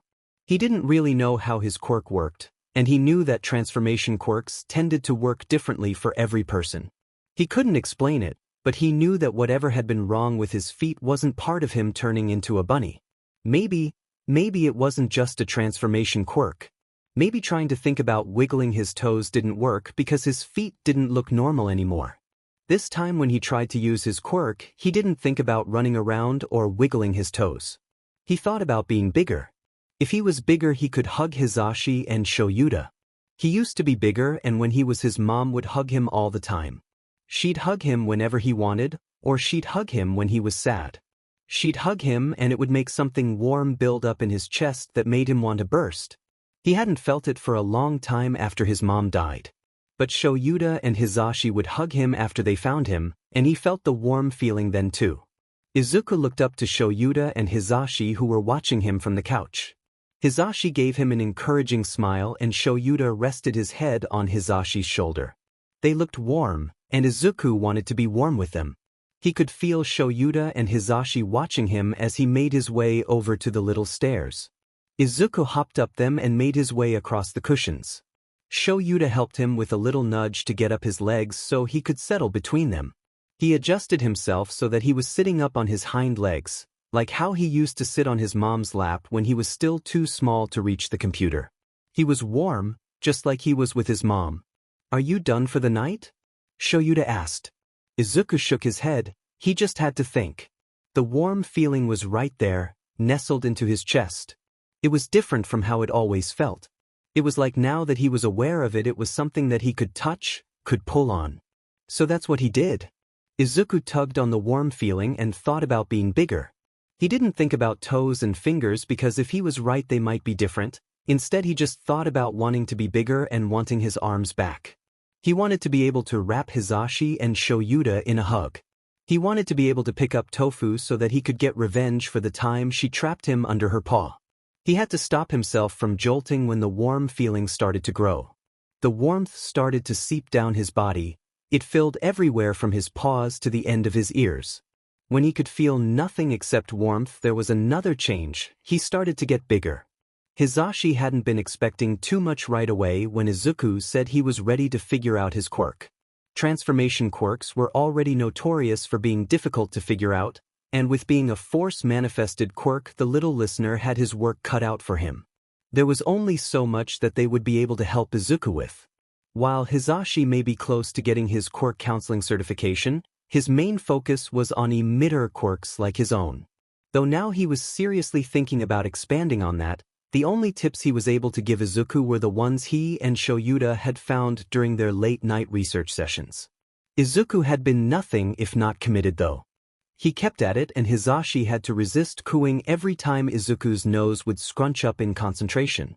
He worked at it for hours, trying each and every tip Hisashi gave him, not willing to move on to the next until he felt he'd exhausted that method. He and Shoyuta had reassured him throughout that he might not get it right away, and that would be okay. Hizashi figured they'd cut him off around dinner time. The kid would probably be disappointed, so they'd let him pick a movie and try again on a different day. There wasn't any rush. He still had his own problems with quirk control when he got really excited about something. Eventually he looked up at the clock, and sure enough it was starting to get close to when they normally had dinner. "Hey, little listener." Hizashi gave him a little nudge. It looked like Izuku was lost in his head again. "How about we call it a day for now, yeah? We can have dinner and watch a movie, and you could try some more tomorrow." There wasn't really a point in him overworking himself today when there was always tomorrow. Izuku typed out a response. "One more time please." And how could he say no to that? Hizashi gave Izuku the go-ahead and went to join Shoyuta on the couch. He hadn't been wanting to leave the room in case something happened, good or bad.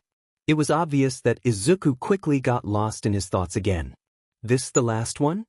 Shoyuta asked. Hizashi wiggled a bit to get comfortable. Yeah, he wanted one more go before dinner. Shoyuta leaned into him. "I can cook tonight." "You made lunch though." He watched as Izuku stretched out a bit. "And you've been working with our kid since then. And we both know that I'm not as bad at cooking as you make me out to be." He gestured to the papers on the table. "You can cook tomorrow as a thank you for me getting up early to file those." And how could he say no to that? Sounds good, hot stuff. He pressed a kiss to Shuta's lips. When he pulled back, Shoyuta gave him a lopsided smile and sunk down into his capture weapon. Hizashi didn't think he'd ever get over the way Shuta's smile made his stomach swoop. They had been so rare after a Burrow, and they still were. With the kid in their lives, it felt like he was seeing Shuta's smile more than he had in the last couple of years, and he would be a fool not to cherish it. He looked back to Izuku to see the kid look up at him. He gave a small smile. He knew that Izuku wanted to figure this out today, but he needed to know that if he didn't then it was okay. Izuku hopped over to the couch and up the stairs. With a little bit of help from Shoyuta, he settled in the divot between his and Shuta's legs. Only instead of snuggling down like usual, he was sitting on his hind legs. "Are you done for the night?" Shoyuta asked. He was a little surprised when Izuku shook his head. What was the little listener doing up here with them if he wasn't done trying to change back yet? He and Shoyuta seemed to have the same train of thought as they sat there and silently observed the kit. They got their answer only a few moments later when suddenly Izuku began to shift. He slowly started getting bigger, most of his fur receding, leaving pale skin in its place. Only, things didn't go exactly as expected. He and Shoyuta shifted to make room and to get a better view of what was happening. Thankfully it didn't look like he was in any pain. Izuku only looked a bit uncomfortable. The main odd part was it looked like Izuku's clothes had changed with him, or had at least gone somewhere when he was in rabbit form. As the little listener changes back, they were able to make out a dirty school uniform. The other odd part was that some parts weren't shifting, only getting bigger. Maybe those were last? He looked at Shoyuta with uncertainty as Izuku clung to them the second his fingers were shifted enough to do so. Hizashi wasn't even sure he realized he was doing it with the way his eyes were clenched shut. He seemed to be focusing very hard. There were two small thumps on the ground, and Hizashi glanced over the edge of the couch to see that two small red shoes had hit the floor. What the hell was up with the kid's quirk that clothes apparently shifted with him? After about a minute the shift seemed to stop, leaving a small green-haired boy with a smattering of freckles nuzzled between him and his husband. The first thing Hizashi thought was how absolutely adorable the little listener was, quickly followed by the realization that he didn't exactly look like his school picture anymore. Shoyuta caught his eyes, pointedly looking down at Izuku before giving a shrug. It was something they could deal with as a family. Hizashi waited a moment for the kid to open his eyes. Did he even realize the transformation was finished?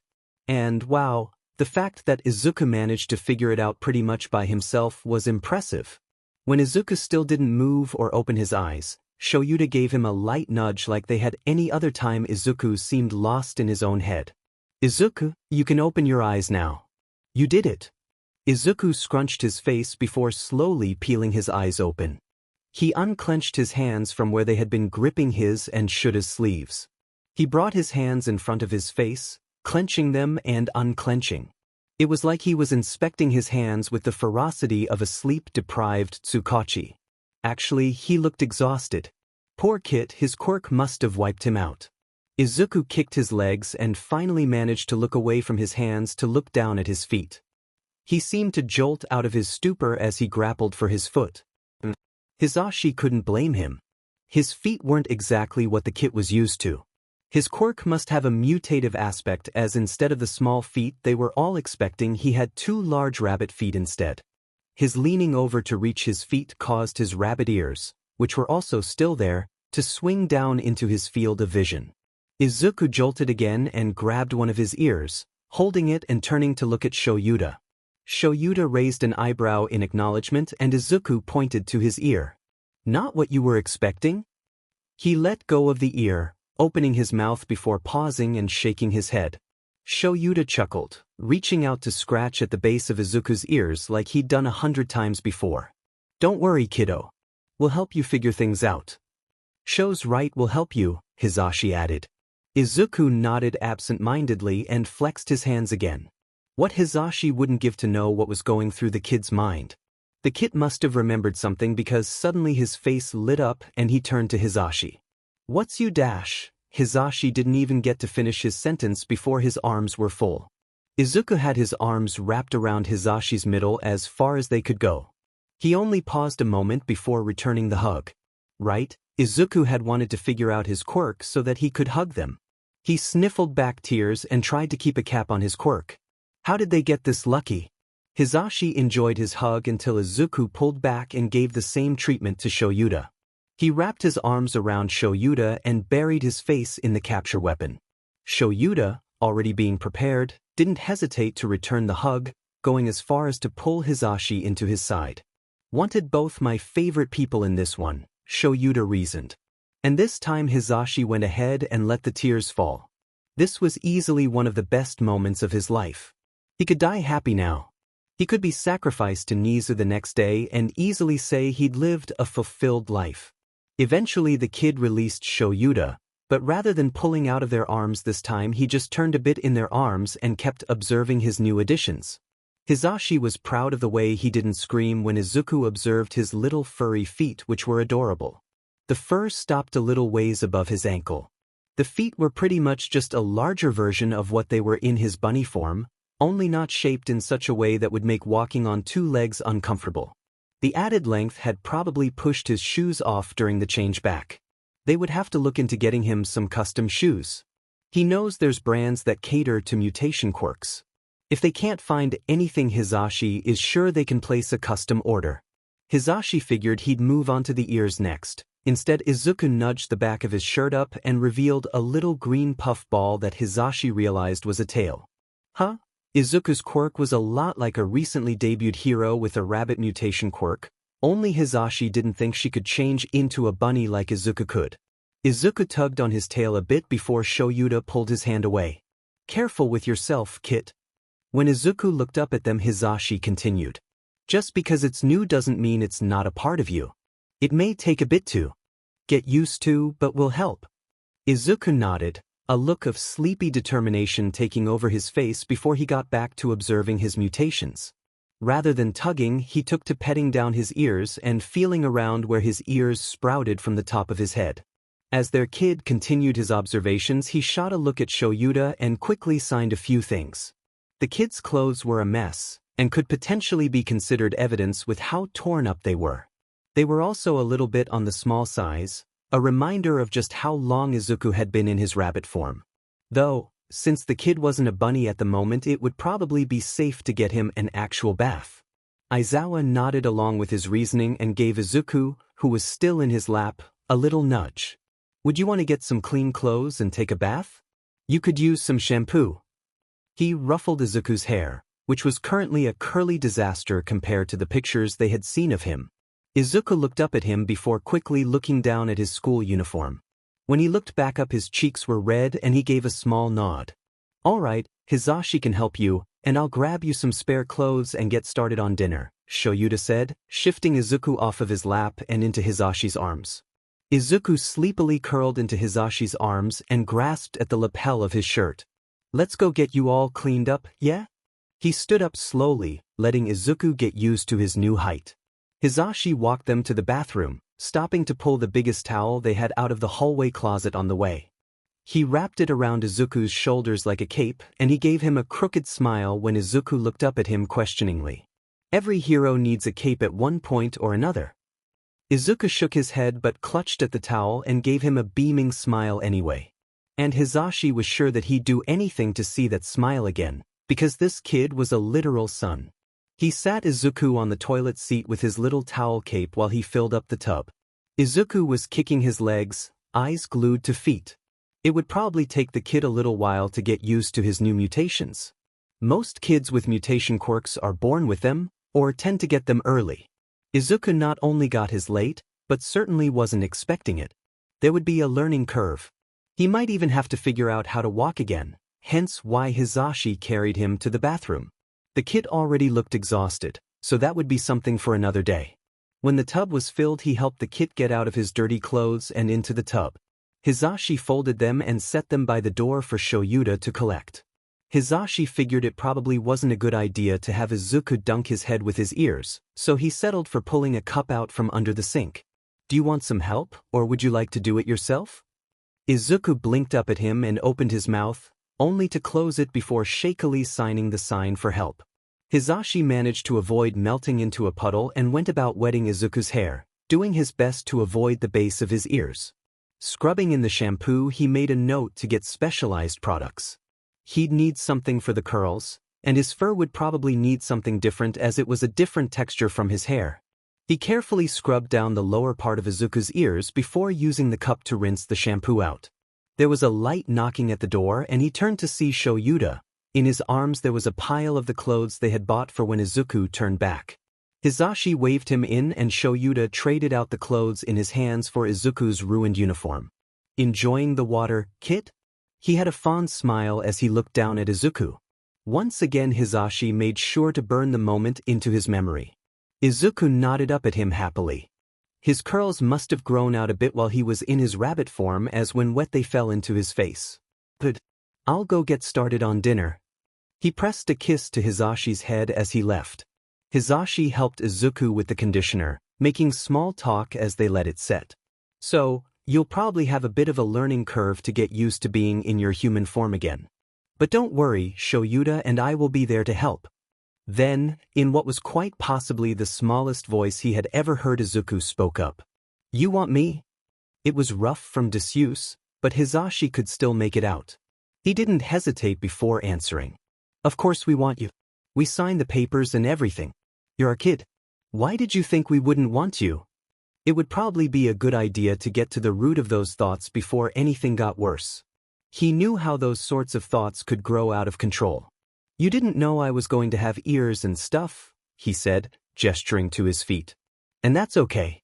You didn't know you were going to have them either." Izuku shrugged and Hizashi gave one of his ears a light pull. "Ears or not, you're our kid. No takebacks." Izuku gave a sleepy nod and looked down at his feet to hide his smile. Hizashi wondered if that was something he already did or if he had picked it up from Shoyuta. Either way, this kit was almost too cute to handle. Hizashi helped the kit finish washing up, and fell a little bit more in love with his husband when he realized Shoyuta had cut a small hole in the red shorts for Izuku's tail. He helped Izuku navigate his ears while putting on the green sweatshirt. When they were done, Izuku fiddled with the hem of the sweatshirt. He carefully worked through drying Izuku's ears before hanging up the towel on the rack. "Think you're up for trying to walk, little listener?" Izuku looked down and experimentally lifted up his feet before slowly taking a step forward. He imminently stumbled and shook his head at Hizashi. "No worries, it might take a little while to get used to your mutations. It's okay if you need some help." He reached down and picked up Izuku, who quickly wound his arms around Hizashi's neck. "Okay," he mumbled. "This was too cute to handle. Let's go see what your dad is making." This time his response was simply a nod against his shoulder. At this rate, he wasn't sure the kit would stay awake long enough to make it through dinner. They made their way to the kitchen and Hizashi set Izuku down on one of the bar stools. He was thankful they had gone for the ones with actual backs and armrests. The kid might fall off otherwise. Shoyuta set a plate bowl in front of Izuku. It looked like he was going for things that would be easy on the kid's stomach. After all, he hadn't eaten anything except fruit and vegetables for the last few months. The plate was rice, lightly seasoned chicken, and steamed vegetables. And for them, Shoyuta had done the same and made some miso soup in addition. Thankfully, Izuku managed to stay awake all the way through dinner. He'd even felt awake enough to request that they all watch a movie. Granted, he fell asleep 10 minutes into it. Shoyuta barely blinked before scooping Izuku off of the couch and taking him to his room. Hisashi followed behind. He moved Izuku's little burrow off the bed and next to the nightstand. Standing back up, he paused, looking at the picture of Izuku and his mom. The kid couldn't have been more than 5 or 6, and the wide beaming smile he had in the picture was the one he'd given Hisashi earlier.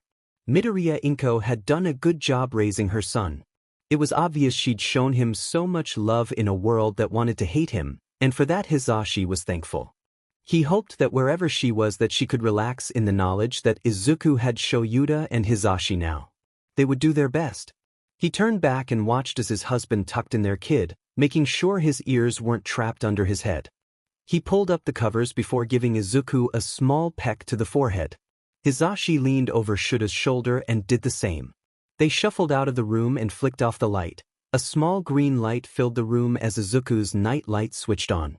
He smiled at the way he could see Izuku's nose scrunch. It was something he did all the time in his rabbit form. From the small smile on Shuta's face, he could tell that he'd also seen it.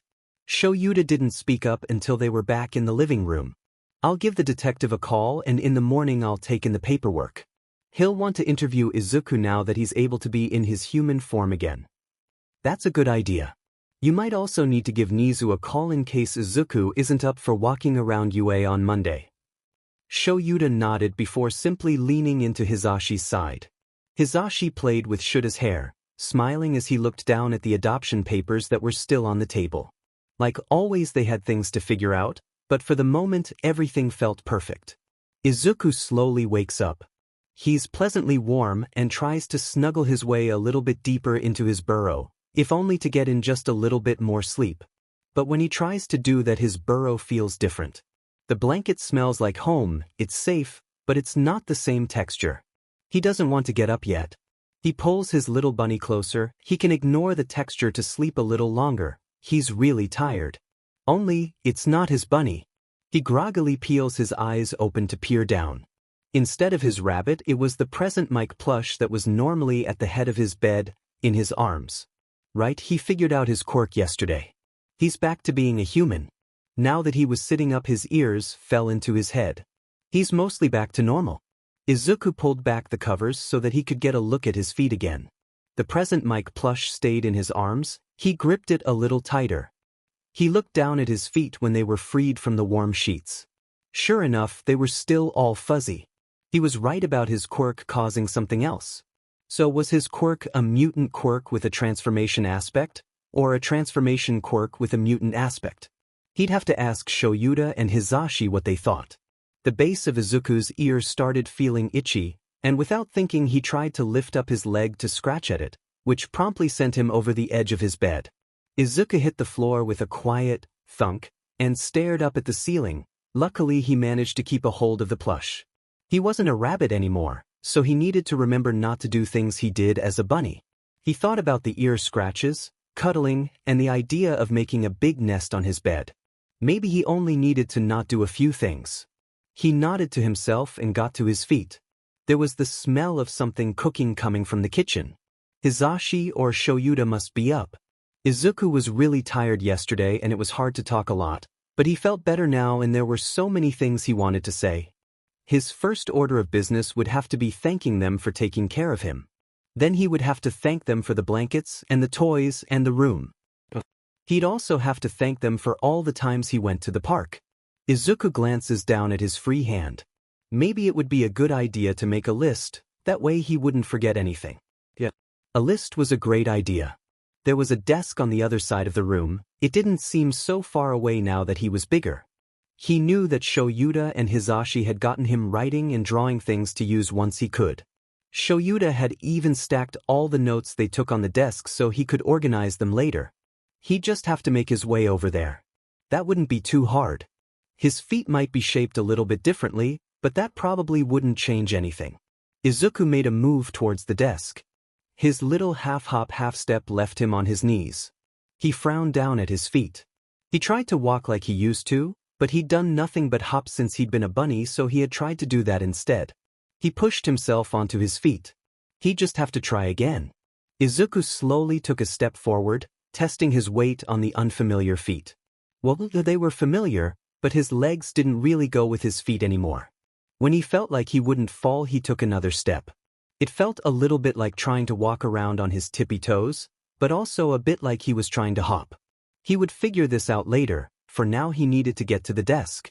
Izuku eventually worked his way over and climbed up onto the chair. It was an adult-sized desk, so it was still a bit big for him. The bed was adult-sized too, but he liked how big that was. If he got lots of blankets together, he could make it really comfy. Maybe he could ask Hizashi and Shoyuta to put a blanket on their bed for a few days for him, then it would be like the other things they gave to him. He focused back on what he was doing, rummaging around until he found a marker and a blank piece of paper. He pulled off the cap and started writing down his list of things to say thank you for. Izuku ended up stopping right away though. His handwriting was really bad. He hadn't had the best handwriting before he got his quirk, but now he could barely even read it. And his hand shook when he tried to hold the pen. He tried again, moving his hand slower this time. It was still really shaky. Izuku could feel his eyes start to well up. He dropped the pen and held the plush to his chest. If he couldn't write down a list, how was he supposed to remember everything to say thank you for? He looked down at the plush, its smile stared back. Hizashi and Shoyuta had done so much for him. Everything from the tablet to breakfast. The tablet.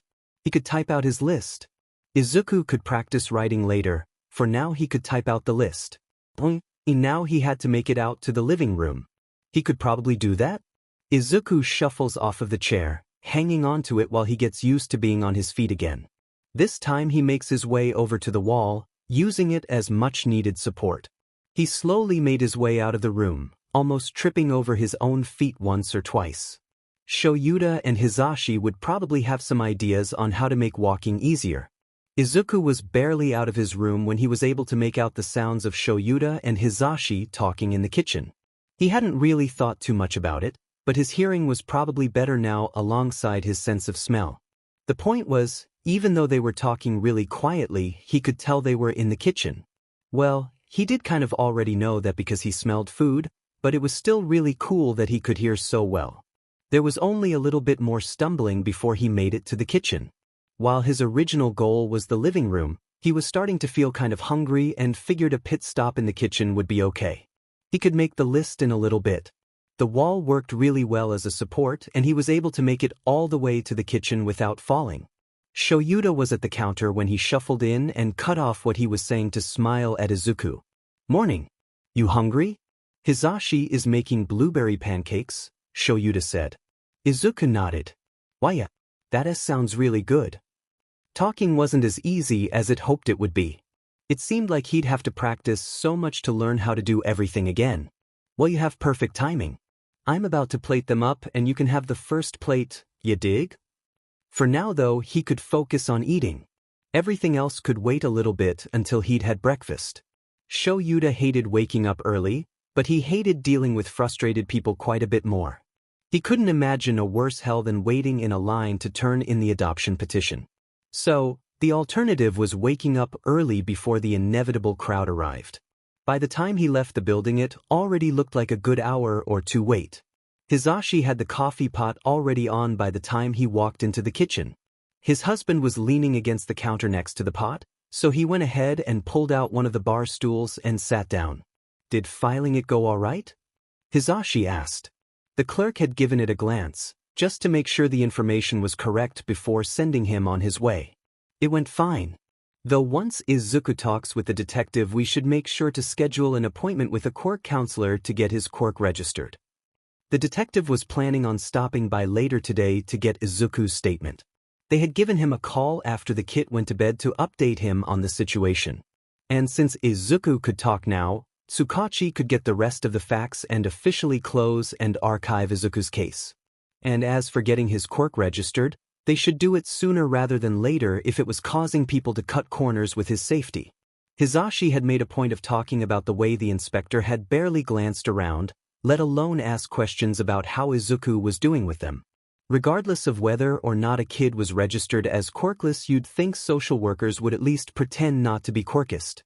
Shoyuta didn't actually mind that the lack of care for Izuku was making the process go faster, but that shouldn't be a factor in the first place, and that made his blood boil. Yeah, that's probably a good idea.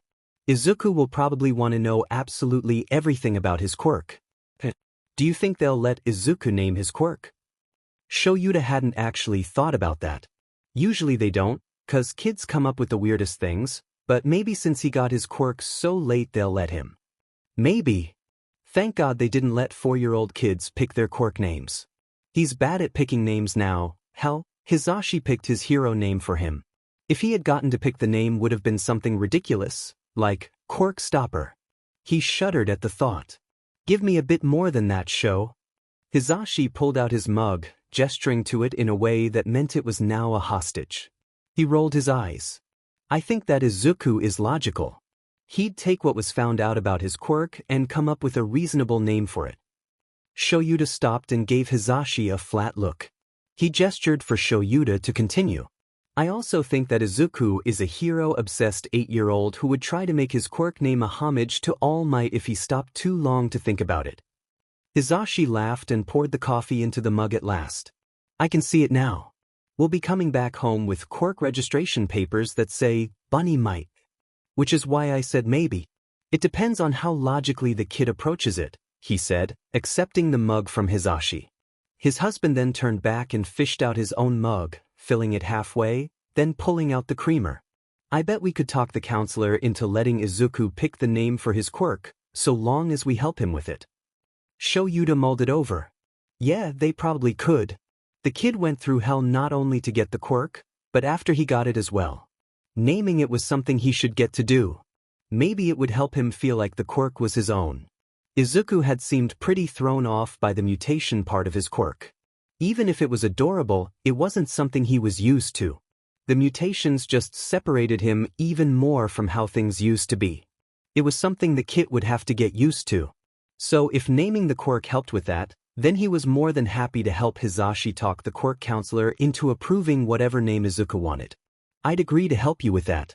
But I stand by the fact that his quirk name can't be an All Might reference. Hizashi smiled and nodded. Why did he have a feeling that if the kid wanted to reference a hero, then that would be what he got? He was halfway through his mug before Hizashi spoke up again. What the kid had for dinner last night seemed to settle fine. Shoyuta would agree based upon the lack of upset stomach from the kid. Would Izuku have even noticed, though? He was pretty tired last night. Do you think he would like pancakes for breakfast? I can even make them with blueberries so he still gets some fruit. I think that the kid would eat almost anything we gave him without complaint. But I do think he'd like pancakes. And the blueberries are a good idea. Izuku had asked for something specific to eat only twice in all the time they had known him. He was getting better at asking for what he wanted, though, and hopefully that meant Izuku viewed the apartment as his home. Him feeling comfortable enough to change back would suggest that he did. They continued to chat about plans for the day as Hizashi got started on the pancakes. They would need to let Izuku know that the detective would be coming later. They had been exposing him to more people in the form of UA teachers and Nizu, but he still tended to get nervous when someone other than Hizashi or Shoyuta was around him. That was part of the reason they hadn't introduced Namuri or Hizashi's family yet. The current excuse they had lined up for the inevitable backlash was that they wanted to wait until the adoption went through. He loved the Yamada family, but all of them were just as energetic as Hizashi. That much social interaction tended to leave him drained. If that was his reaction, Shoyuta didn't really want to think about how overwhelmed Izuku might get. Hizashi poured some of the batter into the pan. Do you think we should tell your parents about Izuku sooner than we planned? That way we could keep them updated on when Izuku would be ready to meet them, Shoyuta suggested. That would probably be a good idea. Knowing Mom, if she found out we kept a grandkid from her, she'd drive over with Dad whether or not Izuku was ready to meet them. And that wouldn't be very cool for the little listener, Hizashi said. My thoughts exactly. You know it's only a matter of time before Nemuri breaks in here, and I know for a fact she still talks to your mom. If we can tell them the situation ahead of time, it won't come back to bite us in the butt." He gestured to Hizashi to give his mug a refill. Hizashi, rolling his eyes, grabbed the pot and topped off his mug. "And why can't we do the same for Nemuri?" Shoyuta just gave him a look. Hizashi sighed. "Right, she definitely wouldn't listen to anything beyond, 'We have a kid now.'" He returned to the stove and flipped the pancake. "We do not need her smothering him before he has a chance to get used to anything in his human form." Speaking of the kid, some movement by the kitchen entrance caught his eye. Shoyuta turned to see Izuku in the doorway, using the wall as support. He's probably going to have to learn all over again how to walk. Between spending most of a year as a rabbit and now having mutations to his feet, the kid had his work cut out for him. By the end of the month, Hizashi will probably have a full photo album dedicated to any milestones.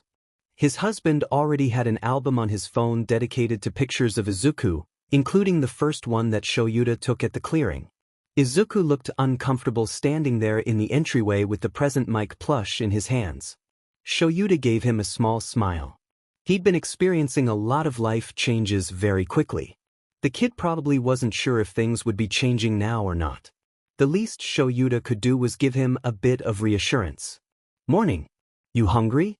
"Hizashi is making blueberry pancakes," Shoyuta said. Izuku nodded. "Why, that sounds really good." Shoyuta held back a wince. The kid would probably have to get used to talking again too. He'd hoped that Izuku's voice would be better this morning, but it was still scratchy and sounded borderline painful. He noticed Hizashi already filling a plastic cup with some water for the kid. He even pulled a straw out of who knows where. Hizashi set the cup at one of the open seats next to him. "Well, you have perfect timing. I'm about to plate them up and you can have the first plate, you dig?" Hizashi's eyes widened when he saw the plush. Shoyuta could see him biting back a scream as his eyes teared up.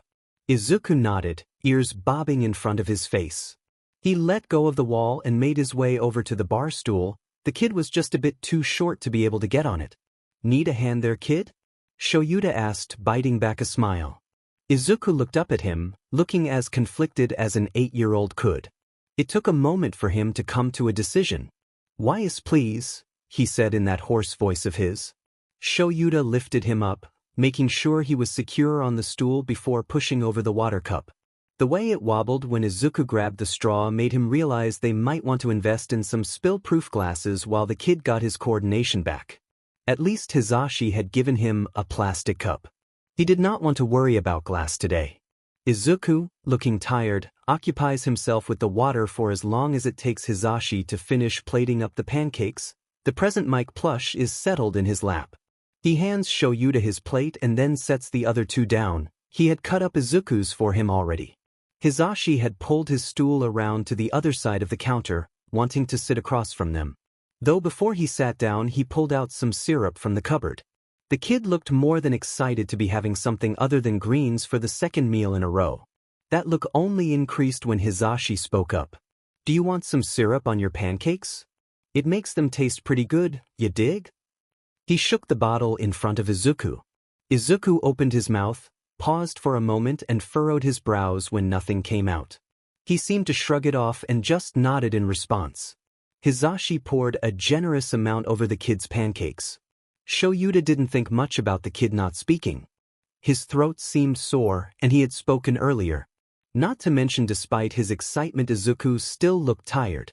Maybe he'd open up a bit more once he actually had some energy.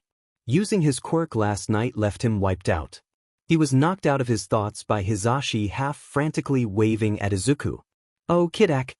Shoyuta turned to see what Hizashi was gesturing at and snorted. When Izuku leaned over to try and get a piece of the pancake with his fork, he'd apparently leaned too far. The bottoms of his ears were currently covered in syrup. "Hizashi, grab a washcloth."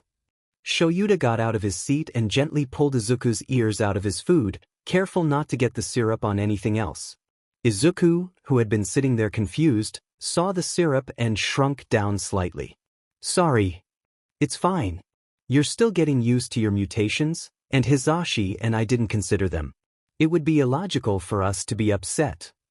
That seemed to reassure Izuku, who stopped trying to sink into himself.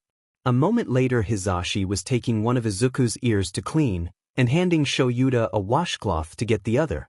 It took them only about a minute to get all of the syrup off of his ears. Even then Shoyuta kept holding them.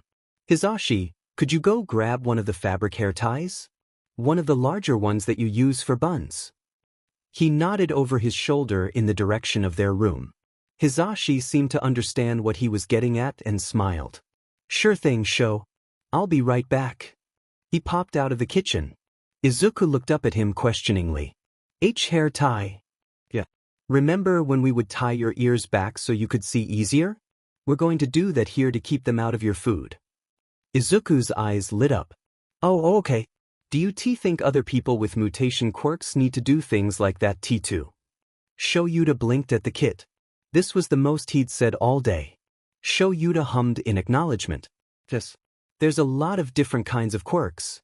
People sometimes have to make adjustments because of their quirks. For example, we cut a small hole in your shorts so that your tail wouldn't push them down. Izuku looked down at his tail, almost causing Shoyuta to pull on his ear. There's plenty of other people who have things like that. Like how Kaken didn't touch things a lot after getting his quirk. That way he didn't dish them up. The kid went from excited to downright ecstatic. Exactly. Shoyuta had no idea who Kaken was, but he made a note to ask about him later. Could Kaken be a friend of Izuku's? The kid always seemed pretty adamant when he said he had no one. Maybe someone who used to be his friend? That seemed to be the most likely option, considering that Izuku had no family aside from them now, and considering the fact that Izuku had been quirkless until recently. He'd seen the statistics for quirkless kids. Needless to say they weren't good. Hisashi popped back into the kitchen, brandishing the pale yellow hair tie. Got it. He handed it over to Shoyuta, who carefully tugged Izuku's ears together. He looped them through the hair tie a few times until they stayed in place. Not too tight? He asked, pulling back. Izuku experimentally shook his head. No. This works. He imminently tucked back into the pancakes. Shoyuta and Hisashi took their seats again, also resuming eating. Hisashi kept a running commentary while they ate, talking about how things had been going at the station. Shoyuta occasionally added his thoughts, or hummed to show he was still listening. Though when Izuku finally peeked his head up again, Shoyuta figured it was a good time to broach their plans for the day. Izuku, he started. Izuku turned and looked at him to show he was listening. There's going to be someone coming by later today. Izuku instantly looked on edge. No one other than them had been in the apartment while Izuku was here. Who? He asked quietly. He patted Izuku's head. It's nothing bad, Hisashi piped up. A detective will be coming down from the station. He needs to talk with you a bit to get some information to close your missing persons case. Izuku shook his head. But I'm not missing anymore. Why do they need to ask me stuff? Shoyuta was a bit surprised. He sort of thought Izuku's interest in heroes would extend to police officers. Maybe it was more so the topic rather than who would be coming over. They need to know what happened in the first place. It's just part of their jobs. They don't want what happened to you to happen to other kids. This seemed to make the kid shrink in on himself even further. It won't happen to anyone else. Hisashi shared a look with him. Izuku seemed so sure that it wouldn't happen to someone else. Why not? Other kids aren't quirkless. He looked down at his lap, squeezing the plush. Shoyuta took a deep breath to stop himself from seething. Now was not the time to get mad about how fed up things could be. He slowly reached out and poked Izuku in the cheek before ruffling his hair. They want to know because they care. Mostly it was Tsukachi at the precinct who cared, but Izuku didn't need to know that. Izuku's eyes watered and he nodded, turning back to his plate and shoveling in a few more bites of his food. It had been awkward at first, but Izuku mostly seemed okay at using a fork, though that didn't mean his face wasn't covered with syrup and bits of food. Shoyuta could see that Hisashi had another washcloth at the ready for when he was done eating. Shoyuta wanted to say more, but Hisashi shook his head. He probably needed some time to digest what had just happened. Best not to press it for now. Maybe they could bring it up again after they found a therapist for the kid. So kid, I got a chance to meet another hero the other day. Izuku looked up as Hizashi started talking. How much do you know about Gang Orca? His amazing husband apparently knew the perfect way to help the kid forget about the previous topic, as the kid positively lit up before he started talking. The thing was, the kid just kept talking. He rambled on about Gang Orca and his quirk, sometimes getting a little bit sidetracked and mumbling to himself before one of them asked another question. This was so much deeper than the conversations they'd had through the tablet. With the tablet, Izuku was short with his answers and didn't really go off on any tangents. He stuck to the topic the best he could. But now it was like someone had set him free. He was talking more than he ever had before, with or without the tablet. The best part was, he seemed just so happy that he and Hizashi were just willing to listen and ask questions. Don't even get him started on the kid's reaction when they gave him some new things to think about. This was different than how things were before, but Shoyuta would probably have to say the change was one for the better. After breakfast they had moved the conversation to the couch. The plush came along with them, much to Hizashi's joy. Izuku continued to ramble and mumble softly until there was a knock on the door. While Izuku still froze, he seemed less apprehensive than he had been earlier. Shoyuta took it as a win. Shoyuta left Hizashi and Izuku on the couch in favor of answering the door. Izuku was currently interrogating Hizashi about his quirk again. Apparently he hadn't gotten to ask everything he wanted that day in the clearing. Shoyuta opened the door, fully expecting to see a tired Tsukachi, so he was a bit surprised when it was Sansa at the door instead. He raised his eyebrow. Tsukachi got called out for a case, Sansa said, shrugging. And don't you usually go with him? He nodded. Normally's. But, given the fact that Midoriya hasn't registered his quirk yet, Tsukachi didn't want to leave this to someone else. And, Shoyuta really appreciated that. If someone else had been asked to handle it and saw that Izuku was still registered as quirkless, they might not have even shown up. Well, in that case, thanks. He moved aside and waved Sansa into the apartment. Sansa walked in and went about introducing himself to Izuku. Hizashi, who also seemed confused as Shoyuta had been, signed a quick, "Where?" Shoyuta responded by signing that Tsukachi had a different case. When he observed the kid, he realized that maybe Sansa being the one here was for the better. Izuku seemed absolutely fascinated by Sansa's quirk, and he kept looking between the officer and Tofu, who was once again on her cat tree. "All right, Midoriya-kun. Would you be fine with me asking you a few questions?" Sansa had sat down on the couch a little ways from Izuku. Meanwhile, Izuku had crawled onto Hizashi's lap and had his hand and the plush in a vice grip. He looked to Hizashi for an okay before speaking. Sure. Okay, you can always let me know if you don't want to answer a question, or if you need something to be elaborated. He flipped open a notepad. I understand that you were living in the woods for quite some time. Do you know how long you were out there? Izuku shook his head. No. But I know that IW was still 7 when I got there. Shoyuta knew they already knew that based upon the information in Izuku's missing persons report. So it was fine that Izuku didn't know exactly how long it had been. Well, based upon what we found out, it seems like you were out there for about 6 months before Eraserhead found you. He could see Izuku squeeze Hizashi's hand a bit tighter as he nodded along. That's a long time. It is, so it's a good thing that Eraserhead found you, right? He pointed towards Shoyuta. Izuku nodded and seemed to relax a bit more. Why yeah. It's a good thing because he and Hizashi are my dads now. They're adopting me. I heard about that. Congratulations. They're a lot of fun. And they made me a bedroom. I didn't like us sharing a room at the home. He frowned a bit. Here is better. Sansa took that as his moment to continue. We know you were on your way back to the home when you went into the woods. Can you tell us what happened? The older kids didn't like me. Which older kids? Izuku sunk down a bit more into Hizashi. The ones at the home and at school. They didn't like me, so when I was on my way home they threw rocks at me. Once again, Shoyuta would like it to be known that he hated people. I didn't want to get hit, cause one of the boys from the home had an accuracy Q quirk. So I ran into the W's, but they followed me. Do you know the names of the boys? Izuku shook his head. No, they didn't like me, so they didn't tell me. Most of them were from the home. Sansa wrote a few things down. What happened when they followed you? I ran faster and faster. But I started to feel weird and then I fell asleep. And then when I woke up I was alone and a bee bunny.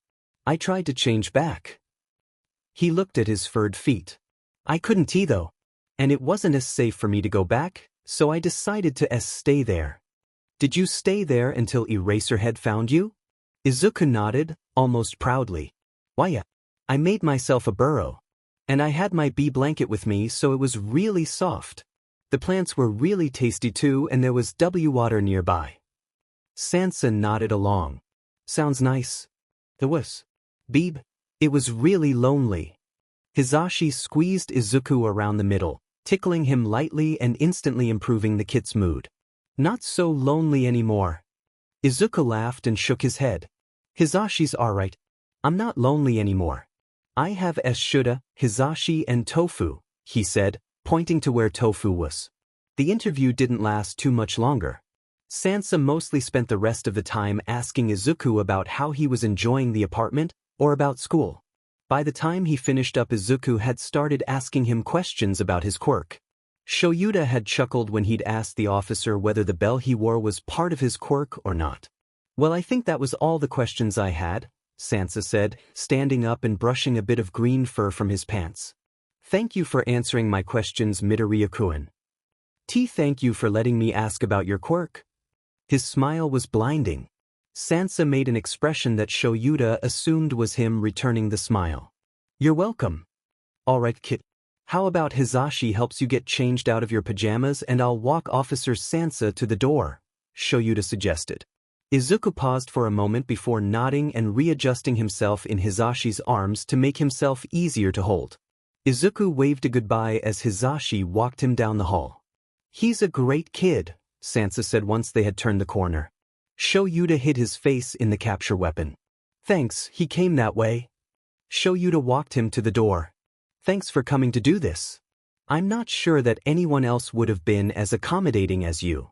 Sansa waved him off. It's fine. Then his eyes widened. Right, I almost forgot. It has to do with your kid. He was instantly on guard. What about him? The lady who filed the missing persons report came in a few days ago to ask for an update. He seemed to shudder at the thought. Shoyuta thought back to the report. She claimed to be a family friend of his mother, correct? Yeah.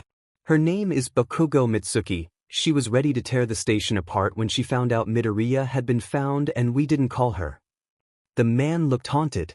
Is she someone I should be worried about? If this person was one of the people who had treated his kid wrongly, he needed to know. Sansa shook his head. I don't think so. She just seems really protective. After she first filed the report, she came in almost every day with her kid for the first few months. Then it was a few times a week by herself, and then every once in a while. This was her first time coming in since you took the kid home. So she just found out? Yeah.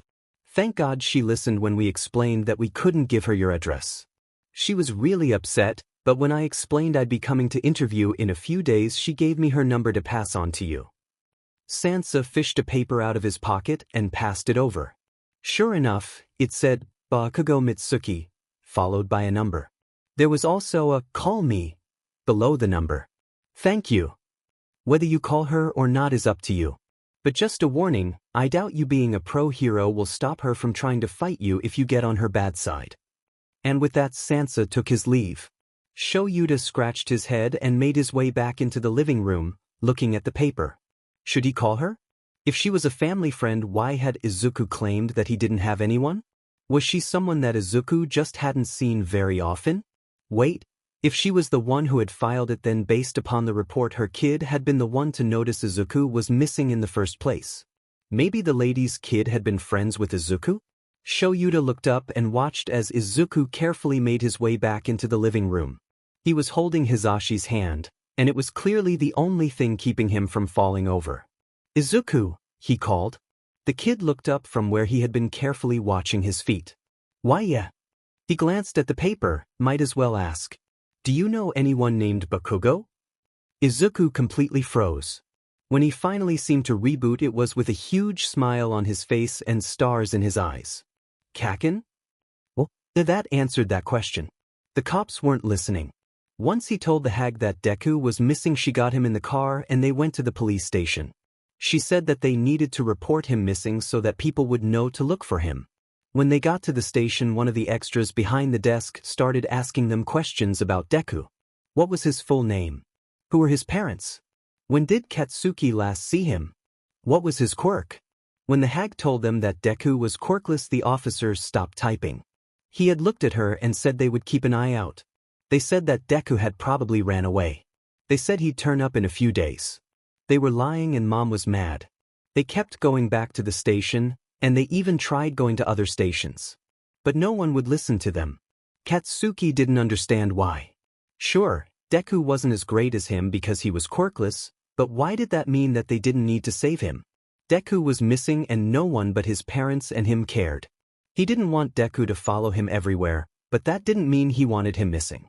When the hag and his dad weren't busy, they printed out posters and hung them up nearby. The hag said it was so if anyone knew anything about Deku, then they would call her. It was 2 weeks before one of the officers actually did what they were supposed to. Even then they only did it because Mom started yelling at the extra at the desk and some detective came to see why she was yelling. Katsuki was just glad that he seemed mad like the hag when he found out why she was screaming at the extra. After that they went back to the station every day for a while. The detective said that he had a hero looking for Deku. So they came back every day because the hero would find Deku and then he wouldn't miss any more school. And once Deku was back, Katsuki would make sure he didn't go missing again. Deku missing was a distraction and Katsuki couldn't be distracted from being the best hero. Deku coming to school hurt had been a distraction too. He would have to make sure Deku knew he wasn't allowed to get hurt anymore. He wished Auntie hadn't died. She would have made sure Deku was fine and that he didn't go missing. She also made really good spicy curry. He missed her. Things didn't feel right when he thought about her being dead. Things felt wrong with Izuku gone too. The heroes should have made sure she was safe from the villain, because heroes save people.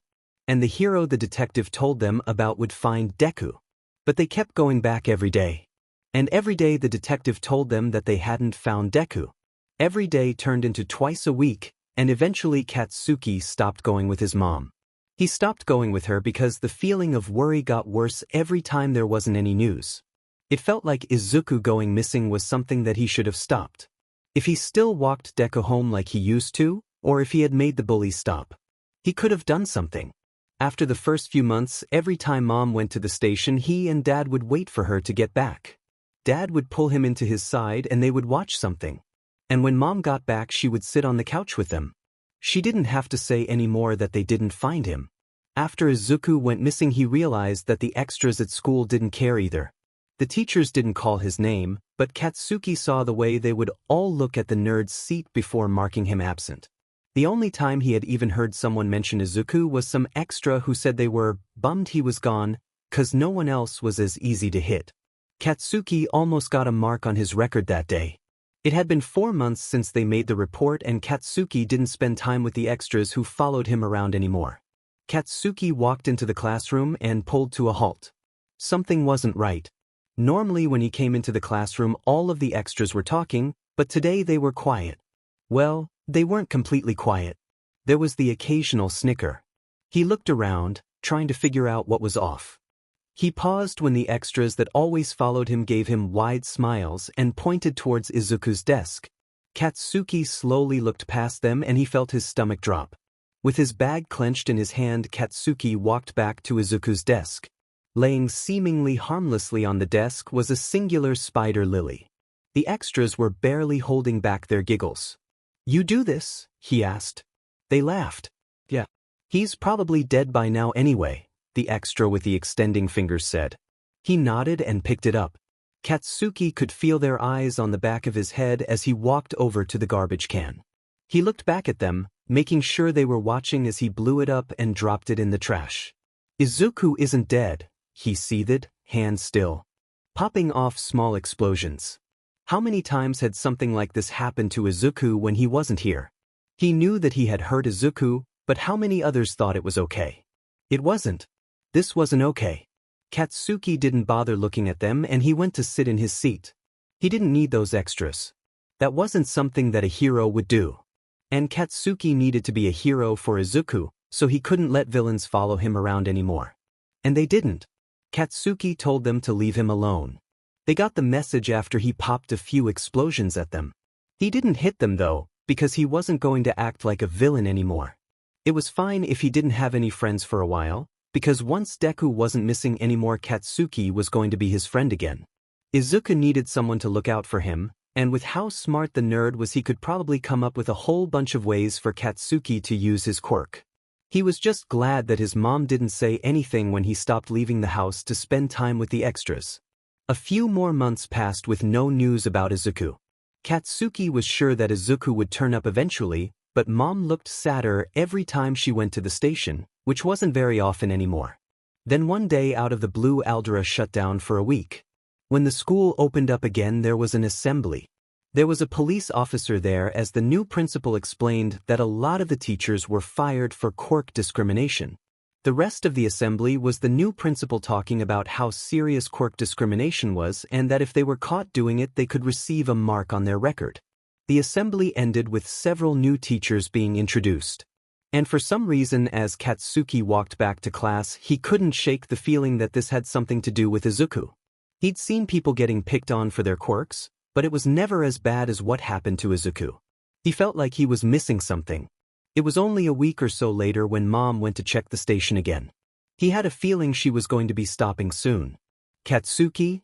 They were sitting on the couch, and his dad was helping him with his homework while they waited for Mom to get back. He looked up. His dad looked sad, but he always looked sad when Mom went to check for information on Izuku. Yeah. You know that the chances of anyone finding Izuku are pretty small. His dad was talking like he didn't know that. He knew that people stopped looking after a while. That's why if Izuku didn't get found, he was gonna be the best hero and find him. I know. He set his pencil down and gave Dad his full attention. He ruffled his hair and Katsuki waved his hands away. Mitsuki and I were discussing talking to the detective about having a service for Izuku. Like a funeral? His dad looked really sad now. Yes, we want to have a funeral for Izuku. But he's not dead. He jumped off the couch and clenched his fists. He didn't want to accidentally burn his dad, or the couch again. His dad reached for him and he pulled back. Katsuki.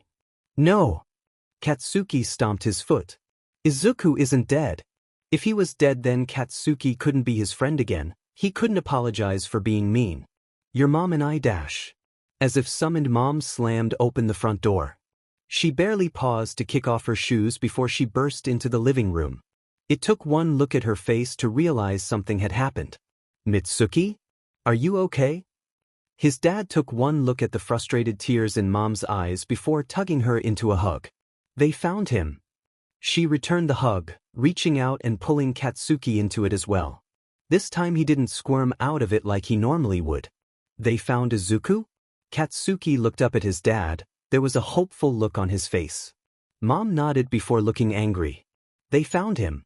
But they won't take us to go see him. All they would tell me is that he's alive and that they put him with an emergency foster family. Why can't we see him? Katsuki demanded. If they found Izuku, then why couldn't they see him? Katsuki still had the option to go see him when he was at the foster home, even if he never did. They said that he was in an interesting situation, and because of that they're letting the foster family make most of the decisions. They wouldn't even give me a number to call. Instead, I had to leave mine with the FING feline one and hope that they call. She was really upset. Normally Mom at least tried not to swear around him. Dad rubbed his hand up and down her back. So we'll wait for them to call. What if they don't? What if they put him someplace that'll hurt him? We already let Inko's kid down once. Katsuki didn't like the idea of Izuku being somewhere that could hurt him. He promised himself that when Izuku was found he wouldn't let him get hurt anymore. He clenched his hands again. We can make them tell us. Get the stupid detective or whatever to tell us where Izuku is. His mom's face softened as she looked down on him. I tried, Kats, it doesn't work like that. But it should work like that. They were the ones that told the police Izuku was missing. They were the only ones who cared. Why shouldn't they get to know where Izuku was? Katsuki couldn't fail again. He hated that they had to wait. He hated it. He was barely able to focus on his homework again when he eventually went back to the couch. His mom followed him and his dad went to go make dinner. Katsuki finished another problem before looking over at his mom. She was trying to make herself watch the TV, but he could tell she wasn't actually watching it. When are they going to call?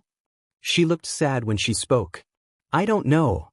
Katsuki hated that answer. Katsuki was trying to get his mind off of Izuku that weekend. There wasn't anything he could do no matter how much he wanted to. He had no way of finding out where Izuku was, and no way of talking to him. The only thing he could do was try and ignore it, because until the nerd's stupid foster family decided to call they were stuck. His dad was trying to teach him and mom some sort of card game when the phone rang. She looked at them before getting up to grab it. Katsuki tried not to hold his breath like he had for every other phone call they'd received the last few days. Most of them had been about his parents' work, that or people trying to sell them stuff. Bakugo Mitsuki speaking. She held the phone, listening for a moment before she froze. His foster dad? The pause, both his dad and him were now focused on the phone. Why the hell didn't you call sooner? Is Izuku okay? She paused again before relaxing a bit. Good, that means the nerd was fine. What do you mean a few changes? Actually, you know what? I'm not doing this over the phone. That little boy is like another son to me. You are going to bring him over here so that my husband, son and I can see that he's okay for ourselves. She looked over at them and Dad gave her a thumbs up. Today. We don't have any plans and we were getting ready to start planning a funeral, so you are coming over here today. She was tapping her foot. Perfect. Is the number you're calling on a cell phone? The answer must have been a yes. In that case I will text you our address. I expect you here soon. And if there is a single hair out of place on his head, then so help me. She smiled. Glad we're in agreement. We'll see you soon. She hung up. Katsuki didn't even give her a second. Was that Izuku's foster whatevers? He's coming over. She nodded and crossed her arms. He introduced himself as Izuku's foster dad. Someone named Aizawa Shoyuda. He'll be bringing Izuku by in about an hour. His dad cleaned up the card game and started talking with Mom. Katsuki wasn't paying attention though. He needed to figure out what he was going to say to Izuku. He already knew that he needed to apologize for acting like a villain, and he needed to let Izuku know that he was going to be his hero from now on. But what if Izuku didn't forgive him? He had been really mean, and he had even used his quirk on Izuku. If Izuku didn't forgive him, then that would be fine. Katsuki could just try and make it up to him by protecting him anyway. No one else was going to pick on Izuku for being quirkless, or for muttering, or for wanting to be a hero ever again. Maybe Katsuki could help make it up to Izuku by helping him train to be a hero. They used to say that they were going to be the best heroes together, but when Izuku didn't get a quirk, he would do better now. If Izuku forgave him, they could go back to the way that things used to be. Back when Izuku used to come over almost every single day and they would play with hero action figures, or they would go explore the woods and catch bugs. If he got out his action figures and had them ready for when Izuku came over, maybe he would know that Katsuki was being serious about not being a bully anymore. He would even let the nerd be all might if that made him happy. Katsuki headed for the stairs. He needed to clean his room up a bit before Izuku came over. He smiled thinking about it. The nerd hadn't been in his room for a while. Katsuki could show him all of the new hero merch he got. He could probably even talk to Mom about getting Izuku's stuff out of the storage so that he could have all of his hero merch back. The nerd had been really sad when they put it away so he could move into the home. He pulled open the door to his room. There wasn't a lot to clean up. He liked to keep his room clean so that nothing was in his way. You can't have distractions when you're aiming for the top. But he could pull out the action figures that he didn't have on display so that they could play with those ones. Katsuki slid open his closet, pulling out the small tub of his lesser-used toys. The extras hadn't wanted to play with them, so when he stopped wanting to play with Izuku, he had put them away. But now he was coming back. He could take them out again. Katsuki was about to close the closet door when something caught his eye. It was an All Might-themed blanket that Izuku had left at his house. He hadn't wanted to talk to Izuku to give it back, so he never did. He just left it in the corner where he sometimes put his clothes when his dad didn't fold them and he didn't want to. He pulled it out. He could give it back to the nerd when he came over. Time flew by as he made sure everything was perfect. Katsuki needed to do better, so he couldn't mess this up. Then again, he wasn't really sure if he could mess this up. He remembered one time when they were still friends and he gave Izuku a popsicle. The nerd had almost started crying because he was so happy. Maybe all he had to do was just let Izuku know that they could be friends again if he wanted to, well, that and apologize. Villains didn't apologize, so if he didn't want to be one anymore, then he needed to stop being mean and actually saying sorry. Before he knew it, his mom was calling for him to come downstairs. A car had pulled up in front and there wasn't really anyone it could be other than Izuku and his foster family. Katsuki waited with his parents by the door, trying not to snap with the pressure that filled the room. They were finally going to get to see him. And after they were friends again, Katsuki could make sure that he knew he wasn't allowed to disappear again. Mom waited until there was a knock at the door to open it. When it opened, two men stepped inside. One looked like he might be homeless, and the other had bright yellow hair and some kind of jacket. Katsuki looked at their legs to see if Izuku was hiding behind them. He had always been kind of short. When he didn't see him, Katsuki looked at the men again in confusion. This time he saw Izuku in the blonde man's arms, partially hidden in the jacket, and Katsuki was confused. For some reason Izuku had long ears coming out of the top of his head, and because he wasn't wearing any shoes he could see his feet were different too. His feet were longer and had green fur.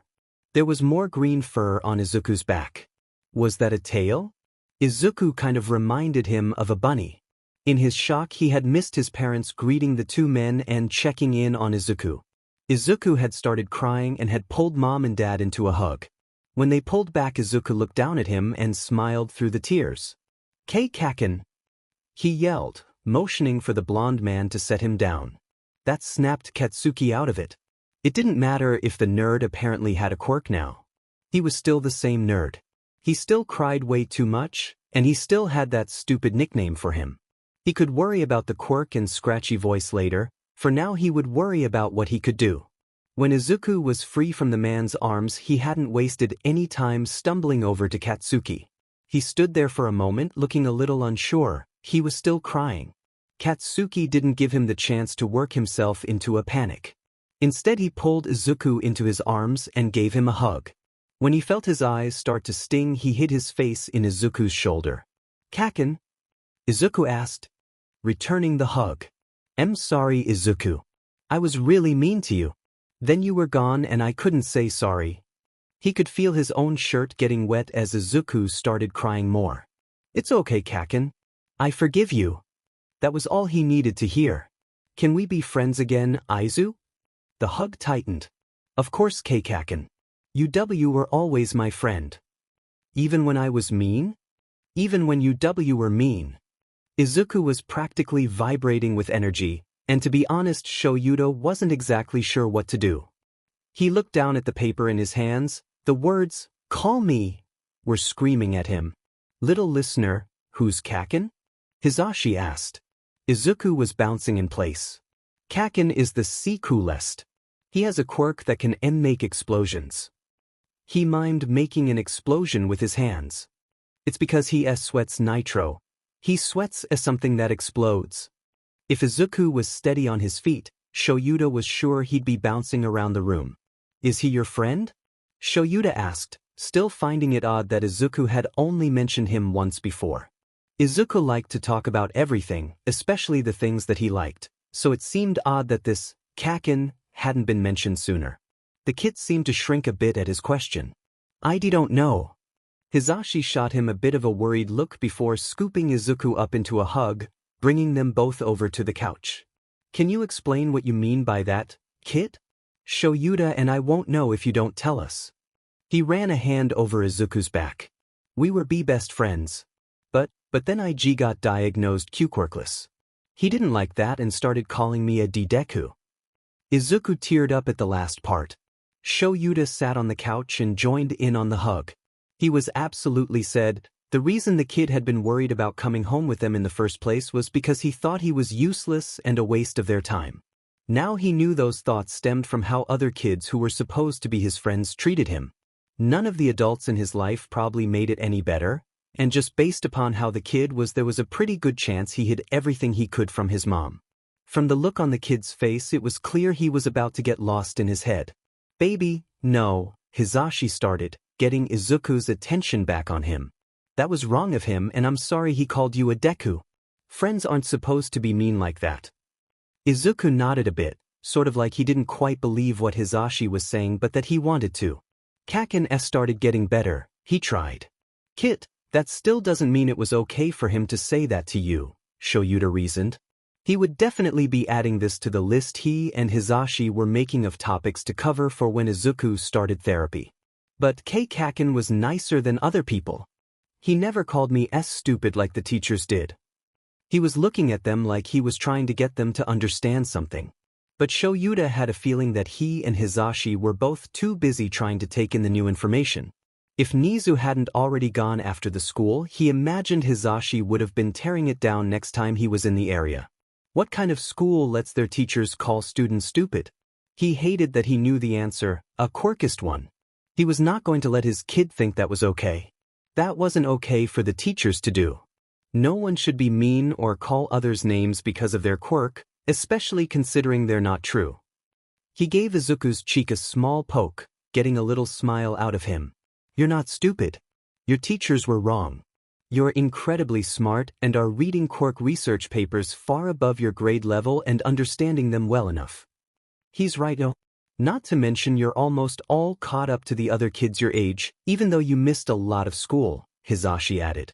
So when we say our kid is smart, who are we talking about? Shoyuta rolled his eyes at Hisashi's antics. Izuku looked slightly confused. Me? Give me a little more conviction there, buddy. Hisashi smiled. Who's our smart kid? Me. Hisashi held out his hand for a high five, which Izuku happily gave him. That's right, Kit. The kid's smile slowly slid off of his face. Kaken did get better though. After Mom died, he wasn't mean to me anymore. And when he saw someone else being mean to me, he would get their attention so they would stop. It shouldn't have taken Izuku's mom dying for someone who had apparently been his best friend to realize that he shouldn't be a bully. Shoyuta didn't like it. Shoyuta and Hisashi both had their own bullies to deal with growing up. He wasn't going to let Izuku go through that anymore if there was something they could do about it. At the same time though, if Shoyuta was right, then Kaken was the one who let people know that Izuku was missing. The only reason the missing persons report was even filed in the first place was because of the kid and Bakugo Mitsuki's persistence. I'm glad that he started being nicer to you. But he shouldn't have been mean to you in the first place. You being quirkless didn't make it okay. Izuku nodded and leaned into them a bit more. Seems like they were getting close to Izuku's talking limit for now. The kid's voice was still kind of hoarse. He hoped that talking so much wasn't irritating him further. He still had something he needed to ask. Hisashi was petting down Izuku's ears. The kid would probably end up falling asleep if Hisashi kept that up, so he should ask his question sooner rather than later. Before Officer Sansa left, he gave me a note with Bakugo Mitsuki's phone number. Apparently she was the one to report Izuku missing, and she's been going back pretty often to check for updates on the case. Shoyuta watched as Izuku's eyes widened yet again. Auntie Mitsuki was worried about me? That answered the question Shoyuta had about if she was even close to Izuku to begin with. Sounds like she was, little listener. I didn't mean to make her worry. This kid, would it kill him to worry about himself? Shoyuta sighed and pulled Izuku in a bit tighter. I'm sure she knows that you didn't mean to, but adults worry about people they care about anyway. Would you like me to give her a call and let her know you're okay? Izuku nodded excitedly and Shoyuta looked up at Hisashi to make sure it was okay with him. When Hisashi gave his nod of approval, Shoyuta pulled out of the hug slightly so he could fish his phone out of his pocket. He dialed the number and held the phone to his ear. It rang 3 times. Before someone picked up on the other end. The voice on the other end was straight to the point. Bakugo Mitsuki speaking. From the way Izuku perked up, he assumed that the kid recognized the voice. It was also confirmation that the Izuku did have better hearing, as Hisashi and him suspected he might. This is Aizawa Shoyuta. I'm Midoriya Izuku's foster dad. Officer Sansa passed on your number to me and informed me that you are a family friend of the Midoriyas. He reached over and ruffled Izuku's hair. His foster dad? Yes. Was he going to end up repeating himself this entire conversation? He was starting to feel like Sansa had exaggerated her personality a bit. Why the hell didn't you call sooner? Never mind. Is Izuku okay? Shoyuta felt a bit more relaxed knowing that Izuku's well-being was one of her priorities. He needed to remember that while Bakugo may be a stranger to him, she was someone Izuku seemed to consider family. Sansa actually didn't give us your note until this morning. And as for Izuku, he looked down at the kid who was beaming up at him. He's doing all right, a lot better now that he's here. He lightly tugged on Izuku's ear. He may have a few changes though. He smiled as Izuku pouted and batted at his hand. Hizashi took mercy on Izuku and helped him fend off Shuta's assault. What do you mean a few changes? She asked incredulously. He could have worded that better. Actually, you know what? I'm not doing this over the phone. That one was loud enough for Hizashi to hear it. He shot Shoyuta a questioning look. That little boy is like another son to me. You are going to bring him over here so that my husband, son and I can see that he's okay for ourselves. I need to see if that's fine with my husband. Give me a moment. He held the phone slightly away from his face. Izuku was sitting there nodding up at them excitedly. His answer was clear. He signed to Hizashi for his opinion. His husband took one look at the kit before folding and signing his response. I can't say no to that face. I'm fine if we're both there with him. We're both okay with planning a time for you and your family to see Izuku. The kid looked ready to binky with joy. Did you have a particular day that worked for you? My husband and I have busy schedules, so it would be easiest to work around yours. She didn't even hesitate. Today. Izuku looked happy with her answer. We don't have any plans and we were getting ready to start planning a funeral, so you are coming over here today. He raised his eyebrow and signed a quick, today, to Hizashi. Hizashi gave him a shrug and thumbs up. He guessed they were doing this today then. So much for trying to keep events this weekend to a minimum. That works for us. He could hear the smile in her voice. Perfect. Is the number you're calling on a cell phone? Yeah, it is.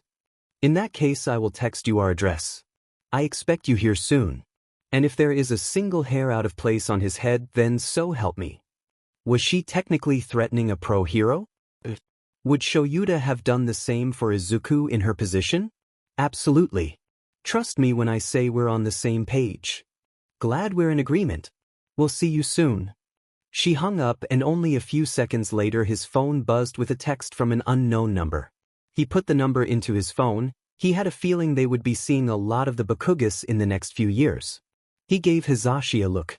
Hey, little listener, how about you go get together anything you want to take with you to the Bakugas? Okay. He bounced up and stumbled his way over to the wall. Once there he hurried his way over to his room, presumably to pack his backpack full of toys. The second Izuku was out of sight, Hizashi turned to him with a panicked look. Sho, what are we going to do?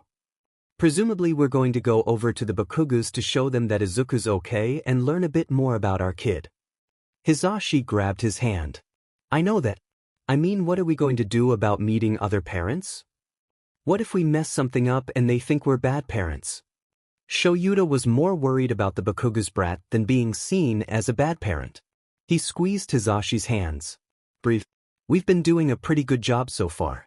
We got him out of the woods and into a bed. He's fed, clean, and he seems pretty happy here. We also have him catching up on the school he missed. I don't think we're bad parents. We care about the kid and his safety. He nodded. Right. We're great parents. Izuku is happy and that's what matters. I just think we'll need to keep an eye on Kaken. He is not going to be calling our kid useless again, not on my watch. He would not be taking out his rage on an 8-year-old, but he would not let the brat get away with anything else. You got that right. If he does, he'll get to see my DJ punch up close. Hizashi. Yes, Sho, he responded innocently. You can't punch a literal child. Not only is that illegal, but that would certainly make you look like a bad parent. Why was he the rational one about this? As much as Hizashi liked to put on an act, he was usually the more put together out of the two of them. He tried to laugh it off. Okay, no punching kids. Shoyuta just rolled his eyes and let him have this one. Whatever, you're driving. We don't need to traumatize the kid with my driving quite yet. Hisashi chuckled. I still don't think Namuri has forgiven you. He shrugged. In my defense, I did try to warn her. She just ignored me and insisted that I'd do fine. She didn't seem to get that saying something didn't mean it would be willed in existence. They chatted for a few minutes while the kid got his stuff together. Shoyuta had a feeling the plush was going to end up in the bag. Hisashi figured it would be a good idea to have a quick lunch before heading over. He didn't want them to feel pressured to provide them with something. Shoyuta didn't see anything wrong with his reasoning, so he texted the Bakugas to let them know they would be over in about an hour. Izuku hadn't exactly been happy about the time delay. He wanted to leave as soon as possible. Though Shoyuta was glad they had time as there was one more question he wanted to ask. Izuku was quickly wolfing down the apple slices that Hisashi had cut for him, having already finished off his sandwich. Hisashi and him were both still working on theirs. Slow down a bit there, kid. You're going to make yourself choke if you keep eating so fast. Izuku pouted, but listened and actually finished the bite he was on before taking another. Shoyuta mentally prepared himself. He had told Hisashi what he was wanting to ask, so at least he wouldn't be caught off guard.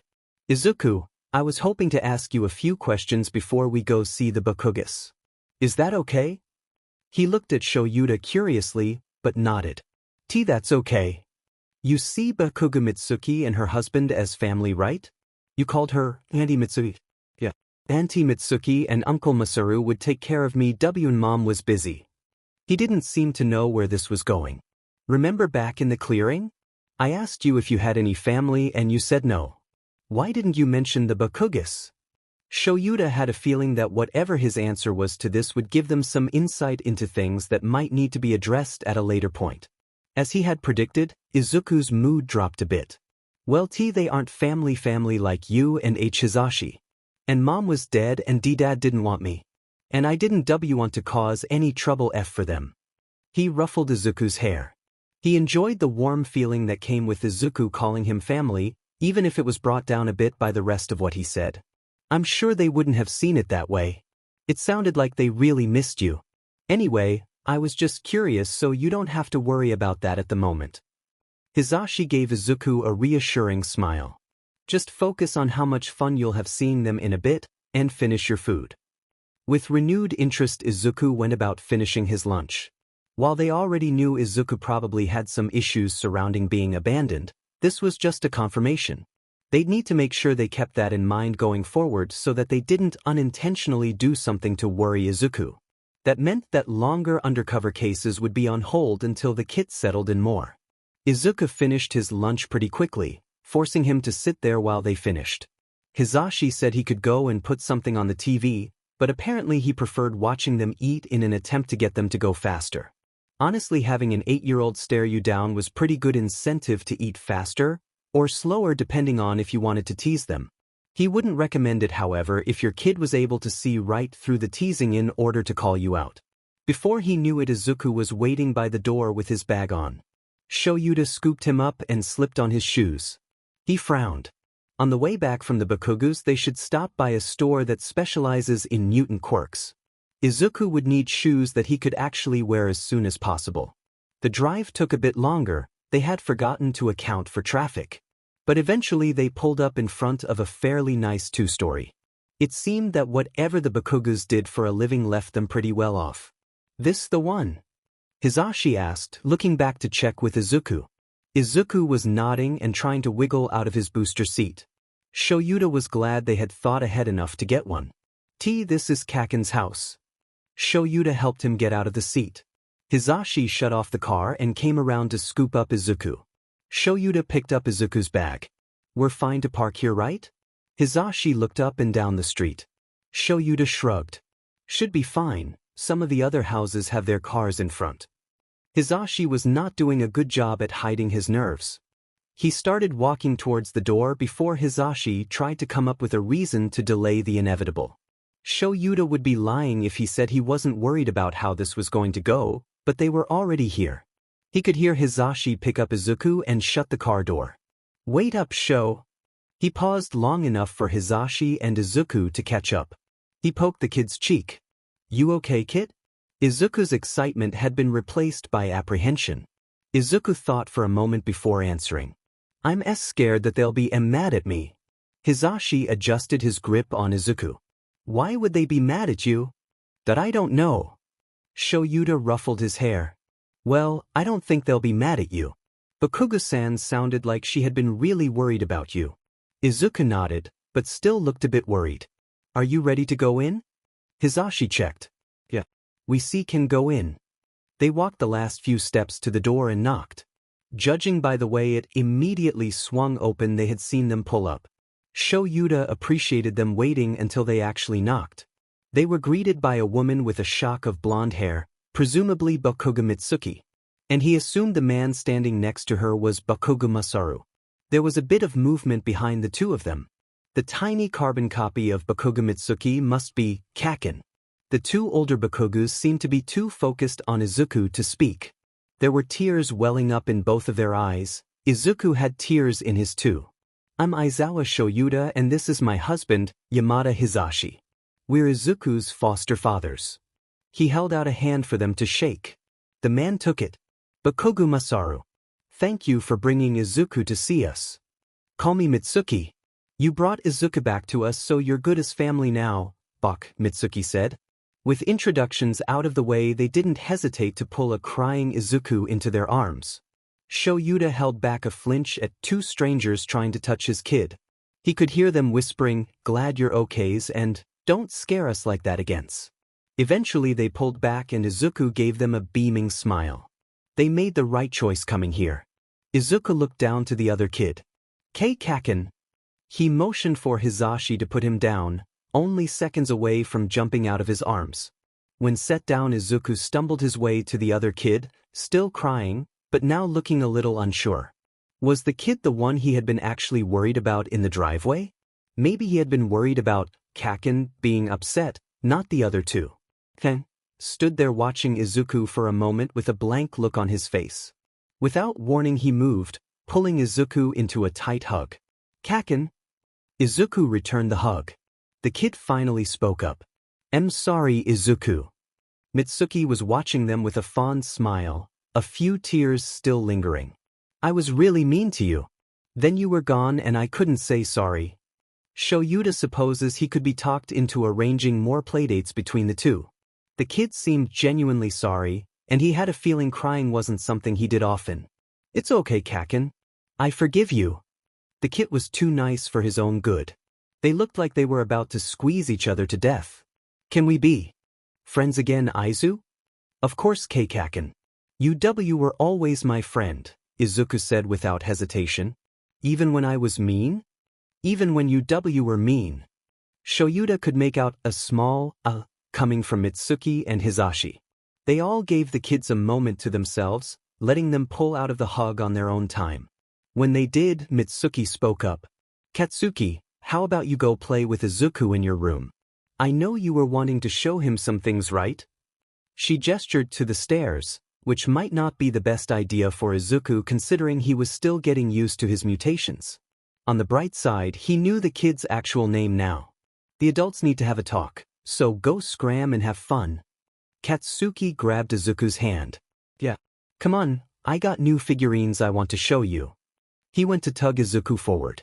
Wait, Kaken. I need my bag first. He looked up at Shoyuta with pleading eyes. That was his K. Shoyuta slipped the bag off his shoulders and passed it to the kid. Go have fun, but be careful with the stairs. Izuku took the bag and smiled brightly. Okay, I'll be super careful.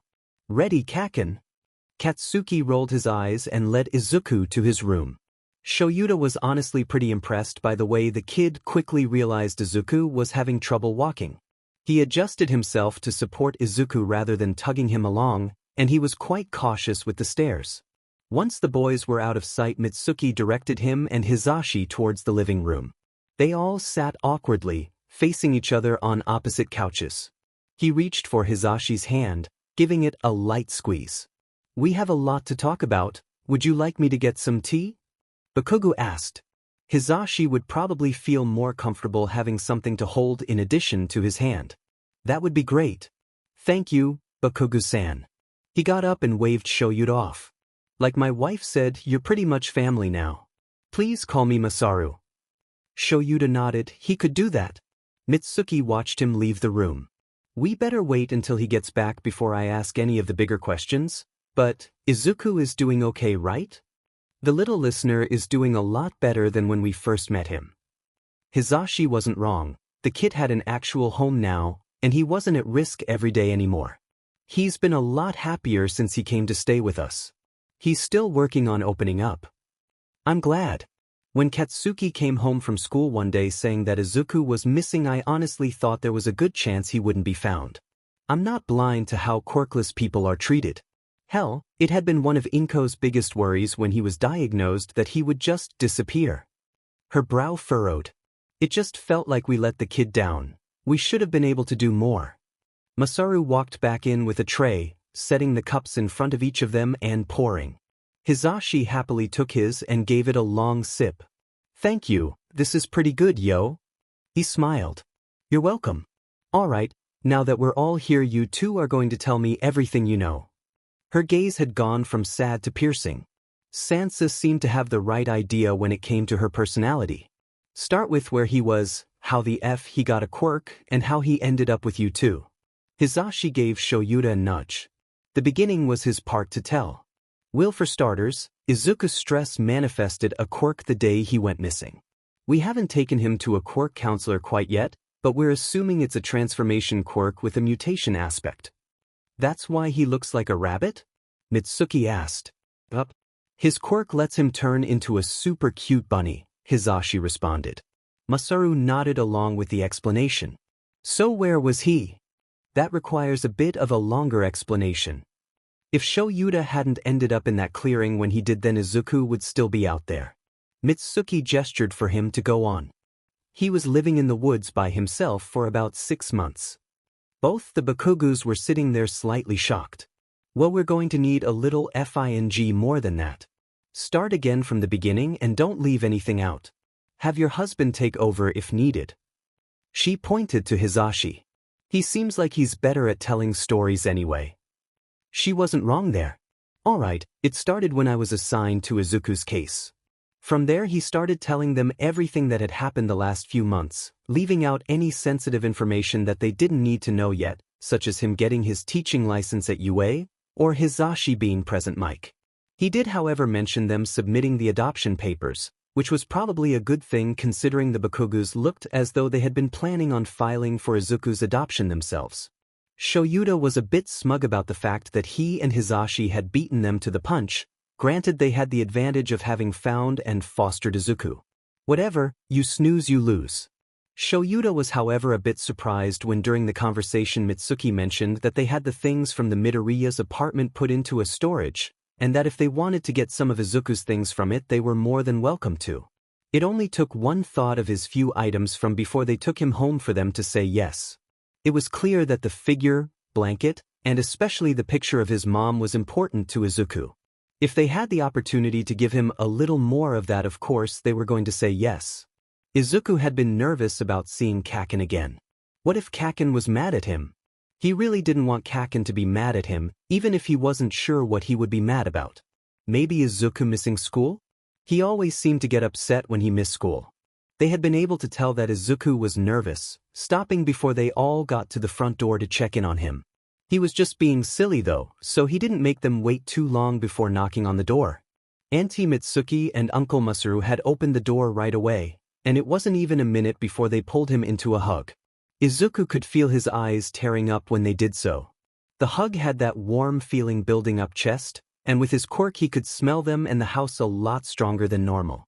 It was really familiar and made the warm feeling settle a bit deeper in his chest.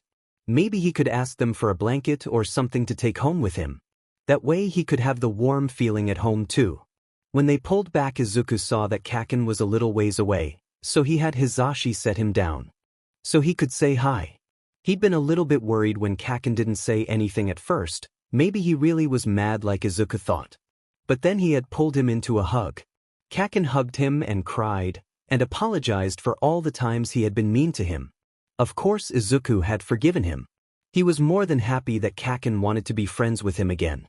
He had really missed it. Then Auntie Mitsuku had suggested that they go play in Kaken's room. Izuku was really excited about that. He hadn't played with Kaken in a long time. Of course he had to get his bag from Shoyuta first. He brought some of his new toys to show Kaken after all. Kaken helped him get up the stairs and to his room. It was a bit different from how he remembered. There was more merch and some things had been moved around. He had been pulled into the middle of the room and sat on the floor, only for Kaken to drop a blanket on him. It took a moment, but Izuku recognized it as one he thought he had lost a while ago. He remembers crying to Mom about it. Kaken? Had he found it and kept it safe for him? Kaken crossed his arms and looked away. It's yours. I found it in my closet. You can have it back. Izuku smiled and blinked back a few tears. It was perfect. Now he didn't even have to ask if he could have something from him for his bed. Thank you, Kaken. You're welcome, nerd. He sat down next to Izuku. So what happened? He tilted his head. What do you mean? Kaken looked at him like he was missing something obvious. What happened while you were missing? Oh, that had been fairly obvious. You're all? He gestured to Izuku's still tied back ears and his feet. He shrugged. IG got a quirk? Kaken frowned. I figured out that much. How did you get a quirk, and where were you? I was worried about you. He looked away at the last bit. Well, some of the kids from the H home and school chased me into the W woods. And I was so scared that I got my quirk. He couldn't really think of any other way to describe it. He needed to get away and hide, so he got a quirk that let him do just that. That can happen? He scooted a bit closer to Izuku. Why? I can turn into a bunny and my feet look like this now, he said, kicking out his legs. But I'm not very good at turning back and I got stuck as a bee bunny. I couldn't leave the W woods, so I stayed there until Shoyuta found me. You were in the woods the whole time? He asked. And most of it. Shoyuta and Hizashi took me home and started fostering me. And now they're adopting me, Izuku said with a smile. He was really glad that they were adopting him. They the two that brought you? Izuku nodded. So if they're adopting you, then they're your dad's, right? Izuku wasn't sure where he was going with this. Yeah. Then why do you call them by their first names? Kaken asked. Izuku froze. That was a good question. If they were adopting him and were officially his dad's now, did they want him to call them dad? It would be confusing if he called both of them dad though. Maybe he should talk to them about it later. I don't know. Just call them dad and papa or something like that. It's weird to call them by their first names. Kaken made a face. How would you feel if I called my mom Mitsuki? Izuku wrinkled his nose. That's weird. Exactly. Kaken made a good point. He should try it later and see if Shoyuta and Hizashi were okay with it. For now though, he reached into his bag and pulled out his Mirko figurine. It wasn't a very good one because she hasn't been a hero for very long, so there weren't a lot of toys for her. But he really liked that her quirk was really similar to his. He showed the figurine to Kaken. Do you want to play heroes? He asked. Kaken smiled, reaching over to grab an All Might figure. Yeah. But if you're going to be the bunny girl, then I get to be All Might. Hey, Kaken. Kaken told him a little bit later that once Izuku got more used to his quirk, they would need to start practicing. After all, they would have to practice and train a lot if they were going to be the best heroes together. Shoyuta honestly thought bringing Izuku to see the Bakugas went pretty well. Granted, things did get a bit chaotic when Izuku and Katsuki burst into the room as Hizashi was summarizing their plan for Izuku's quirk counseling. Katsuki had proceeded to lock eyes with Hizashi and demand to know whether or not he was actually Present Mic. He was then accosted with a barrage of questions from the explosive blonde about what Yuji was like and about working as a hero. Revealed by my own kid, Hizashi complained dramatically. Izuku was smiling at his antics. Sorry, Papa. Kaken wanted to know why I had a Present Mic in my B-bag. Shoyuta watched as Hizashi registered the words. He froze before tears welled in his eyes and he absolutely melted. The only thing stopping him from freaking out was the presence of the Bakugas and the kids.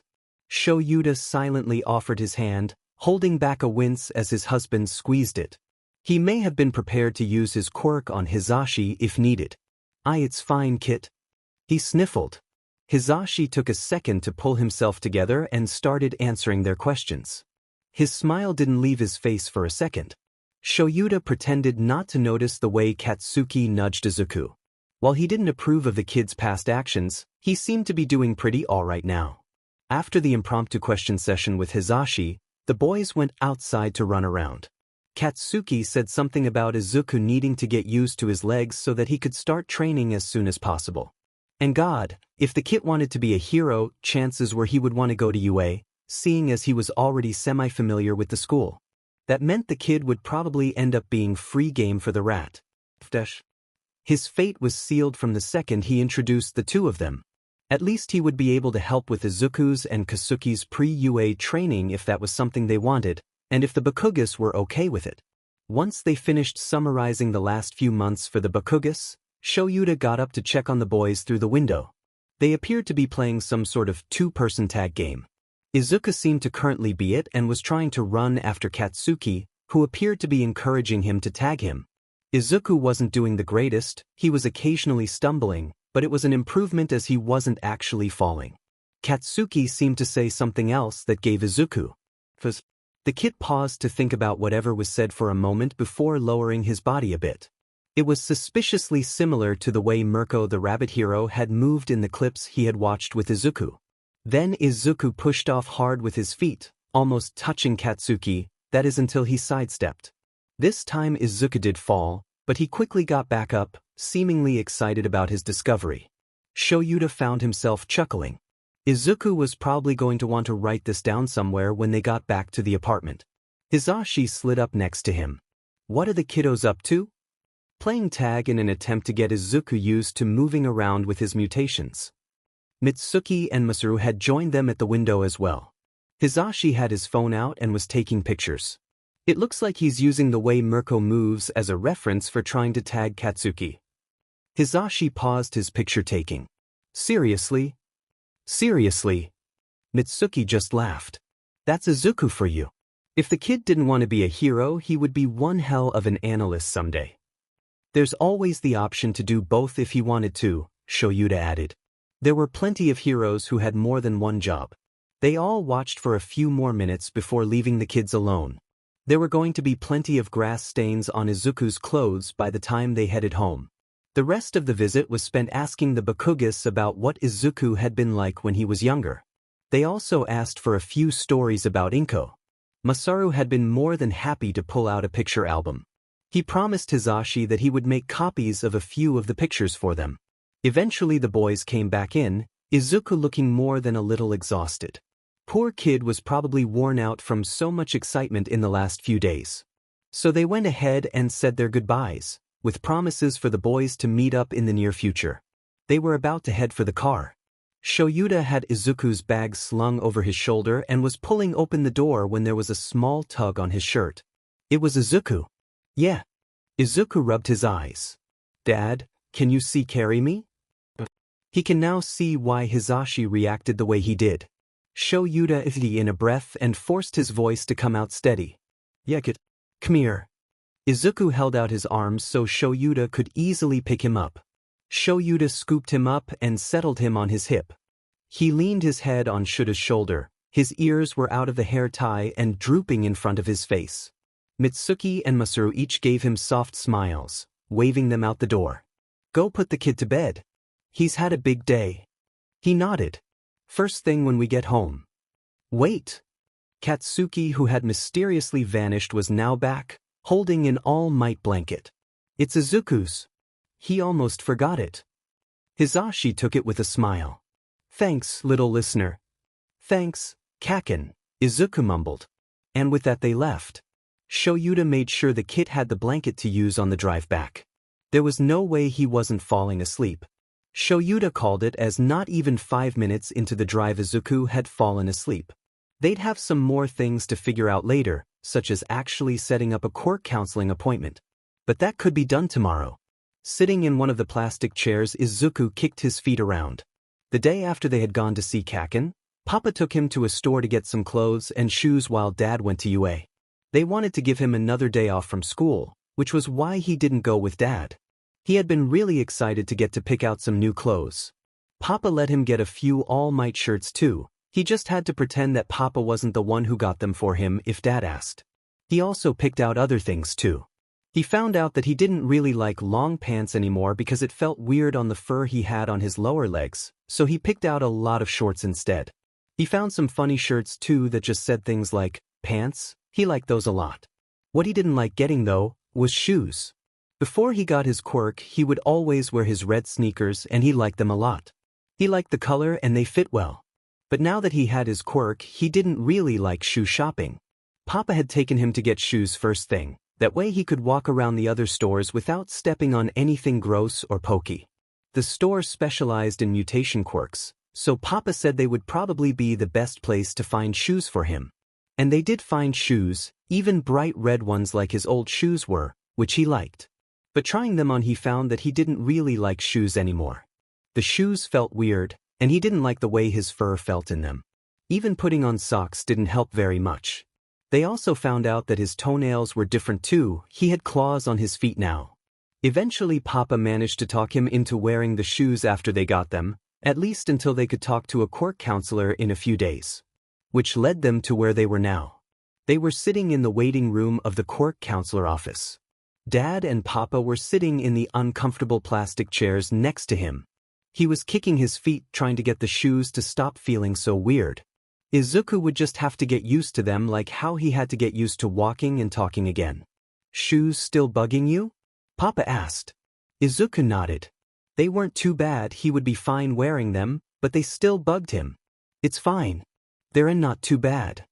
His dad looked up from the paperwork and shook his head.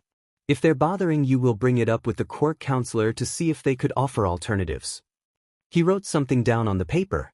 Okay. He liked that his dads listened when something was bothering him, even if it wasn't that bad.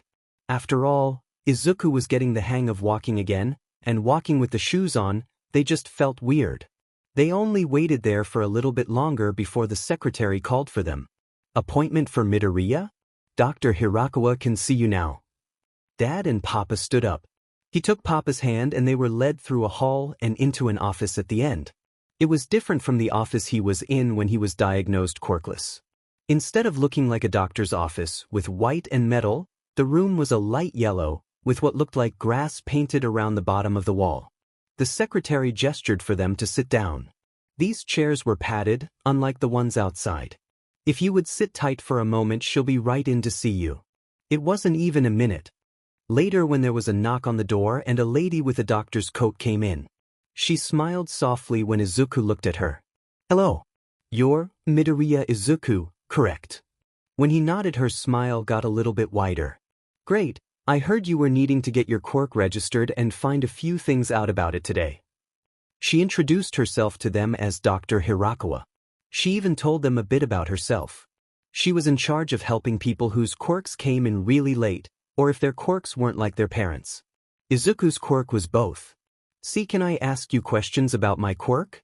Dad picked him up and shifted him over to the taller table with crinkly paper. The doctor had sat down on a rolling stool and scooted over to him. Of course. But could you wait a little bit? I need to ask you some questions about your quirk first. He nodded and she started asking him some questions about his quirk, like when he got it and what it felt like. She listened to his heartbeat and checked his reflexes while she did. Dr. Hirakawa said that most of the questions had been answered already and were in her files, but that usually the kids knew more about their quirks than their parents who filled out the forms. Izuku couldn't help but laugh at the way Dad rolled his eyes. The appointment lasted a really long time. They even ended up taking some of his blood, which he really didn't like. Dr. Hirakawa said they had to check to make sure he was healthy after living in the woods for so long. On the bright side, Papa let him squeeze his hand when they did, and even covered his eyes so that he didn't have to see the needle. Dr. Hirakawa even let him keep his shoes off after she examined them when he told her they were uncomfortable. The coolest part was getting X-rays of his mutations. Alright, while we're waiting for the radiologist and the lab to get back to us, I know I asked you to fill out a sheet of any concerns you had. Dad nodded and passed over the paperwork he'd been filling out earlier. There's a few things we were wanting a second opinion on. He reached over and rubbed Izuku's head. He smiled and leaned into his hand. She read over the paper for a moment and smiled. Well, I think the first thing here can be explained by his quirk. Sometimes mutations quirks can manifest with more instinctual behavior. It says here you like to have something that your dads have worn, she asked him. Yeah. W in my bed smells like them. I doesn't feel lonely. They had given him a blanket from their bed for the new pile he had on his bed. It was really nice, and even better since Kakin gave him a blanket too.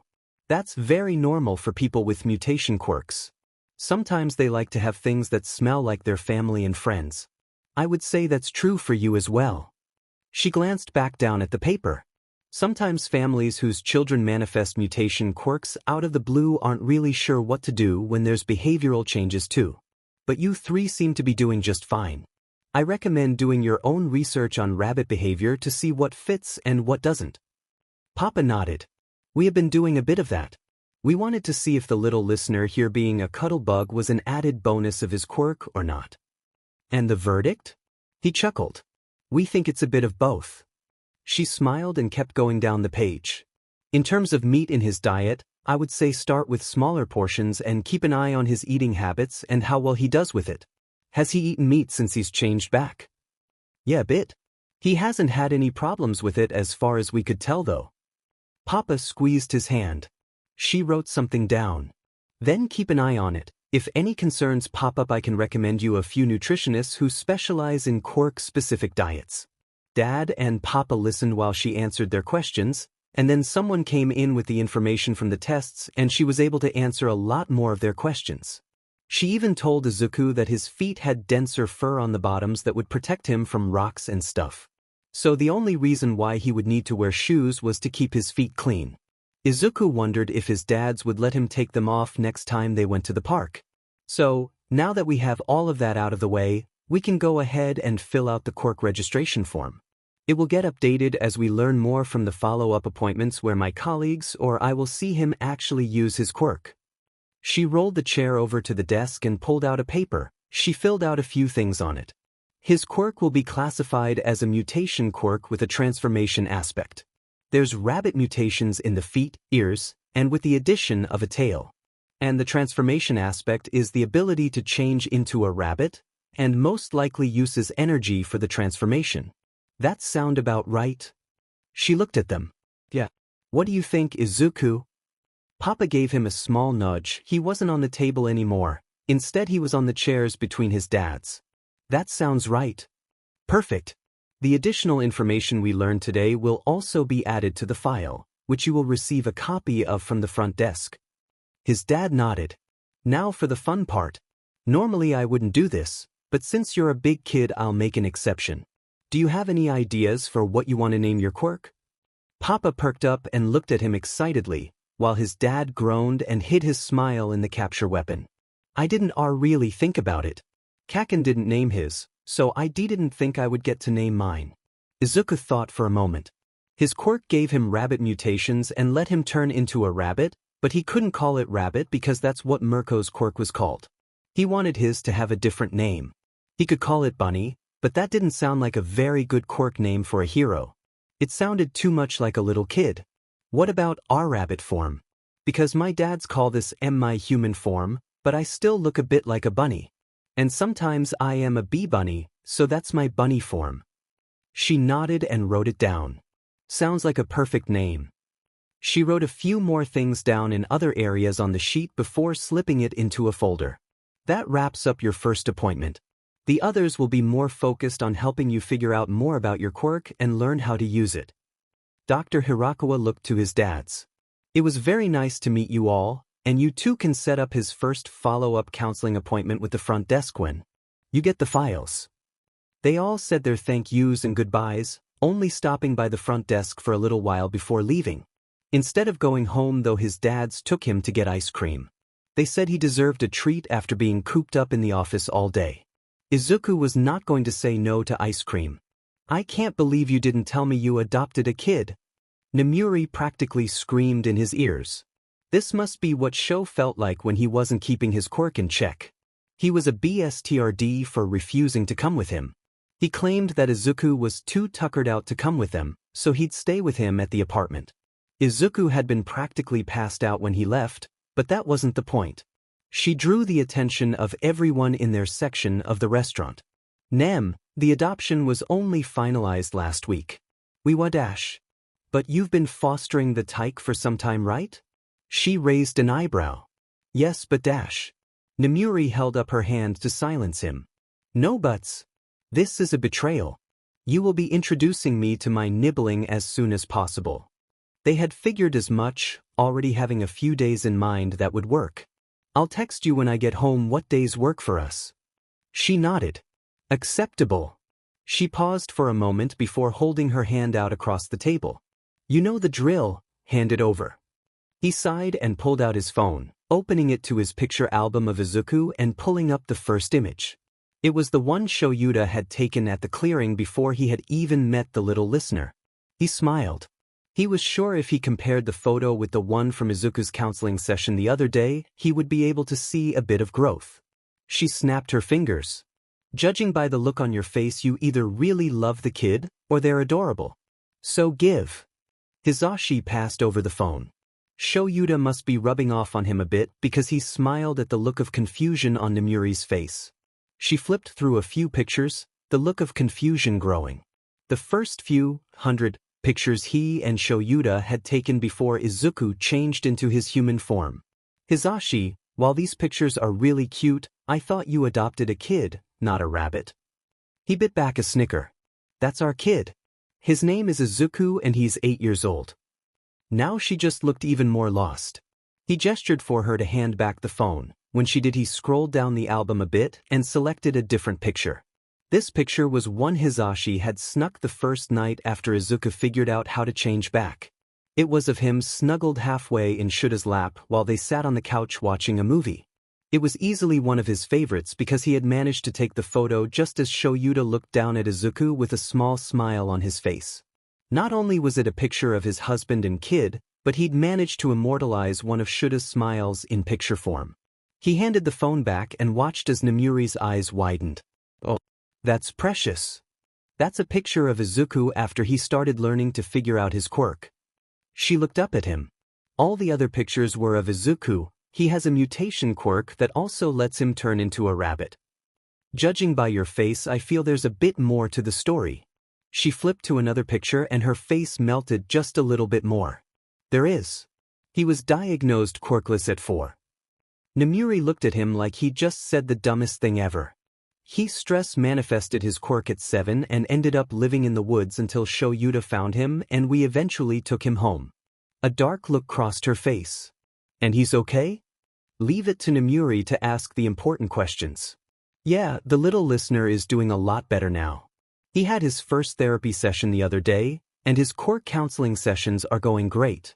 Hizashi was pretty proud of how far Izuku had come.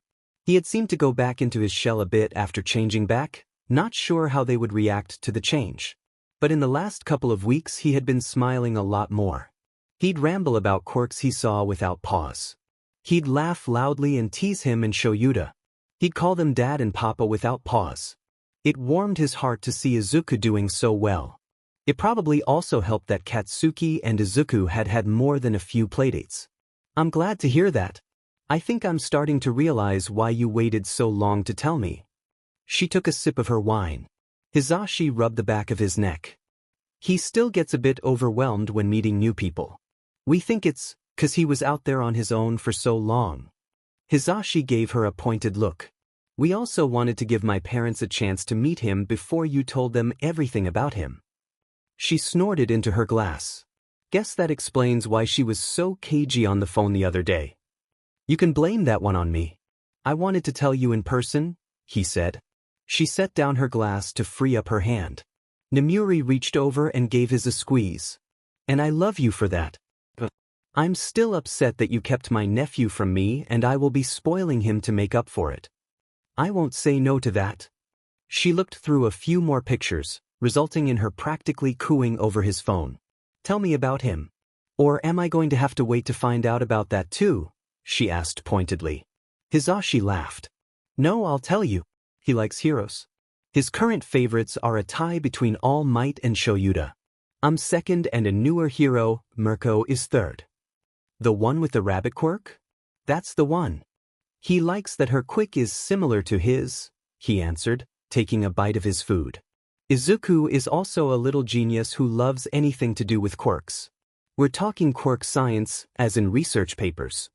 Hisashi, not that I'm doubting my nephew's abilities, but every proud parent thinks their kid is a genius. She didn't even look up from his phone. You'll just have to wait and see. He couldn't wait to see the look on Nemuri's face when Izuku asked her questions about her quirk that she had probably never even considered. I look forward to it. Izuku wasn't sure what he had expected when Papa said he had a fun day planned. He had finished catching up at school and Dad suggested that he and Papa do something together to celebrate while he was at UA. He said they could celebrate as a family over dinner, but that the two of them could have a fun day out. Papa looked really excited and said he had an idea. He'd asked Izuku if he wanted it to be a surprise, or if he wanted to hear about it first. He'd picked the surprise. They had said goodbye to Dad and after an early lunch they left the apartment. They had to take the train since Dad took the car, which meant that Izuku had to wear his shoes since the floor might be dirty. Even after they got off the train they still walked for a little bit until they got to a building. Papa was holding his hand and smiled down at him. Here we are, kiddo? He gestured to the building. Izuku looked at it for a moment, trying to place it. He'd never been here before, and he didn't think he'd seen it on TV or anything. Where are we? He asked. Let's go in and I'll show you. He followed Papa in through the front door. The woman at the front desk took one look at Papa and smiled. Hello, Yamada-sama, welcome back. Hello, Saiga-san. Papa waved. How are you today?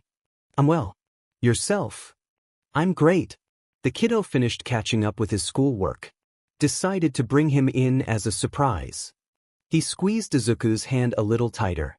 He still didn't really like strangers, but he was getting better after talking with Yutani-san a lot. Her smile widened as she noticed Izuku. You must be the little Midoriya. You can call me Saiga-san. Yamada-sama has told us all so much about you. How are you liking living with your dads? Izuku shrunk slightly at the bombardment, but Papa gave him a small nudge to let him know he was there. I like it. They're all really nice. We even have a cat. Her name is Tofu. I'm happy to hear that, she responded. Your dad here was so excited to tell us all about you once you moved in. He looked at his Papa for confirmation. I think you were all I talked about for a month. I'm sure everyone got real sick of it. Saiga-san shook her head. Nonsense. Everyone here loves hearing about your kid, especially since you refused to bring your husband in for us all to meet. You've totally met him. She raised her eyebrow. Once. And that was when he brought you food and dropped it off. No one even found out he was your husband until after he had left. Papa scooped him up and started towards the elevators. I'm taking my son and leaving, he said playfully. I will not stand for this slander. She rolled her eyes but waved to Izuku who was still looking at her. Have fun, Midoriya-kun. Izuku, still a bit unsure of what was happening, waved back. The doors closed on the elevator and Papa hit the button for the third floor. At this point Izuku was wondering if he should just have Papa tell him where they were. He didn't want to ruin the surprise, but he was really curious. Don't worry, yo. You'll be able to tell what the surprise is in just a second. He swore that sometimes his dads could read his mind. The doors to the elevator pulled open and they stepped out. It looked like a smaller version of the area downstairs. Except this time there were words on the front of the desk. Put your hands up, radio. We're at your R radio station. Izuku exclaimed. We sure are, little listener. You like your surprise? I thought you might like to see where I work, yeah. He adjusted his grip so Izuku was facing him. Yeah. Me and Mom listened to it all the time. When she had a day off we would listen to it all day. She would turn it up especially loud when she was cooking. Sometimes they would even sing along to the songs that played in between segments. Now Dad and I listen to it, but you can't tell him I told you that. He said it would go to your head. Papa's eyes started to water a bit. My lips are sealed. He won't hear it from me. I really like your radio show. It was really fun to listen to, and now it's even better, 'cause you're my Papa. He sniffed. Glad to hear it, kiddo. Now, he turned to face the entrance. Do you want a tour? Izuku nodded. He really did want a tour. That sounded super cool. Would he get to see where Papa recorded his shows? Maybe he would get to learn how everything worked. He'd have to tell Kaken all about this next time he saw him. Let's do this. Papa pumped up his fist. Can I get a yeah? Yeah. Papa spent the rest of the day showing him around the station. He did get to learn about how things at the station work. He didn't understand all of it, but he did have a lot of fun. He even got to watch Papa record part of his show. And when he had people call in, they let him call in and ask Papa a question for his show. He had a really great day. When he and Papa got home, though, his joy was replaced with nerves. After Dad asked about their day, he reminded Izuku that he would be going to school in person in a few weeks. He was worried about going back to school. At Aldra, people weren't nice. The other students picked on him a lot, and the teachers never listened to him. He also didn't do very well at in-person school. Would he start doing bad again? Yutani-san said it was a good idea to talk to his dads when he was worried about something. But he didn't want to worry them. It would probably be fine. He would just tell them if the other students or the teachers were being mean. It would be fine. He'd have Kaken with him. Izuku didn't feel like things were going to be fine. His dads told him that he wasn't going back to Aldra, which meant he wasn't going back to school with Kaken. Dad said it was because they didn't want him going to school with anyone who had been mean to him before. It made sense, but now he was going to a new school and he didn't know anybody. This time he did tell them that he was worried about going to school. They reassured him that he was going to do great. They also said that if anyone was mean to him again, to tell them, they would make sure it stopped. Mom hadn't been able to stop it, so he just stopped telling her so that she wouldn't worry. He trusted his dads to try their best, though. If they said they would stop it, then he'd tell them and let them try. He was still worried, though, because he wasn't starting at the beginning of the year. Everyone would already have friends, and he was worried that no one would want to talk to him if they already had friends. That's how it was at Aldra. Papa went with him to drop him off. When he was actually there, he felt a bit better about things. He was a little more excited than nervous. Izuku felt a bit more prepared being there with his yellow bag from Mom. He also had new notebooks and school supplies. And the final thing in his bag was a bento that Papa had made for lunch. The first thing he did was go to the office with Papa so that he could get his class information. The people at the front desk were very nice, and the principal even talked to him and said that if he had troubles here like at his last school, they would be dealt with. Izuku wasn't really sure what to say to that, so he had just thanked him. Papa said goodbye and gave him a hug, leaving him waiting in the office for his new teacher to collect him and show him where the class was. He didn't feel like he waited long, but he must have, because before he knew it, his new teacher came to the office and introduced himself. Izuku could feel his nerves building again as he was led to his new classroom. What if he tried to introduce himself and messed up? Everyone would laugh at him. Then no one would want to be his friend and they would all pick on him. He should just go back to the office and ask to call Papa. He could try going to school again tomorrow. The teacher paused in front of a door and gestured for Izuku to stop. He looked up, and sure enough, the number matched what the schedule he had gotten said. Wait here for a moment. I'm going to let them know we have a new student, then I'll call you in to introduce yourself. Izuku nodded and watched as the teacher entered the classroom and started quieting everyone down, leaving Izuku alone with his thoughts. What if all his new classmates hated him? He took a breath. No, he needed to not think the worst all the time. Yutani-san said that when he realized he was thinking the worst, he should try to look at the positive. Positive. He had his quirk under control enough that his dads were okay with sending him to school. He shook his head. His ears were tied back so they wouldn't fall in his face during class. He shuffled his feet a bit. His shoes didn't bother him too much anymore, so he would be able to focus. He had a homemade bento in his bag. And even if everyone did hate him, he would just be going home to his dad's after school, and he had Kaken. Everything would be fine, or at least fine-ish. Come on in, his teacher called through the door. Izuku took a deep breath and walked into the classroom. He didn't look at anyone as he made his way to stand up front where the teacher was gesturing. He only looked up when he pulled to a stop and turned to face the class. They all looked normal. No one was pointing at him or laughing. He didn't recognize anyone. He found that to be a relief. Please introduce yourself. Tell everyone your name, previous school, and your quirk. This was fine, he could do this. Hello. My name is Midoriya Izuku. I didn't go to school for a while, so I've been doing online school to catch up. And, My quirk is called rabbit form. He fiddled with the hem of his shirt. So your quirk makes you look like a rabbit? Someone called from the back. Izuku went to answer, but the teacher spoke up. Please save any questions for Midoriya until lunch, please. A small groan went through the class. Was everyone that curious about his quirk? Midoriya, you'll be sitting behind Mutsumi. Mutsumi, please raise your hand. A girl in the back raised her hand, and he went and sat behind her. The teacher didn't wait very long before starting the lesson, so Izuku didn't have any time to worry about his introduction. He did, however, notice a few curious glances throughout the class, but it was probably fine, no one looked mean after all. When lunch started, Izuku was shocked by the number of people who swarmed his desk. It was mostly people wanting to know about his quirk. No one really seemed to want to ask questions about him. I've never seen anyone with a bunny quirk. It's so cute, one girl squealed. That caught him off guard. Oh, the dash. Can you do anything else? Someone else asked. He was starting to feel overwhelmed. It was like that time in the park. I can turn into a rabbit? The kid who asked quirked his head a bit. Huh, I guess that's cool. Izuku smiled. Someone thought his quirk was cool. He answered a few more questions before someone else came up to his desk. Give him some space. He can't eat his lunch with everyone crowding him.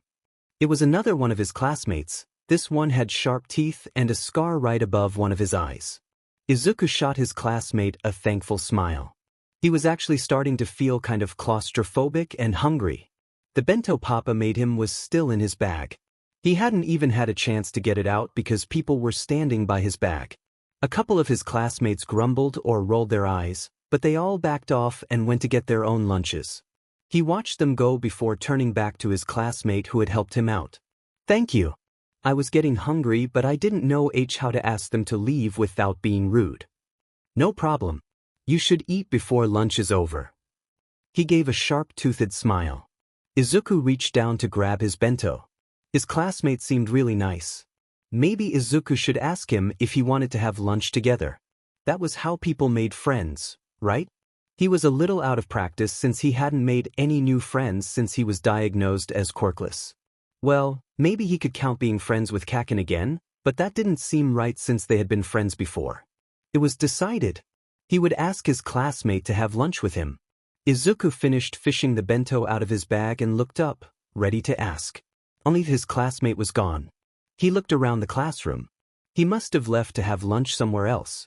Izuku felt himself deflate a bit, so much for that idea. Or maybe not. He checked to see how much time was left before lunch ended. He still had a good 20 minutes. He could find him and ask if he wanted to have lunch together tomorrow. Izuku could eat a bit of his lunch while he looked, and maybe he'd even find him fast enough to eat with him. With a plan in mind, he asked one of his other classmates for directions to the lunchroom. With a vague map in mind, he was able to find the room and quickly determined that the boy wasn't there. Where else could he be? Izuku had seen a lot of people walking around and eating outside when he'd looked out a window. He could be out there. Cramming a bit of his lunch into his mouth, Izuku started a sweep of the school building's perimeter. Unfortunately, he wasn't able to find him. On the bright side, he did get through his lunch. With probably only a few minutes before lunch ended, Izuku started his way back to the class, cutting through the alley between two of the buildings. About halfway through, the space opened up a bit, revealing a group of kids sitting there and eating their lunch. There were 5 of them. They immediately noticed him. Hey, can't eat here. This is our lunch spot, one yelled. Izuku flinched back a bit at the sudden yelling. It hurt his ears. Oh, sorry. IW is just wanting to get back to class and tea. This was faster. A few of them were standing up and walking over to Izuku. The rest sat there looking interested. Something at the back of his mind was screaming at him to run. It felt a lot like when he first got his quirk and was being chased. He really hoped they weren't going to chase him. I don't recognize you, another said. Izuku rubbed his arm. I'm new. The first one who yelled spoke up again. Doesn't matter if you're new. We're the only ones who can come over here, and mutants aren't allowed. What? Izuku was confused. Were they trying to pick on him for having a quirk? That didn't make any sense. Did some people dislike others for their quirks even if they weren't quirkless? It seemed like this other kid didn't like mutant quirks. Weird. He waved his hand at Izuku. You heard me. We don't like mutants, so get out. Another one came up beside the yelling kid. Are you going to leave or do we need to make you? Oh. I see can leave, Izuku said, gesturing behind him. These people were a lot like the ones from Aldra. Hey, came a voice from behind Izuku. Leave him alone. Izuku turned to see the boy that had helped him earlier storming over. His skin looked different? That must be his quirk. His skin looked a lot stiffer, so maybe he had some sort of quirk that made his skin hard or really strong. That was a really cool quirk. Oh look, it's Kirishima again, one of the girls who was sitting said, rolling her eyes. The two who had been getting close to Izuku held out their fists like they were ready for a fight. His classmate, who was apparently named Kirishima, kept going until he was standing in front of Izuku. You don't get to be mean to him just because of his quirk. What are you going to do about it? The yelling kid asked mockingly. He really didn't seem nice at all. Izuku would definitely make sure to avoid him after he got out of here. Kirishima stood up straight and smiled. I'm going to protect him. Hearing his classmate say that made something warm bubble up in his chest. Did this mean they were friends now? Because the only other people who looked out for him like that were his dads, auntie and uncle, and Kaken. Izuku would have to ask on their way back to class. In the meanwhile, Izuku didn't want Kirishima to get hurt because of him, so he tried to tug on his arm to get him to move back. All that got him was a quick, "Don't worry," from his classmate. How could he not worry when he was worried about his classmate? Just when it was looking like their other kids might try to start a fight, there was another voice from behind them. What are you guys up to? The voice called down the alleyway. The other kids looked startled and frowned. Aw man, Ishido's here to ruin the fun again. Kirishima's smile got even wider. Mina. Hi. Izuku looked back to see a girl with pink skin and hair to match. It also looked like she had little horns in her hair. She had a mutation too. He glanced back at the mean kids. Did they not like her either since she had a mutation? That seemed likely considering the reaction to her, or did she do something that made them not like her? That, again, made it seem like she had a habit of stopping them when they were trying to be mean. Kirishima seemed to know her though and seemed happy to see her, so chances were she was nice. Izuku hoped she was nice. He wanted to ask her about her quirk, like what it was and if the little horns helped at all. The horns could always be something unrelated to her quirk. Maybe she got them from one of her family members? Izuku shook his head. This was not the time to be thinking about quirks. She came over and stood next to him and Kirishima. You guys aren't being mean to the new kid, right? The yelling kid stared her down for a second. Nah, just making sure he knows that this is our spot. She smiles. Well, I'm sure he knows now. She nudged Kirishima. Yeah. So we'll be leaving now, he added. The mean kids moved aside to let them pass. Izuku was helpless to do anything as the girl looped one of her arms through his, and the other through Kirishima's and tugged them out of the little alley. The girl glanced back to make sure no one was following them. Well, that was kind of scary. She rounded on Izuku. Hi. I'm Ishido Mina, you can just call me Mina. Are you okay? They aren't very nice, so I didn't want you to get stuck talking to them. Hi. I'm fine. Thanks for getting us out of there. He turned to Kirishima. Thank you for trying to stop them from being bullies. You're welcome. I wouldn't be very cool if I let them be mean to you. He gave Izuku a nod and a smile. So, are you going to introduce me? Mina asked Kirishima. Kirishima rubbed the back of his neck. All right. This is the new kid in my class. Midoriya, right? Yeah, I'm Midoriya Izuku. Nice to meet you. Can I call you Midori? She reached out and shook his hand. Sure. He looked at Kirishima to try and figure out if she normally gave people nicknames right after meeting them. Kirishima shrugged. Oh, that reminded him. Your name's Kirishima, right? He blinked. Did I not introduce myself? Izuku shook his head. My bad. Yeah, my name is Kirishima Ijiro. Izuku gave him a smile and remembered why he was out here in the first place. Kirishima? Yeah. Izuku took a breath and pushed down his nerves. I was wondering if you wanted to be friends and have lunch with me tomorrow. Kirishima looked a little surprised. Sure. That sounds fun. Izuku could feel his eyes widen and start to tear up. Really? Yeah. Mina pouted. Hey, I want to be his friend too. Izuku felt like this wasn't real. You do. Yes. We can be mutation buddies. She pointed to her horns and his ears. Izuku found himself mimicking her smile. I'd like that. They spent the rest of the time talking, and even after lunch ended they kept talking until Mina had to go to her own class. The rest of the day Izuku had a smile on his face. He was so excited to tell his dads about his new friends once he got back from school. Maybe they could even have a playdate later and he could introduce them to Kaken. He would also have to remember to ask his dads for a scarf or two to give to them. Izuku wanted to make sure all his friends had a place in his little bed nest, then he wouldn't have to worry about missing them. For the first time in as long as he could. Remember, Izuku found himself excited to spend the day at school. Shoyuta was really happy for Izuku when he came back from his first day of school bursting with energy. So much so that Hizashi and him had to take the kid to the park to run off some steam. After Izuku ran around for a few minutes, he managed to actually get a few words out.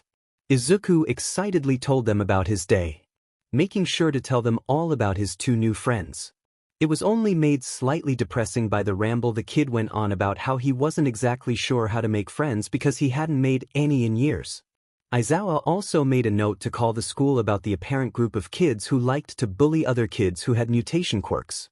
Though hearing Izuku ramble about Kirishima, who was in his class, and Ashido, who stopped the bullies, made him feel a lot better. They had been worried about sending Izuku to school in person, but his quirk counselor was happy with his progress, as was his therapist. There was no reason not to send him as he was caught up with his schoolwork and doing better around others. That didn't stop him from worrying though.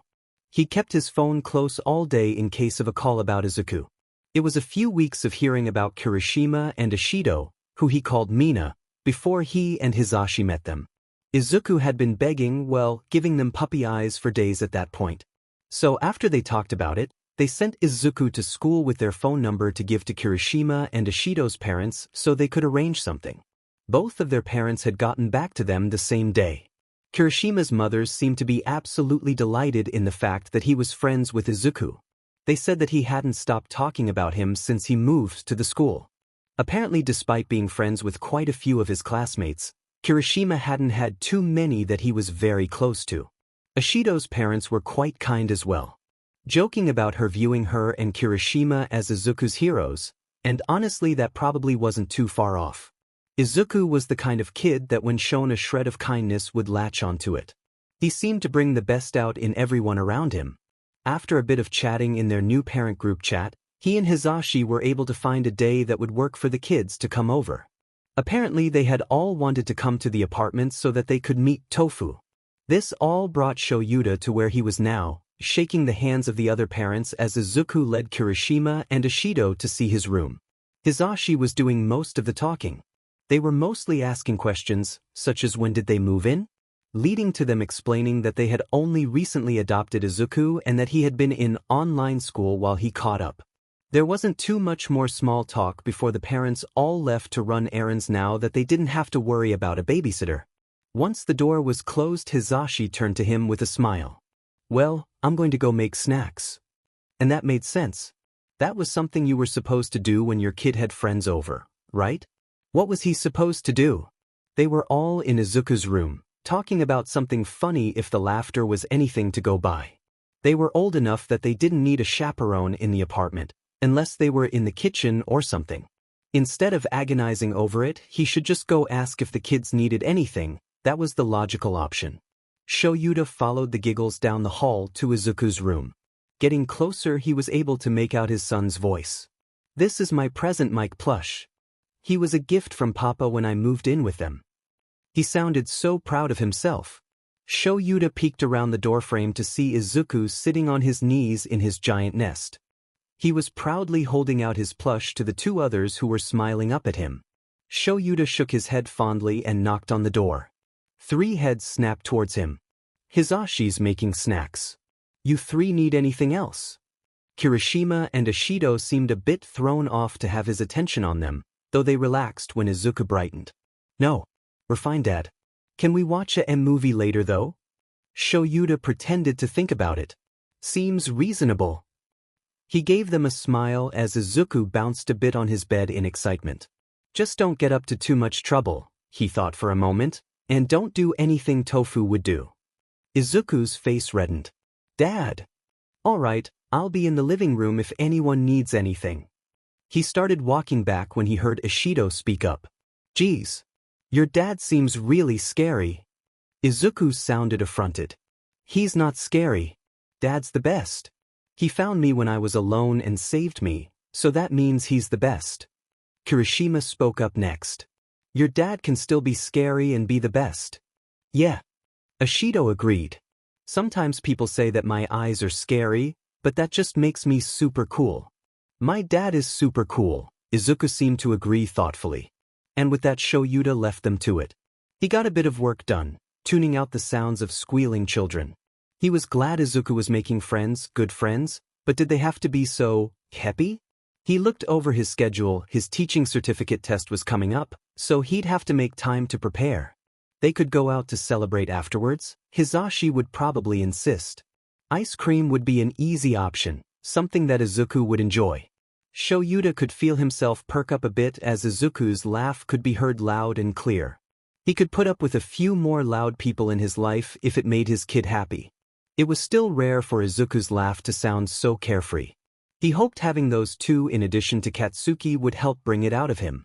Hisashi plopped down next to him, throwing an arm around his shoulder and pressing a kiss to his cheek.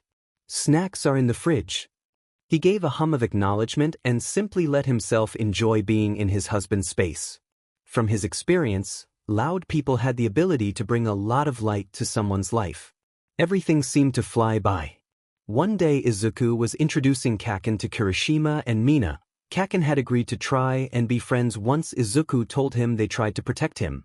The next they were in middle school and he was trying to convince Dad to help them train. They had managed to convince him to start with every other weekend. Sometimes when Izuku didn't have school he'd tag along with his dad to UA. Dad would have him use his bunny form and just kind of spend time in the classroom. He liked to see if the students would notice him. Once Papa started working at UA, he'd go to class with him too. Though instead of testing his students, Papa would proudly introduce him in his bunny form as his son, much to everyone's confusion that is. Izuku still wasn't sure if he ever elaborated. One day though he, Kaken, Kiri, and Mina were walking to his house and they passed by the trash beach. Mina made a comment about it being sad that the beach was so dirty. Kaken told her that if it bothered her so much she could clean it herself. Izuku didn't think she was supposed to take it seriously, but she did. The next week they started spending time after school cleaning up the beach. Kaken got on board once he realized that lifting trash could be a good workout, especially since they could all use their quirks to make the pieces smaller and easier to clean up. It only took him coming home dirty twice though before Dad asked what they were up to with their after-school workouts. When he told him, Dad had sighed and given him a tired look. After that they all had thick gloves to make sure they didn't get cut on anything, and Dad, Papa, or Auntie Mitsuki would be there to make sure no one got hurt. Between the four of them they had managed to clean up most of the beach by midway through their last year of middle school. Now they were just working on some of the larger things that they had to take apart before they could move them. Usually they waited until it was Auntie Mitsuki's turn to watch them, as Dad and Papa liked to remind them that public quirk usage was a little bit illegal. Izuku liked to argue that this offered them a more diverse training than what was offered at a gym. Dad didn't budge. Though, once most of the beach was cleaned up they did add a bit of sparring practice to their training. It was especially helpful for Izuku who needed to get used to moving on unstable terrain without his shoes on. It was walking up to the entrance of UA with his three best friends that really put things in perspective. At one point he thought that he would never have anyone, that other than his mom no one could care about him. Then he had thought he was going to spend his days in the woods, but it was better than having people hurt him. If his dad hadn't found him, Izuku had a feeling he wouldn't be here right now. He would still be alone. But he had found him. Now he has amazing friends and a family that he loves. Now, Izuku was taking the first step towards a dream he used to think wasn't possible. There was a tug on one of his ears. It jerked his head back and knocked him out of his thoughts. Thankfully it wasn't painful, just startling. Nerd. Focus and don't stop in front of me, Kaken nagged. Izuku made sure the hairband holding his ears back was secure, didn't want them getting caught on anything or blocking his vision. Sorry, Kaken.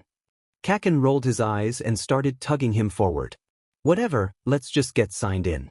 If you stood around staring all day you would miss the test. Bakubro! Midori! Wait up you guys! A shout stalled them again. Izuku looked back to see Kiri and Mina waving them down. Kaken sighed but didn't do anything to walk away.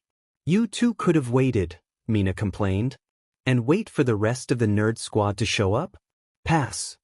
Now that they were caught up, Kaken started walking towards the entrance. Kiri hurried up to him and slung an arm around his shoulder. Ah, come on man. Where's the love? Up your butt, he replied flatly. Kiri just laughed. Izuku and Mina shared a smile before they started following them. Izuku, who despite having his quirk for years, was still a bit clumsy sometimes when he was wearing shoes. This clumsiness showed itself when he almost immediately caught his foot on a brick and started falling.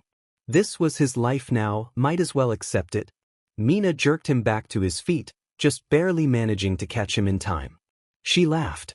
Careful, Midori. I think it's probably bad luck to fall on your face before you even get into the building. You're probably right. He smiled and gave a dramatic bow. Thank you for saving me again. You're my hero, alien queen. People stopped to look. He blushed slightly at the attention and Mina whacked his shoulder. Yeah.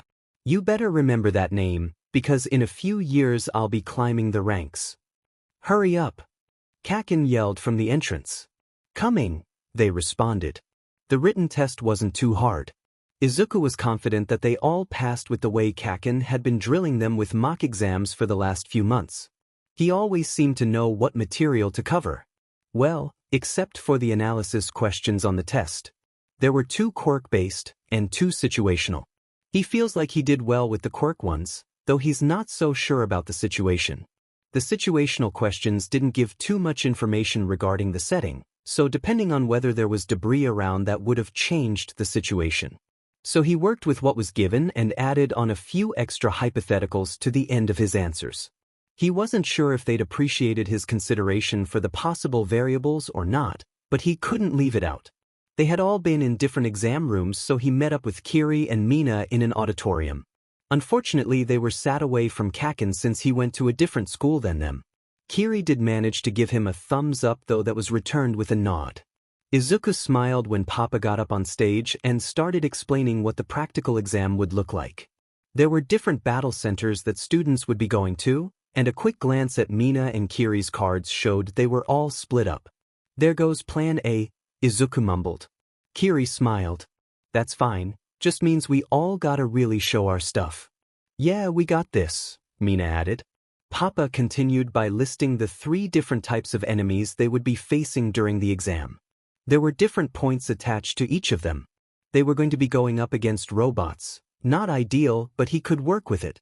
He would just have to make sure he avoided snagging his ears on anything since they did add a bit of a trail. He would also have to be careful of jagged metal since he was planning on going barefoot. If he went with shoes he could risk falling like he did earlier, so without would be better for his grip. He'd probably be able to move faster without them too. He'd been mostly practicing leg-based attacks, using Mirko's style as a starting point for his own efforts. He would want to aim for the joints. That would be where the robots would be the weakest. If they were trying to mimic actual villains, then the best place to go for would probably be the neck. Though the angle might be awkward if he tried to come at the neck with a side kick, could hurt his foot. It would be a matter of how reinforced the robots actually were. They would probably not be going all out for students taking an entrance exam, but it could be dangerous to assume anything. So he should try to hit the joints from the top down if he had. Izuku was jolted out of his thoughts by Mina giving him a little nudge and pointing to someone who had stood up to ask a question. There was a spotlight on him. The other examinee was pointing to the handout. On the printout, you've listed 4 types of villains. Not 3. With all respect, he sounded a bit rude to be considered respectful. If this is an error on official UA materials, it is shameful. We are exemplary students. We expect the best from Japan's most notable school. A mistake such as this won't do. Izuku thought he was done talking, but then he whipped towards them and pointed right at him. Additionally, you with the unkempt hair and long ears. You've been muttering this entire time. If you can't bother to take this seriously, leave. You're distracting the rest of us. He bit back a squeak and shrunk down in his chair from the attention. At least until he heard a familiar voice. Oi, glasses! You're the only one distracting us. Leave him alone and sit down, Kakin yelled. Papa shot him a reassuring look and quickly went to de-escalate things. He'd seen what happened when someone responded negatively to Kakin defending him. He probably didn't want any explosions. The rest of the explanation went uninterrupted. Papa explained that the zero-pointer was just an obstacle for them to avoid during the exam. Izuku made a mental note to avoid them. He didn't need to spend time he didn't have going after a robot not worth any points. After Papa dismissed everyone, they all split to go to their designated battle centers. While on the bus, Izuku saw that he was unfortunately in the same area as the person who pointed him out to the whole room. He shrunk back a bit. No point in letting him know they were in the same area when he seemed to dislike Izuku. When they got to the testing ground, Izuku left his shoes on the bus and got off. They were at an entrance to a literal city. Dad had never let Izuku tag along to any of the heroics classes when he came to visit, just in case something went wrong. He never would have guessed that the testing grounds were this huge. How much money did you even have? Honestly, it was all a bit overwhelming. Izuku took a deep breath and let it out slowly. He needed to be at his best for this. He could be overwhelmed later, when he had Tofu and his dad's for emotional support. For now he needed to focus. A voice startled him. You there? I saw you left your shoes on the bus. That is quite irresponsible. Izuku winced and turned his head. It was the other examinee who had called him out earlier. A dash. Now that he had Izuku's attention, that seemed to be permission for him to continue talking. Going without shoes will most likely result in injury to your person. You are just going to end up becoming an obstacle for the other examinees. He was chopping his hand as he spoke. Izuku gestured to his feet. I have a mutation quirk. He looked down. It gives my feet a bit of extra padding? And shoes sometimes make me trip, so it's actually probably safer for me to go without. Izuku was mumbling by the end as the other's stare only seemed to intensify. He noticed the other people in the area were starting to stare too. While he liked his quirk and the increased senses that came with it, he didn't really need to hear the way people were talking about him almost falling out front or getting called out during Papa's lecture. Before the guy could say anything else, Papa's voice erupted over the speakers. Right, let's start. Izuku didn't need to hear anything else. Papa wasn't like Dad in the sense that he liked to play tricks with people. If Papa said they were starting, then they were starting. Izuku bolted through the door and into the city. It was only a moment before he heard others starting to follow. There was a limited number of robots. His best bet would either be to get to the center where the most would probably be, or to use his hearing to find and pick off the ones on the perimeter. Perimeter would take longer, so considering he was on a time crunch, center it was. He had this. Taking a breath, he put as much force into his legs as he could and kicked off. Wind whipped past his face as he booked it down the main road, only slowing when a robot pulled out of a side road and into his path. Two-pointer. Izuku used his momentum to throw himself into an axe kick. His heel smashed into the head of the robot, crushing it. Not wanting to lose his momentum, he continued on, pushing off of the robot as it fell. He cast a glance back to see that the robot was no longer moving. That was all it took to take them down? Well, in that case, he could do this. He pressed on towards the center.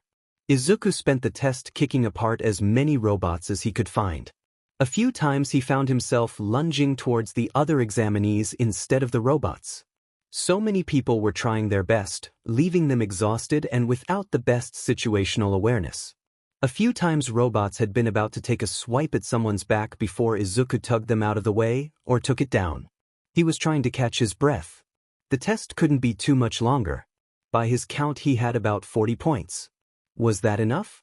So many people had also gone for the center that there weren't too many left that he could hear. By the time he got to them, someone else would have taken them down. He needed a new plan, and fast. Maybe he could head to... The ground was shaking.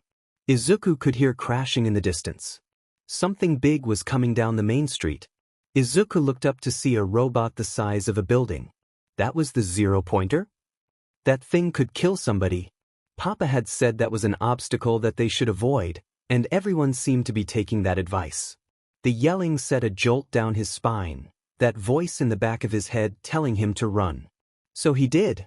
He was running with the rest of the group when a specific yell stood out. Help! I'm stuck! Izuku pulled to a stop, almost tripping a few people as he did. Listened more intensely, scanning the area as fast as he could. If someone was trapped, Izuku would need to find them as soon as possible. They were on a bit of a time limit here. A cough. Izuku zeroed in on someone trapped under a rather large rock. He pushed off back through the crowd. If she was caught on something, trying to pull her out would only cause more harm. Just looking at the slab of concrete, he wouldn't be able to lift it by himself, and he couldn't count on her or her quirk to be able to help. He needed something to help. He scanned the street as he ran. On the side there was a pole. Someone or one of the robots had probably knocked over a street sign. Izuku could work with that. He hoisted up the pole and pulled to a stop in front of the girl. Hi. I'm going to try and get you out. Can you move at all? He tried to give her a reassuring smile. The one that Kiri would give him when he messed something up. She seemed startled to see him. But, thank you. She grunted as she tried again to pull herself out. No, I'm stuck. Izuku nodded and stood up. All right, I'm going to use this pull to try and give you some more space to wiggle out. When I tell you to, can you try and pull yourself out? She looked less frazzled and more determined, even if there still was an edge of panic to it. Yeah, I can do that. Tell me when. He went to the side and crammed the pipe into an opening and pushed down as hard as he could. The rock shifted slightly. Try now. Okay. He could hear her struggling for a moment. I'm out. He dropped the pole and ran back to her. Are you okay? The zero-pointer was uncomfortably close now. They needed to move. She was having a hard time getting up. I think I twisted my ankle or something. With the size of the rock on her, Izuku couldn't be surprised if it was fractured. He could offer her a shoulder, but he could probably move faster. Mind if I pick you up? Her face heated a bit. Izuku's did as well. He probably could have phrased that more politely. She glanced back to see the zero-pointer. Okay. Izuku wasted no time scooping her up and running towards where the other examinees were watching them. Now that they were actually heading away from the massive building-destroying robot, they both let out a sigh of relief. I'm Uraraka Ochako. Thanks for helping me, Uraraka said. He chuckled at the humor of the situation. It was no problem. My name's Midoriya Izuku. It's nice to meet you. Nice to meet you too. By the time they made it what could be considered a safe distance from the robot, his papa was on the speaker again. All right, listeners. That's time. Please make your way to the exit, and if anyone is injured, help is on the way. With that, the zero-pointer had pulled to a stop and people started making their way to the entrance. Izuku, who had yet to set Uraraka down, started heading that direction as well. Chances were the medical team had Recovery Girl on it. Better to walk to her rather than waiting. There was no sense in Uraraka being in pain longer than necessary. Recovery Girl raised an eyebrow as he carried Uraraka over. He had met her once or twice when he was brought to UA and got into a few predicaments while in his bunny form. He carefully set her down, but kept her arm around his shoulder once they reached Recovery Girl. What happened here, sweetie? I got trapped under some rubble and I think I twisted my ankle. She hummed. Well, let's see what we can do about that. She leaned over and placed a kiss on her hand. Uraraka clearly didn't know about Recovery Girl's quirk from the way she was startled and then slumped with exhaustion. Recovery Girl handed her a few gummies. Eat these, dear, and then get yourself home to rest. You should be all better now. Uraraka nodded, and once Izuku was sure she was stable, he let her go. Thank you, she said to Recovery Girl and then turned to Izuku. Hopefully I'll see you later? Yeah. He waved her off as she walked towards the exit, looking more than a little drained. Now you? Recovery Girl pointed at him. Me? Izuku asked. She nudged him with her cane. You're always up to no good. Where are you injured? Izuku shook his head and held up his hands. I'm fine. Honestly. I'm just a bit tired from so much exercise. She eyed him skeptically and nodded. I'll be asking your fathers next time I see them whether you were lying or not. That's fair. Izuku may or may not have had a history of trying to hide any injuries received from the so-called predicaments he found himself in over the years. Alright, eat these and get home to rest. She gave him a few gummies before heading to the next visibly injured examinee. Izuku popped the gummies in his mouth and headed for the bus that got them here in the first place. He still needed to get his shoes. He hoped he had done enough to pass. His dads hadn't told him anything about the exams, that included how many points were needed to pass the physical portion. When he got back to the main campus, it didn't take long for him to find Kaken, Kiri, and Mina all waiting for him. Apparently his group was the last ones to finish between the four of them. Mina saw him first and waved, nudging the other two and pointing him out.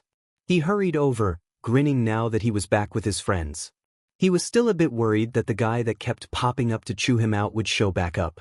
Hey bro, how do you think you did? Kiri asked. Izuku stumbled a bit. I'm not actually sure. Mina raised an eyebrow. How are you not sure? He twiddled his thumbs. I think I did well. I smashed as many robots as I could. I'm just not sure how many points I needed, and I did stop a few times to help people out. Kaken just rolled his eyes. You probably did fine. I hope so. He changed the subject. How do you guys think you did? Kaken and Kiri grinned at one another and fist bumped. They were in the same area, Mina explained. Bakubro and had it in the bag. The idiot and I blasted em all to hell. They were grinning at one another, wider than before. Mina sighed. I wish I could have been with you, Midori. I did fine on my own, but apparently the two of them were on a mountain of parts by the end of it. Yeah, that seemed like the two of them.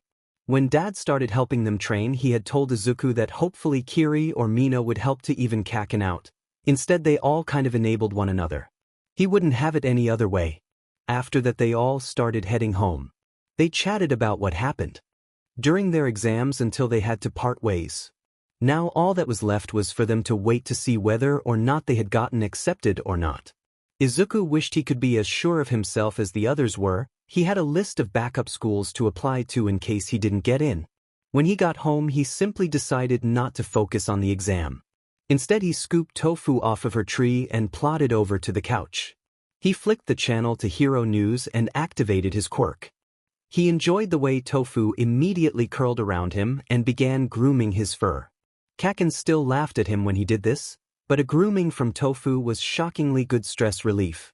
His dads had to stay for a while after the test. That meant it was just him and Tofu until they finished up whatever faculty meeting they were stuck in for who knows how long. So until his dads got home and ask him how he thinks he did, he will just sit here with Tofu and try not to think about whether or not he failed. Tofu finished her grooming a while ago, leaving Izuku fighting off sleep. He was pretty much ready to give in when he heard the front door unlock. Shoyuta could say without a doubt that he was proud. He was proud when Izuku had asked him for help training. He was proud when Izuku came home beaming at him and Hisashi because he had gotten his first A on a test. He was proud when he found out their little group was cleaning up the beach. Granted, he was a little stressed, as not one of them had thought about protection against the sharp metal and germs. And he was proud now. Sitting there in the exam spectator room, seeing his kid axe kick a robot without even pausing, he was proud. He had a feeling that it put the other teachers on edge. Instead, watching the screens with disinterest, he was grinning.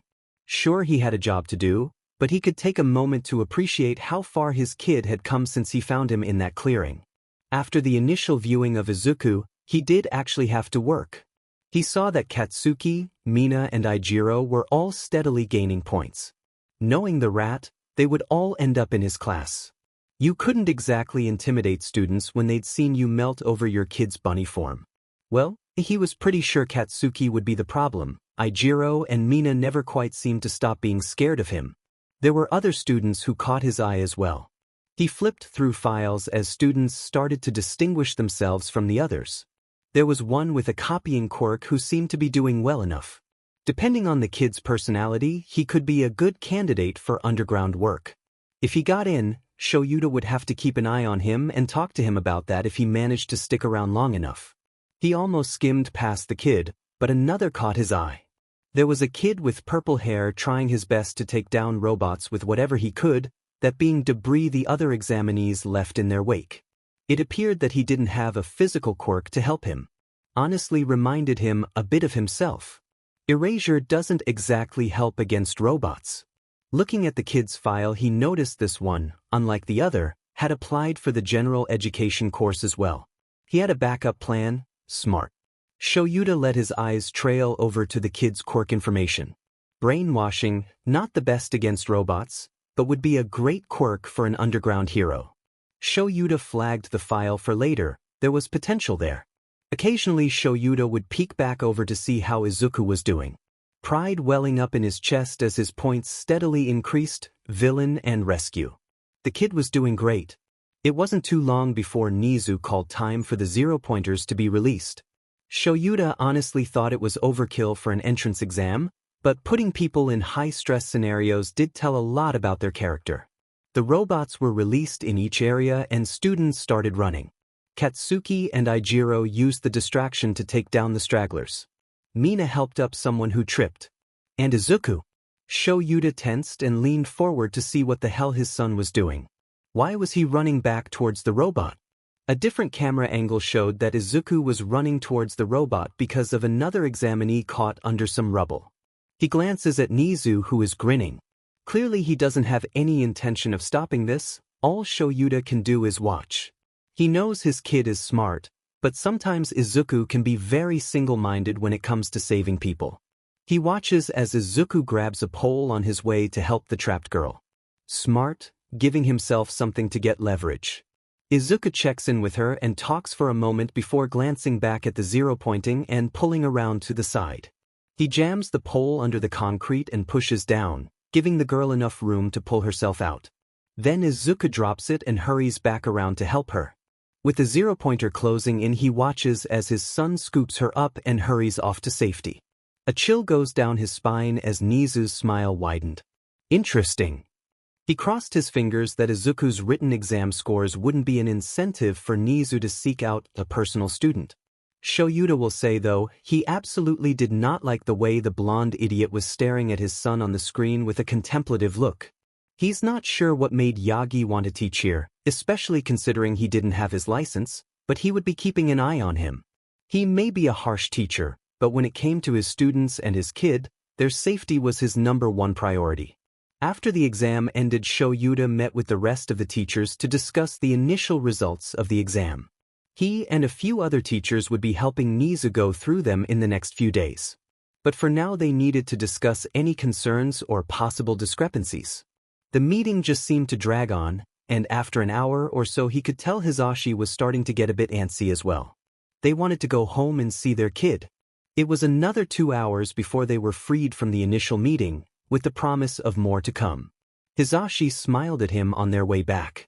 So, how'd the kid do? I couldn't keep my eye on him the whole time, but it looked like he got off to a smashing start. Yo. He did great, yeah? Shoyuta let himself return the smile. He did great. Though knowing him, he's probably stressing about how he did. Hisashi pulled into their building, chuckling. We should probably go make sure he's doing all right. He'll probably need to pass out after dinner. I'd wager the exam was pretty taxing on him. Then Hisashi added, especially since it seemed like one examinee wouldn't leave him alone. What do you mean by that? He asked. Hisashi filled him in on the way up to their apartment. Apparently some kid had been annoyed by his mumbling and called him out in front of everyone during the test rundown. Then the same kid had been talking to him about something before the test. Hisashi, being up on his tower, hadn't been able to tell what was being said, but that it seemed to bum the kid out. Izuku has improved greatly in terms of mental health over the last few years. But he still had insecurities.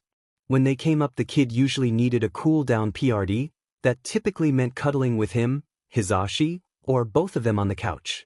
Hisashi unlocked the door and they slipped in. We're home, he called out, careful not to be too loud. When there was no response, they looked at each other before slipping off their shoes and heading for the living room. They spotted him right away. Izuku was watching them. He was curled up with tofu in his bunny form, looking quite comfortable. Hizashi walked over and planted a kiss on Izuku's head. Hey kiddo. You did great out there. I'm just going to go wash up, then I'll be back for cuddles. That seemed to lift Izuku's mood a bit. He gave a sleepy squeak and waved Hizashi off. Hizashi gave Shoyuta a nudge and smile as he walked off to wash the pound of hairspray out of his hair. He sat down on the couch. You did really well today, and I'm proud of you. In a flash he had a kid leaning against him and a disgruntled tofu in his lap. Thanks, Dad. He ruffled his hair. You're the one who put in all the effort. What if it wasn't enough? Izuku shuffled a bit closer. He couldn't exactly tell the kid he was almost positive he got in. He'd have to wait for his letter like everyone else. Then you try for somewhere else.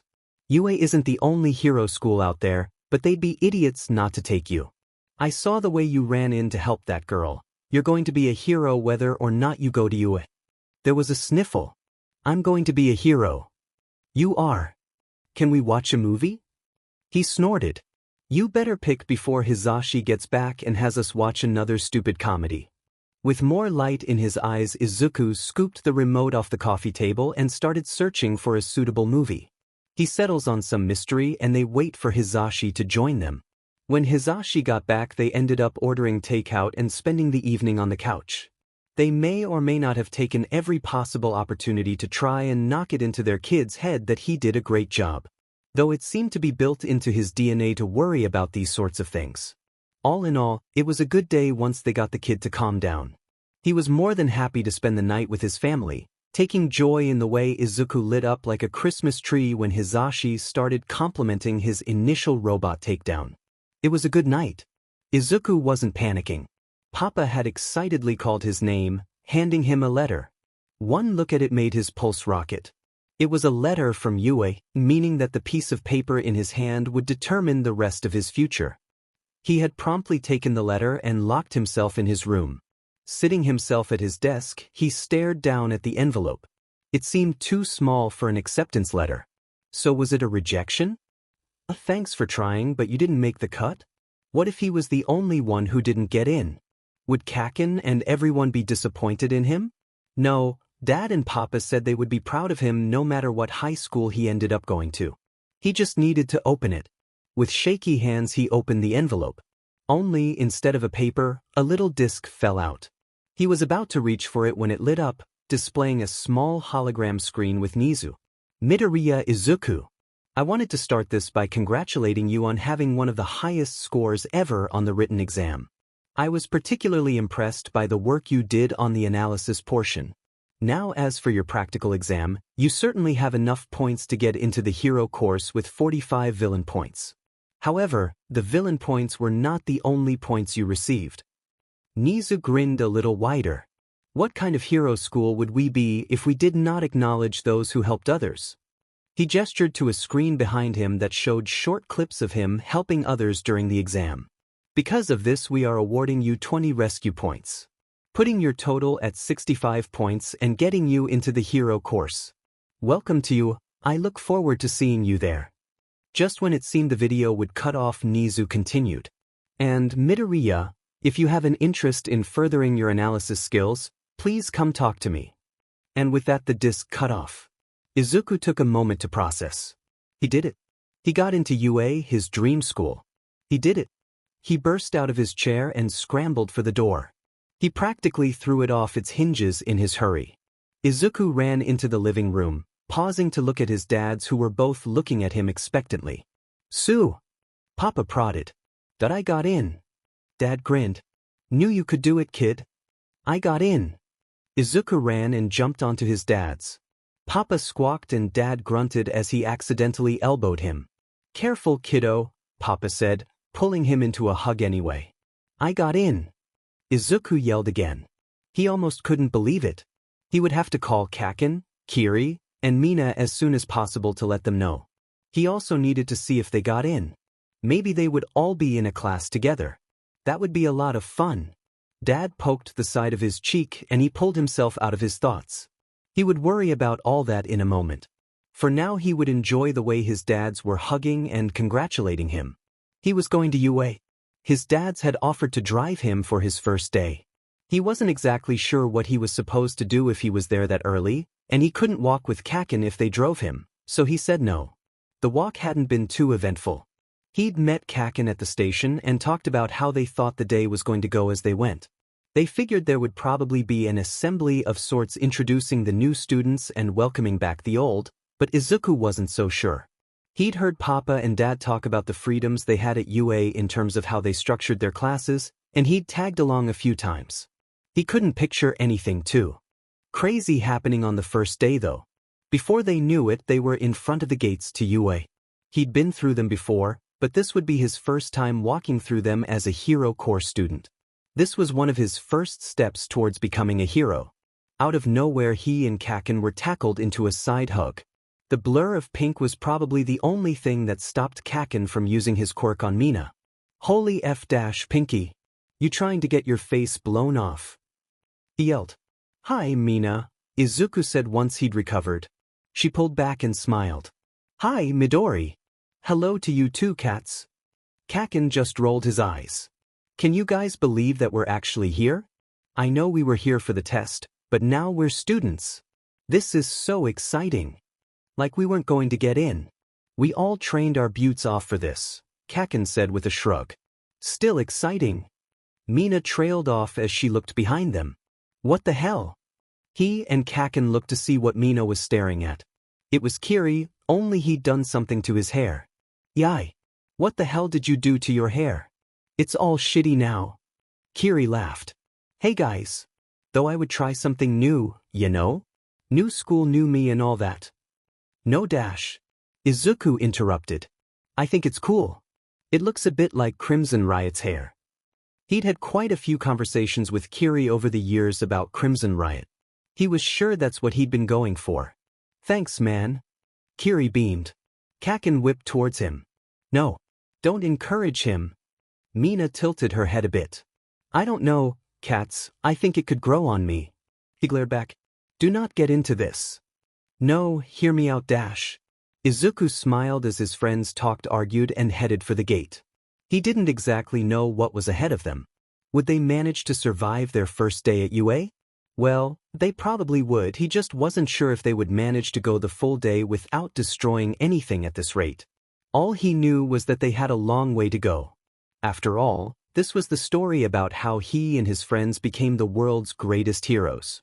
This was his chance. Hitoshi had tried his best when it came to the entrance exam. He had even managed to get 20 points. When it came down to it though, his score wasn't as high as all those assholes with flashy quirks. If the exam hadn't been so biased, he could have done it. He was just thankful his backup plan of getting into general studies worked out. He was going to make everyone who had ever called him a villain eat their words. He had a hunch that the exam was going to end up being geared towards students with more heroic quirks. So Hitoshi had started looking into backups as soon as possible. His research hadn't turned over anything of use, and he was about to give up when he found a small article about a student transferring into the hero course a few years ago. He had clicked on the article immediately. To his shock, he found the person who had transferred was the underground hero Eraserhead.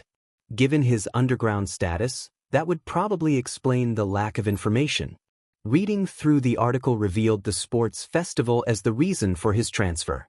Apparently, if a student did well enough, they could request to transfer. Eraserhead had only competed in the sports festival his first year, and he had won it. Winning the sports festival couldn't be too hard, right? Hitoshi would just have to beat out every other student competing, easy peasy. Who was he kidding? Even with his quirk, that would be nearly impossible. So he tucked it away as Plan B. When he'd failed the entrance exam for the hero course, he resigned himself to said Plan B. Even if he had a snowball's chance in hell, he was still going to take it. He'd come too far now to give up. Hitoshi had spent the time leading up to the festival working on his stamina and trying to figure out the logistics of a possible transfer. Each hero course only had 20 students, so would they be kicking one out if he got transferred? Hell, it would probably be a wake-up call for all those perfect hero students, make them realize they couldn't just coast on their quirk for the rest of their life. Granted, he had only just realized that about himself. Maybe if he had had a bit more training, he could have gotten enough points even without using his quirk. Turns out the class size wouldn't end up being a problem. Only a week into classes it started circulating that one of the hero students from 1A got expelled. Apparently the kid had tried to look up one of his classmates' skirts and Eraserhead kicked him out without hesitation. Oh yeah, that was another thing. 1's teacher was FANG Eraserhead. As in the one hero who he looks up to more than anything. As in the only person to have ever transferred into the hero course through the sports festival. He would probably also be one of the only teachers who would really understand what Hitoshi needed, with them both having weak, mental quirks that were seen as villainous. He would be putting everything he had into the sports festival. Hitoshi had actually gone with other students to let the Golden Class 1A know that they would actually have some competition. They couldn't just expect no one to put up a fight since they had fought actual villains at an off-campus UA facility. The crowd was starting to get a bit antsy when the door to 1A opened. Some 1A girl with a brown bob was standing there, looking more than a little startled. Why the heck are you all out here? Another kid behind her spoke up. Do you students have some sort of business with our class? Glasses asked. They're scouting out the competition, said a blonde kid with spiky hair as he sauntered past the other two. Once he walked forward a bit more, Hitoshi could see someone trailing behind him. The other kid looked like Sunshine personified, if Sunshine was green and had a rabbit quirk. This was the human equivalent of a fluffy bunny. He looked like he had never had a bad day in his life with the way he was giving the blonde kid an exasperated smile. He was snapped out of it when blonde kid opened his mouth again. We're the class that survived a real villain attack. Bunny seemed to frown at the reminder. They wanted to see us with their own eyes. He switched to addressing the crowd. At least now you know what a future pro looks like. Now move it extras. Bunny tugged on the back of his shirt. Kakin, the kid gave him what could probably be considered a reassuring look before going back to glaring at the rest of them. Glasses and Bob. Hair seemed more concerned about what he was saying. You can't walk around calling extras, just because you don't know who they are. Glasses yelled. Hitoshi took this as his moment to speak up. So this is Class 1A. He started making his way to the front of the crowd. I heard you guys were impressive, but you just sound like an butt. He internally winced at the way Bunny seemed more upset by his words than the blonde a-hole. Well, too deep into it now to stop. Is everyone in the hero course delusional, or just you? That seemed to get a reaction as he practically growled. Bunny looked sad, and his words also seemed to be getting the attention of a student with startling red hair, and another who was pretty much completely pink. How sad to come here and find a bunch of egomaniacs. Hitoshi rubbed the back of neck. I wanted to be in the hero course, but like many others here, I was forced to choose a different track. Teach. The a-hole didn't seem to care that much, but Bunny was looking a little less angry and a bit more contemplative. I didn't cut it the first time around, but I have another chance. If any of us do well in the sports festival, the teachers can decide to transfer us to the hero course. And I heard they have an open seat, he said pointedly. Pinky in the back flinched. That shrimp shouldn't have been in here in the first place, a-hole bit out. Hitoshi ignored him. He didn't need to respond to the obvious. Even if there's an open seat, it won't stop them from transferring someone out. While some of my classmates are here to scout the competition, I'm not. I'm here to let you know that if you don't bring your very best, I'll take that open spot or steal one right from underneath you. He scanned the room as he spoke, making sure to meet each and every pair of eyes looking his way. Consider this my declaration of war. All of 1A looked more than a little thrown off by his words. Good. They needed to know that while they might have thought the festival was going to be something fun, that some of the other students out there would be fighting for more than a bit of screen time. Out of nowhere, some kid from 1B ran over and started yelling at 1A. He was going on about how they thought they were better than everyone else since they fought villains. He watched as something dark passed over Bunny's face. A-hole looked back at him. Whatever he saw must have upset him. A-hole clenched his jaw and started pulling Bunny out of the classroom and through the crowd. Red hair and Pinky hurried over to join them. Bro, that might have been a bit much, Red hair said to A-hole. I think everyone hates us now. These people don't matter. The only thing that's important is that we beat them. For the hobo. Red hair seemed to come to some sort of realization at A-hole's words and nodded. Red hair ruffled Bunny's hair and sighed. Maybe just choose your words better next time.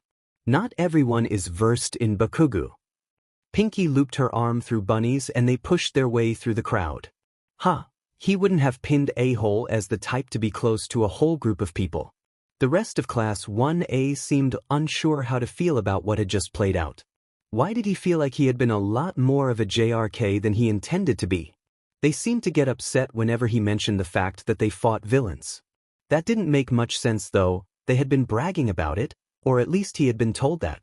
He was pretty sure that the only person who had even been injured had been Eraserhead, who had apparently taken on a horde of villains by himself. Whatever wasn't his problem to figure out. Then again, maybe he could even use it to his advantage. The week building up to the sports festival was weirdly anticlimactic. He worked harder on his stamina training on the days leading up, adding in some time with weights as well. The sports festival arrived before he could blink. He had to talk himself down a few times while in the locker room for 1C. He would do fine. There was nothing to worry about. This was only his last chance at his dream. Also, all the teachers would be there watching him. He was totally fine. Hitoshi was totally fine when he barely made it through the first event. He managed to skate through as number 38 in the obstacle course.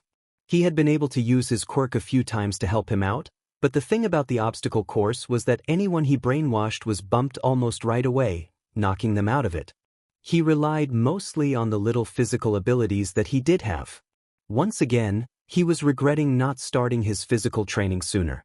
The cavalry battle wasn't too bad. He brainwashed a few people to be his horses, two of which were the tail guy and the sparkly one from 1A. He had managed to keep to the perimeter, getting the points he needed while staying out of whatever the hell was happening in the center. He did have to dodge out of the way once or twice, but other than that no one really paid attention to him when there was the 10 million point Bunny Boy to go after. It was a bit of a surprise to see that Bunny wasn't on a team with A-hole.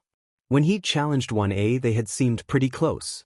Instead A-hole was with red hair and Pinky. Bunny was working with two other 1A brats and someone who he'd sworn he'd seen blow up the support department last week. When it was over though he found himself smiling. He'd made it into the last event. He felt a bit bad at the way his teammates were a bit dazed and confused after he dropped his hold, but he had gotten them into the last round so. His teammates had decidedly not been happy. Hitoshi kept his face flat as two of them dropped out of the tournament and shot him a glare. He didn't exactly blame them. He knew his quirk was invasive to say the least, and he probably should have tried asking them to be on his team before resorting to using his quirk. There was just too much riding on the sports festival for him to risk them saying no. Once his teammates withdrew he didn't bother looking at anyone else aside from Midnight. Just because he knew they were talking about him didn't mean he wanted to see it happen. Hitoshi kept quiet as Midnight announced the matchups. He was up against Bunny, who was apparently named Midoriya Izuku. Fitting. Shouldn't be too hard. Sunshine Kid would probably respond if he just asked him how his day was going. All he had to do was get a response and he would win, then he just had to do it a few more times. He was so close. He'd gone to try and see what it would take for Midoriya to respond, especially since he'd seemed so put off when he had challenged one. Bunny had been about to respond to his question when Tail Guy swooped in and covered Bunny's mouth. He probably hadn't figured out Hitoshi's quirk, but the response part was a little bit obvious. Tail Guy had practically glared him out of the arena. Hitoshi gave them a sheet-eating grin and turned to leave. There was no way Tail Guy wasn't telling Bunny about whatever he thought his quirk activation was. Hitoshi ignored his worries as he arrived at his side of the arena. He hadn't even paid attention to any of the mini-games, rather he focused on coming up with ways to get Midoriya to respond. Given the nature of his heroic quirk he was probably quick on his feet. If he couldn't get him under his quirk, Hitoshi probably couldn't keep up with speed-wise, not to mention his legs looked like they packed a bit of a punch. Yamada-sensei's voice blared over the speaker. Welcome back, listeners. Who's ready for a rocking third and final round of the first year's sports festival? Let me hear you scream. The cheers of the audience were deafening. Let's get this party started. His homeroom teacher's energy levels were never ending. How in the world he'd managed to announce the festival all day he wouldn't know. If Hitoshi was in their position he would be more likely to announce like Eraserhead, Bare minimum commentary that was actually commenting on the student's skills rather than who was the flashiest. Though he would agree that Yamada-sensei's commentating was probably more entertaining for the audience, which was kind of the point of the sports festival. Honestly, if the sports festival wasn't his best shot of ever getting into the hero course, he probably wouldn't even be competing. He wasn't exactly keen on having his quirk broadcasted for everyone to see. It worked best when people didn't know what it was, and he wanted to go underground. On the left we have the bouncing bunny of the hero course, Midoriya Izuku. That was his K to start walking. And on the right we have Shinso Hitoshi from General Studies, who hasn't really done anything to stand out yet. While the favoritism was obvious, it was kind of the point that no one noticed him. He gave a rundown of the rules as they got to their positions on the field, which there weren't many. To win you had to get the other person out of the ring, or immobilize them. Injuring the other person and playing dirty was fine. It sounded like the only things that were off limits were anything that would result in permanent injury. Made him feel a bit better to know he wouldn't get in trouble for using his quirk. Cementos waved to the crowd from where he was sitting, his voice coming through the speakers. I'll stop anyone who tries to get too rough. What was their definition of too rough? They literally sick giant robots on them not just during the entrance exam, but during the obstacle. Well, they were going to get started soon, so might as well try to get the golden boy under his quirk as they were face to face. So you guys can just give up, huh? Bunny looked up at him, a bit startled, but also curious. In a way, this is all a test of how strong your spirit is. If you know what you want your future to hold for you, you can't worry about what other people think. For some reason, that made Midoriya smile. He looked like he wanted to say something, but his eyes widened and he clamped his mouth shut. Ready? Yamada-sensei asked. He ignored it. The monkey was going on earlier about his pride. Begin. But I think he's just an idiot for throwing away his chance like that. Midoriya clenched his teeth, looking sad, but also weirdly contemplative. Midoriya bent down looking ready to lunge. Sheet, time to switch tactics. What else set this guy off? He took a step back, ready to run if needed. Midoriya jumped. Did any of you even manage to do anything when you were attacked by villains? I heard your teacher ended up looking like a mummy with how beat up he was. He managed to sidestep as Bunny fumbled. He looked up at Hitoshi with an expression that was absolutely shattered. There were tears welling up in his eyes. I tried my best. And even though he felt like an a-hole, that was all he needed to activate his quirk and pull Midoriya under his control. What's this? Midoriya is just standing there. This is the first match. It's supposed to start out with a bang, yo. Midoriya Izuku is completely frozen. The crowd murmurs with anticipation and he can hear shouts of encouragement for Bunny coming from the student section. He's not moving a muscle. And what's with that slack look on his face? Shinso Hitoshi seems to have him completely stunned. Could this be a quirk? Yamada-sensei continued to exaggerate the events in order to hype up the crowd. Hitoshi paid a bit more attention when the voice coming through the speaker changed to Eraserhead. This is a perfect example of why the entrance exam isn't rational. He understood. He understood why Hitoshi had to try so hard here. He had to even the ground a bit. You're lucky to have been so blessed, Midoriya Izuku. A perfect quirk for the entrance exam. You don't understand what it's like. He stared at Midoriya's expressionless face. Now, turn around and walk out of bounds like a good little hero. A what? Midoriya's obeying him. What a turn of events. Yamada-sensei screeched. He was just glad Yamada-sensei seemed aware enough to not announce his quirk like he had for some of the other students during the festival. People having a clear idea of what his quirk was would put him at a disadvantage. Well, people probably knew what it was now that he'd used it in a one-on-one match, but at least they didn't know the specifics. Bunny approached the boundary. Despite my quirk, I have my own dreams of being a hero. He was about to step over the line. So, lose for me. Midnight snapped her whip. Midoriya had walked out of bounds. Shinso wins. The crowd started cheering. He did it. He won his first match. Now all he had to do was win the rest of them. He released his hold on Midoriya, who stumbled a bit and looked around. When his eyes fell on the line he'd crossed he sighed a bit and deflated. To his surprise, instead of walking off the field Midoriya turned back around and walked up to him. What was he up to? It wasn't like the guy could punch him on live TV or anything, and he didn't seem like the type. Bunny stuck out his hand and rubbed the back of his neck with the other. Good luck on the rest of your matches, Shinso. Oh, now he felt like even more of an a-hole. He took his hand and shook it. Thanks?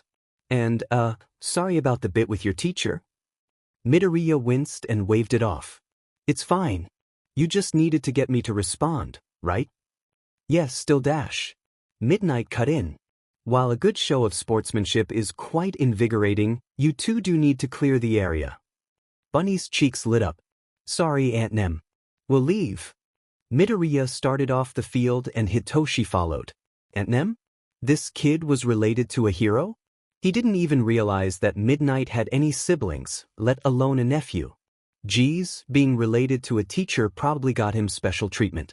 Like a student in 1A needed any more of that.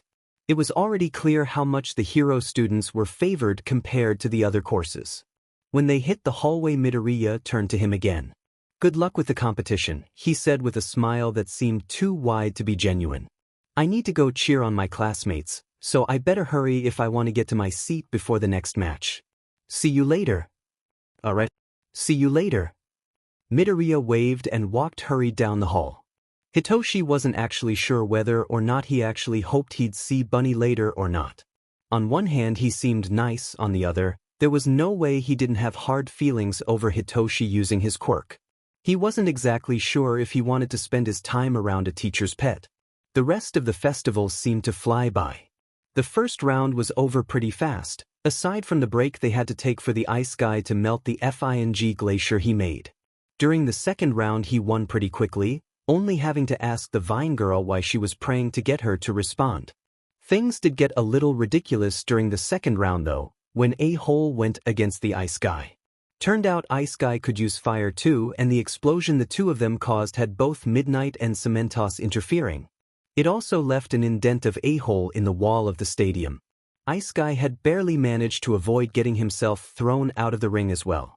Nothing too exciting happened in the semi-final round. All he had to do to get Red Hair to respond was to insult A-Hole. Again, he did feel a little bad since his friend was in with Recovery Girl and all, but at least he won. It was the final round when his luck ran dry. It was clear Ice Guy had figured out his quirk. He didn't even bother to open his mouth, he just encased Hitoshi in ice. The second Yamada-sensei said, "Start." He couldn't help but worry, when he was up there on the second-place podium, about whether or not he'd done enough. Eraserhead had transferred after getting first. Was second place enough to get him into the hero course? The anxiety followed him through the weekend like a dark cloud. He couldn't shake the feeling that he'd failed. There wasn't anything else that he could have done. There was no way he could have countered the ice with where he was at now.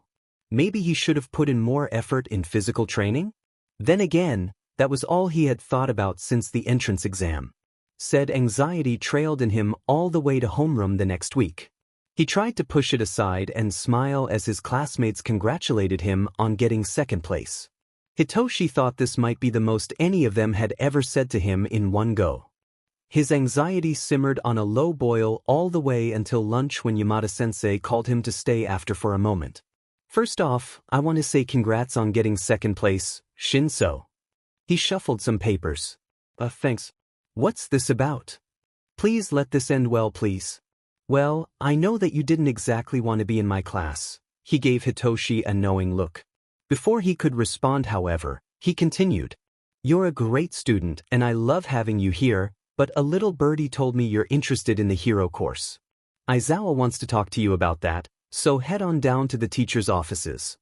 Please let this end how he wants. Thank you, sensei. He bowed and was out the door in a flash. He heard that Eraserhead expects punctuality. He could not make a bad first impression, especially if he was the deciding factor in whether Hitoshi transferred courses or not. He pulled to a stop in front of the teacher's offices and caught his breath before knocking. Vlad King opened the door. You the kid Eraser sent for? He nodded. Right, he said, pulling the door open a bit more. He gestured to a door near the back. He's in there, head on in. Hitoshi thanked him and headed for the door, one again knocking and waiting. A gruff voice called for him to come in. He opened it and Eraserhead was in there sitting at a desk. He gestured for Hitoshi to sit down. He barely managed to avoid tripping over his feet as he did so.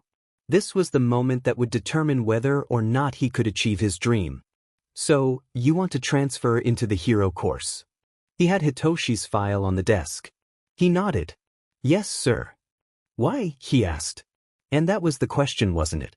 I want to prove everyone wrong. Everyone who's ever called me a villain for my quirk. I want to be a hero that kids like me can look up to. There wasn't really any other reason, but he figured any reason to want to help people was a good one. It felt like Eraserhead was trying to take a peek into his soul with the way he stared. A bead of sweat ran down his back and he shivered. All right, he said finally, pulling a paper out from his desk. This is the transfer form. I'll go ahead and sign it today, but you won't be moved into the class until after internships. Holy shit, this was actually happening. Why wait? The grin Eraserhead shot made him realize he may have made a mistake. I'm glad you asked. Tomorrow you start your training after school. You're a bit behind in terms of heroics classes, so you'll be using the next 2 weeks to catch up. And yes, it will be hell. Do you think you're up for it? If it means I can be a hero, bring it. You are going to eat your words. He probably would, but he was ready to break himself in training if it meant he could follow his dream. Aizawa-sensei spent about half of the lunch PRD going over logistics with him, giving him a few papers to have his parents sign, as well as telling him to start thinking about what he wanted his hero costume to look like. Needless to say, he was excited. He was practically out the door when Aizawa-sensei asked him one more question. I'm asking a student to help me assist in your training since your quirk requires another person. Is that fine with you? Hitoshi didn't exactly have any way to practice his quirk, so it would probably be a good idea. Sure, works for me. So long as the student wasn't the a-hole one or bunny, he would probably be fine. He was not fine. The student Aizawa-sensei had gotten to help him practice his quirk was in fact Bunny. He had to work with the apparent legacy kid with a perfect quirk. Midoriya apparently realized that he wasn't exactly happy with the situation and shot him a nervous smile. He ignored it. If Aizawa-sensei noticed his trepidation, he didn't say anything. Instead, they got right into it. The first few minutes were spent with sensei drilling the importance of stretches into his head while Midoriya demonstrated them. Midoriya was shockingly flexible to say the least. He wasn't sure if it was something that came with his mutation, or if it was practice. Either way, he wasn't sure whether or not he should be concerned. Near the end, Hitoshi was sure sensei was messing with him as Bunny was currently doing the splits, which was interesting. Eventually, sensei seemed to be done having fun and started them on an endurance run to see where he was at. Weirdly enough, running next to Midoriya was pretty good motivation. He wanted to beat him, and he couldn't help but be kind of miffed when Midoriya outpaced him and had the audacity to smile at him and toss over a water when they stopped. They ran through a few other assessment tests. Apparently they were all tests Aizawa-sensei had Class 1A due on the first day instead of going to the opening ceremony. His results weren't the best, and sensei had no problem telling him that, though he did seem to like that he had brainwashed Midoriya into doing the long jump for him. His conclusion was that Hitoshi had a ways to go, but that he would help him get there with the after-school training. Alright, that's it for the tests, Aizawa called to them as they got some water. We don't have too much time left, but why don't we do a bit of quirk practice? Hitoshi cast a glance at Midoriya, shocked to see that he looked excited. Sure, he responded. Bunny was weird to say the least. Most people who he used his quirk on were not excited to have it used on them again. They both walked over to sensei and paused to wait for instruction. He just gave Hitoshi a sort of get-on-with-it gesture. Well, now or never. He turned to Midoriya, who had a reassuring smile on his face, and gave a small nod. What's your favorite color? Midoriya's smile stretched a little wider. It's yellow. His face went slack and eyes vacant as he fell under Hitoshi's control. He looked to Aizawa, who was pulling a list out of his pocket. Midoriya made a list of commands he wanted you to give him. We need to know more about the range of your quirk. Midoriya made a list of commands? Sure, why not? The golden boy apparently wanted to be brainwashed. Let's hear it. Okay, the first thing on the list is for you to tell him to activate his quirk. He looked at Aizawa with confusion. What would that do? Isn't his quirk a mutation? Aizawa-sensei chuckled a bit. Yes, but it also has a transformative aspect. He just doesn't advertise it a lot because he says it's better for information gathering or maneuvering through tight locations. Does he want to be an underground hero or something? He didn't expect that. You can ask him yourself later, get on with it. Right, they were in a time crunch. He turned to Midoriya. Activate the transformation part of your quirk. He wasn't entirely sure what he had been expecting, but it wasn't for Midoriya to shrink down into what was essentially a green puffball. Cats were his favorite animal, but holy shit, Midoriya was adorable. He was also kind of tiny. He wasn't sure if that was a Midoriya thing though, as the boy was pretty short already. Huh, he stayed under your quirk? Aizawa sounded surprised. Hitoshi tore his eyes away from Midoriya to look at him. And that's interesting. Why? Midoriya wanted to see what it would take for someone to get knocked out of your quirk. He wanted to see whether it was only something on your end and external factors that could knock people out of it. Sounded like Midoriya had put quite a lot of thought into it. Go ahead and give him a nudge. Hitoshi did as asked and bent down to give Bunny a light poke. Awareness filled his eyes and he looked around, nose twitching before he sneezed. Frankly, he was a little upset about how adorable that was. He didn't want to like Midoriya. He was supposed to be a naive legacy kid, not the equivalent of a kitten. Midoriya bounced to the side a few paces and in a flash was back to being a human. Wow. That was so weird, it sort of reminded me of when I got my quirk and the whole waking up as a rabbit thing, he said to Aizawa excitedly. He turned to Hitoshi. I guess now we know that for the most part it seems only external factors or you can get people out of your brainwashing. Since my transformation shifts my entire body, I thought if any internal factors could knock me out of your hold it would be that. Though there's always the chance that someone else with a mental quirk could have a different experience. Do you dash? Aizawa poked him in the face, effectively cutting off what was becoming one hell of a ramble. If we want to get through your list we need to actually use the time. Hypothesizing later, training now. Right, Saridi-sensei? He gave Aizawa a sheepish smile. Turns out the rest of the list was really just checking how many times Hitoshi could brainwash someone before he started to exhaust his quirk. The answer was apparently about 12, give or take. After that Aizawa sent them to the locker room to change and head home. He snuck a glance at Midoriya as they walked out of the gym. He just didn't make sense. He was apparently related to heroes, he had a perfect quirk for heroics, and he seemed like the kind of person everyone would be willing to fall behind. Based upon all these factors, he should be the kind of person who would treat Hitoshi like a villain. Midoriya didn't do that though. Instead he seemed interested in him and his quirk, teasing him a bit during the physical assessment, and not even blinking an eye when Hitoshi used his quirk. Apparently he was staring too long because Bunny caught his gaze, raising an eyebrow and tilting his head in question. I don't get you. Apparently he was just going to blurt out whatever was on his mind. Midoriya didn't seem deterred. What do you mean? They had stopped moving. I mean you have a perfect quirk for heroics, you're friends with the blonde a-hole, and you're a literal ball of sunshine.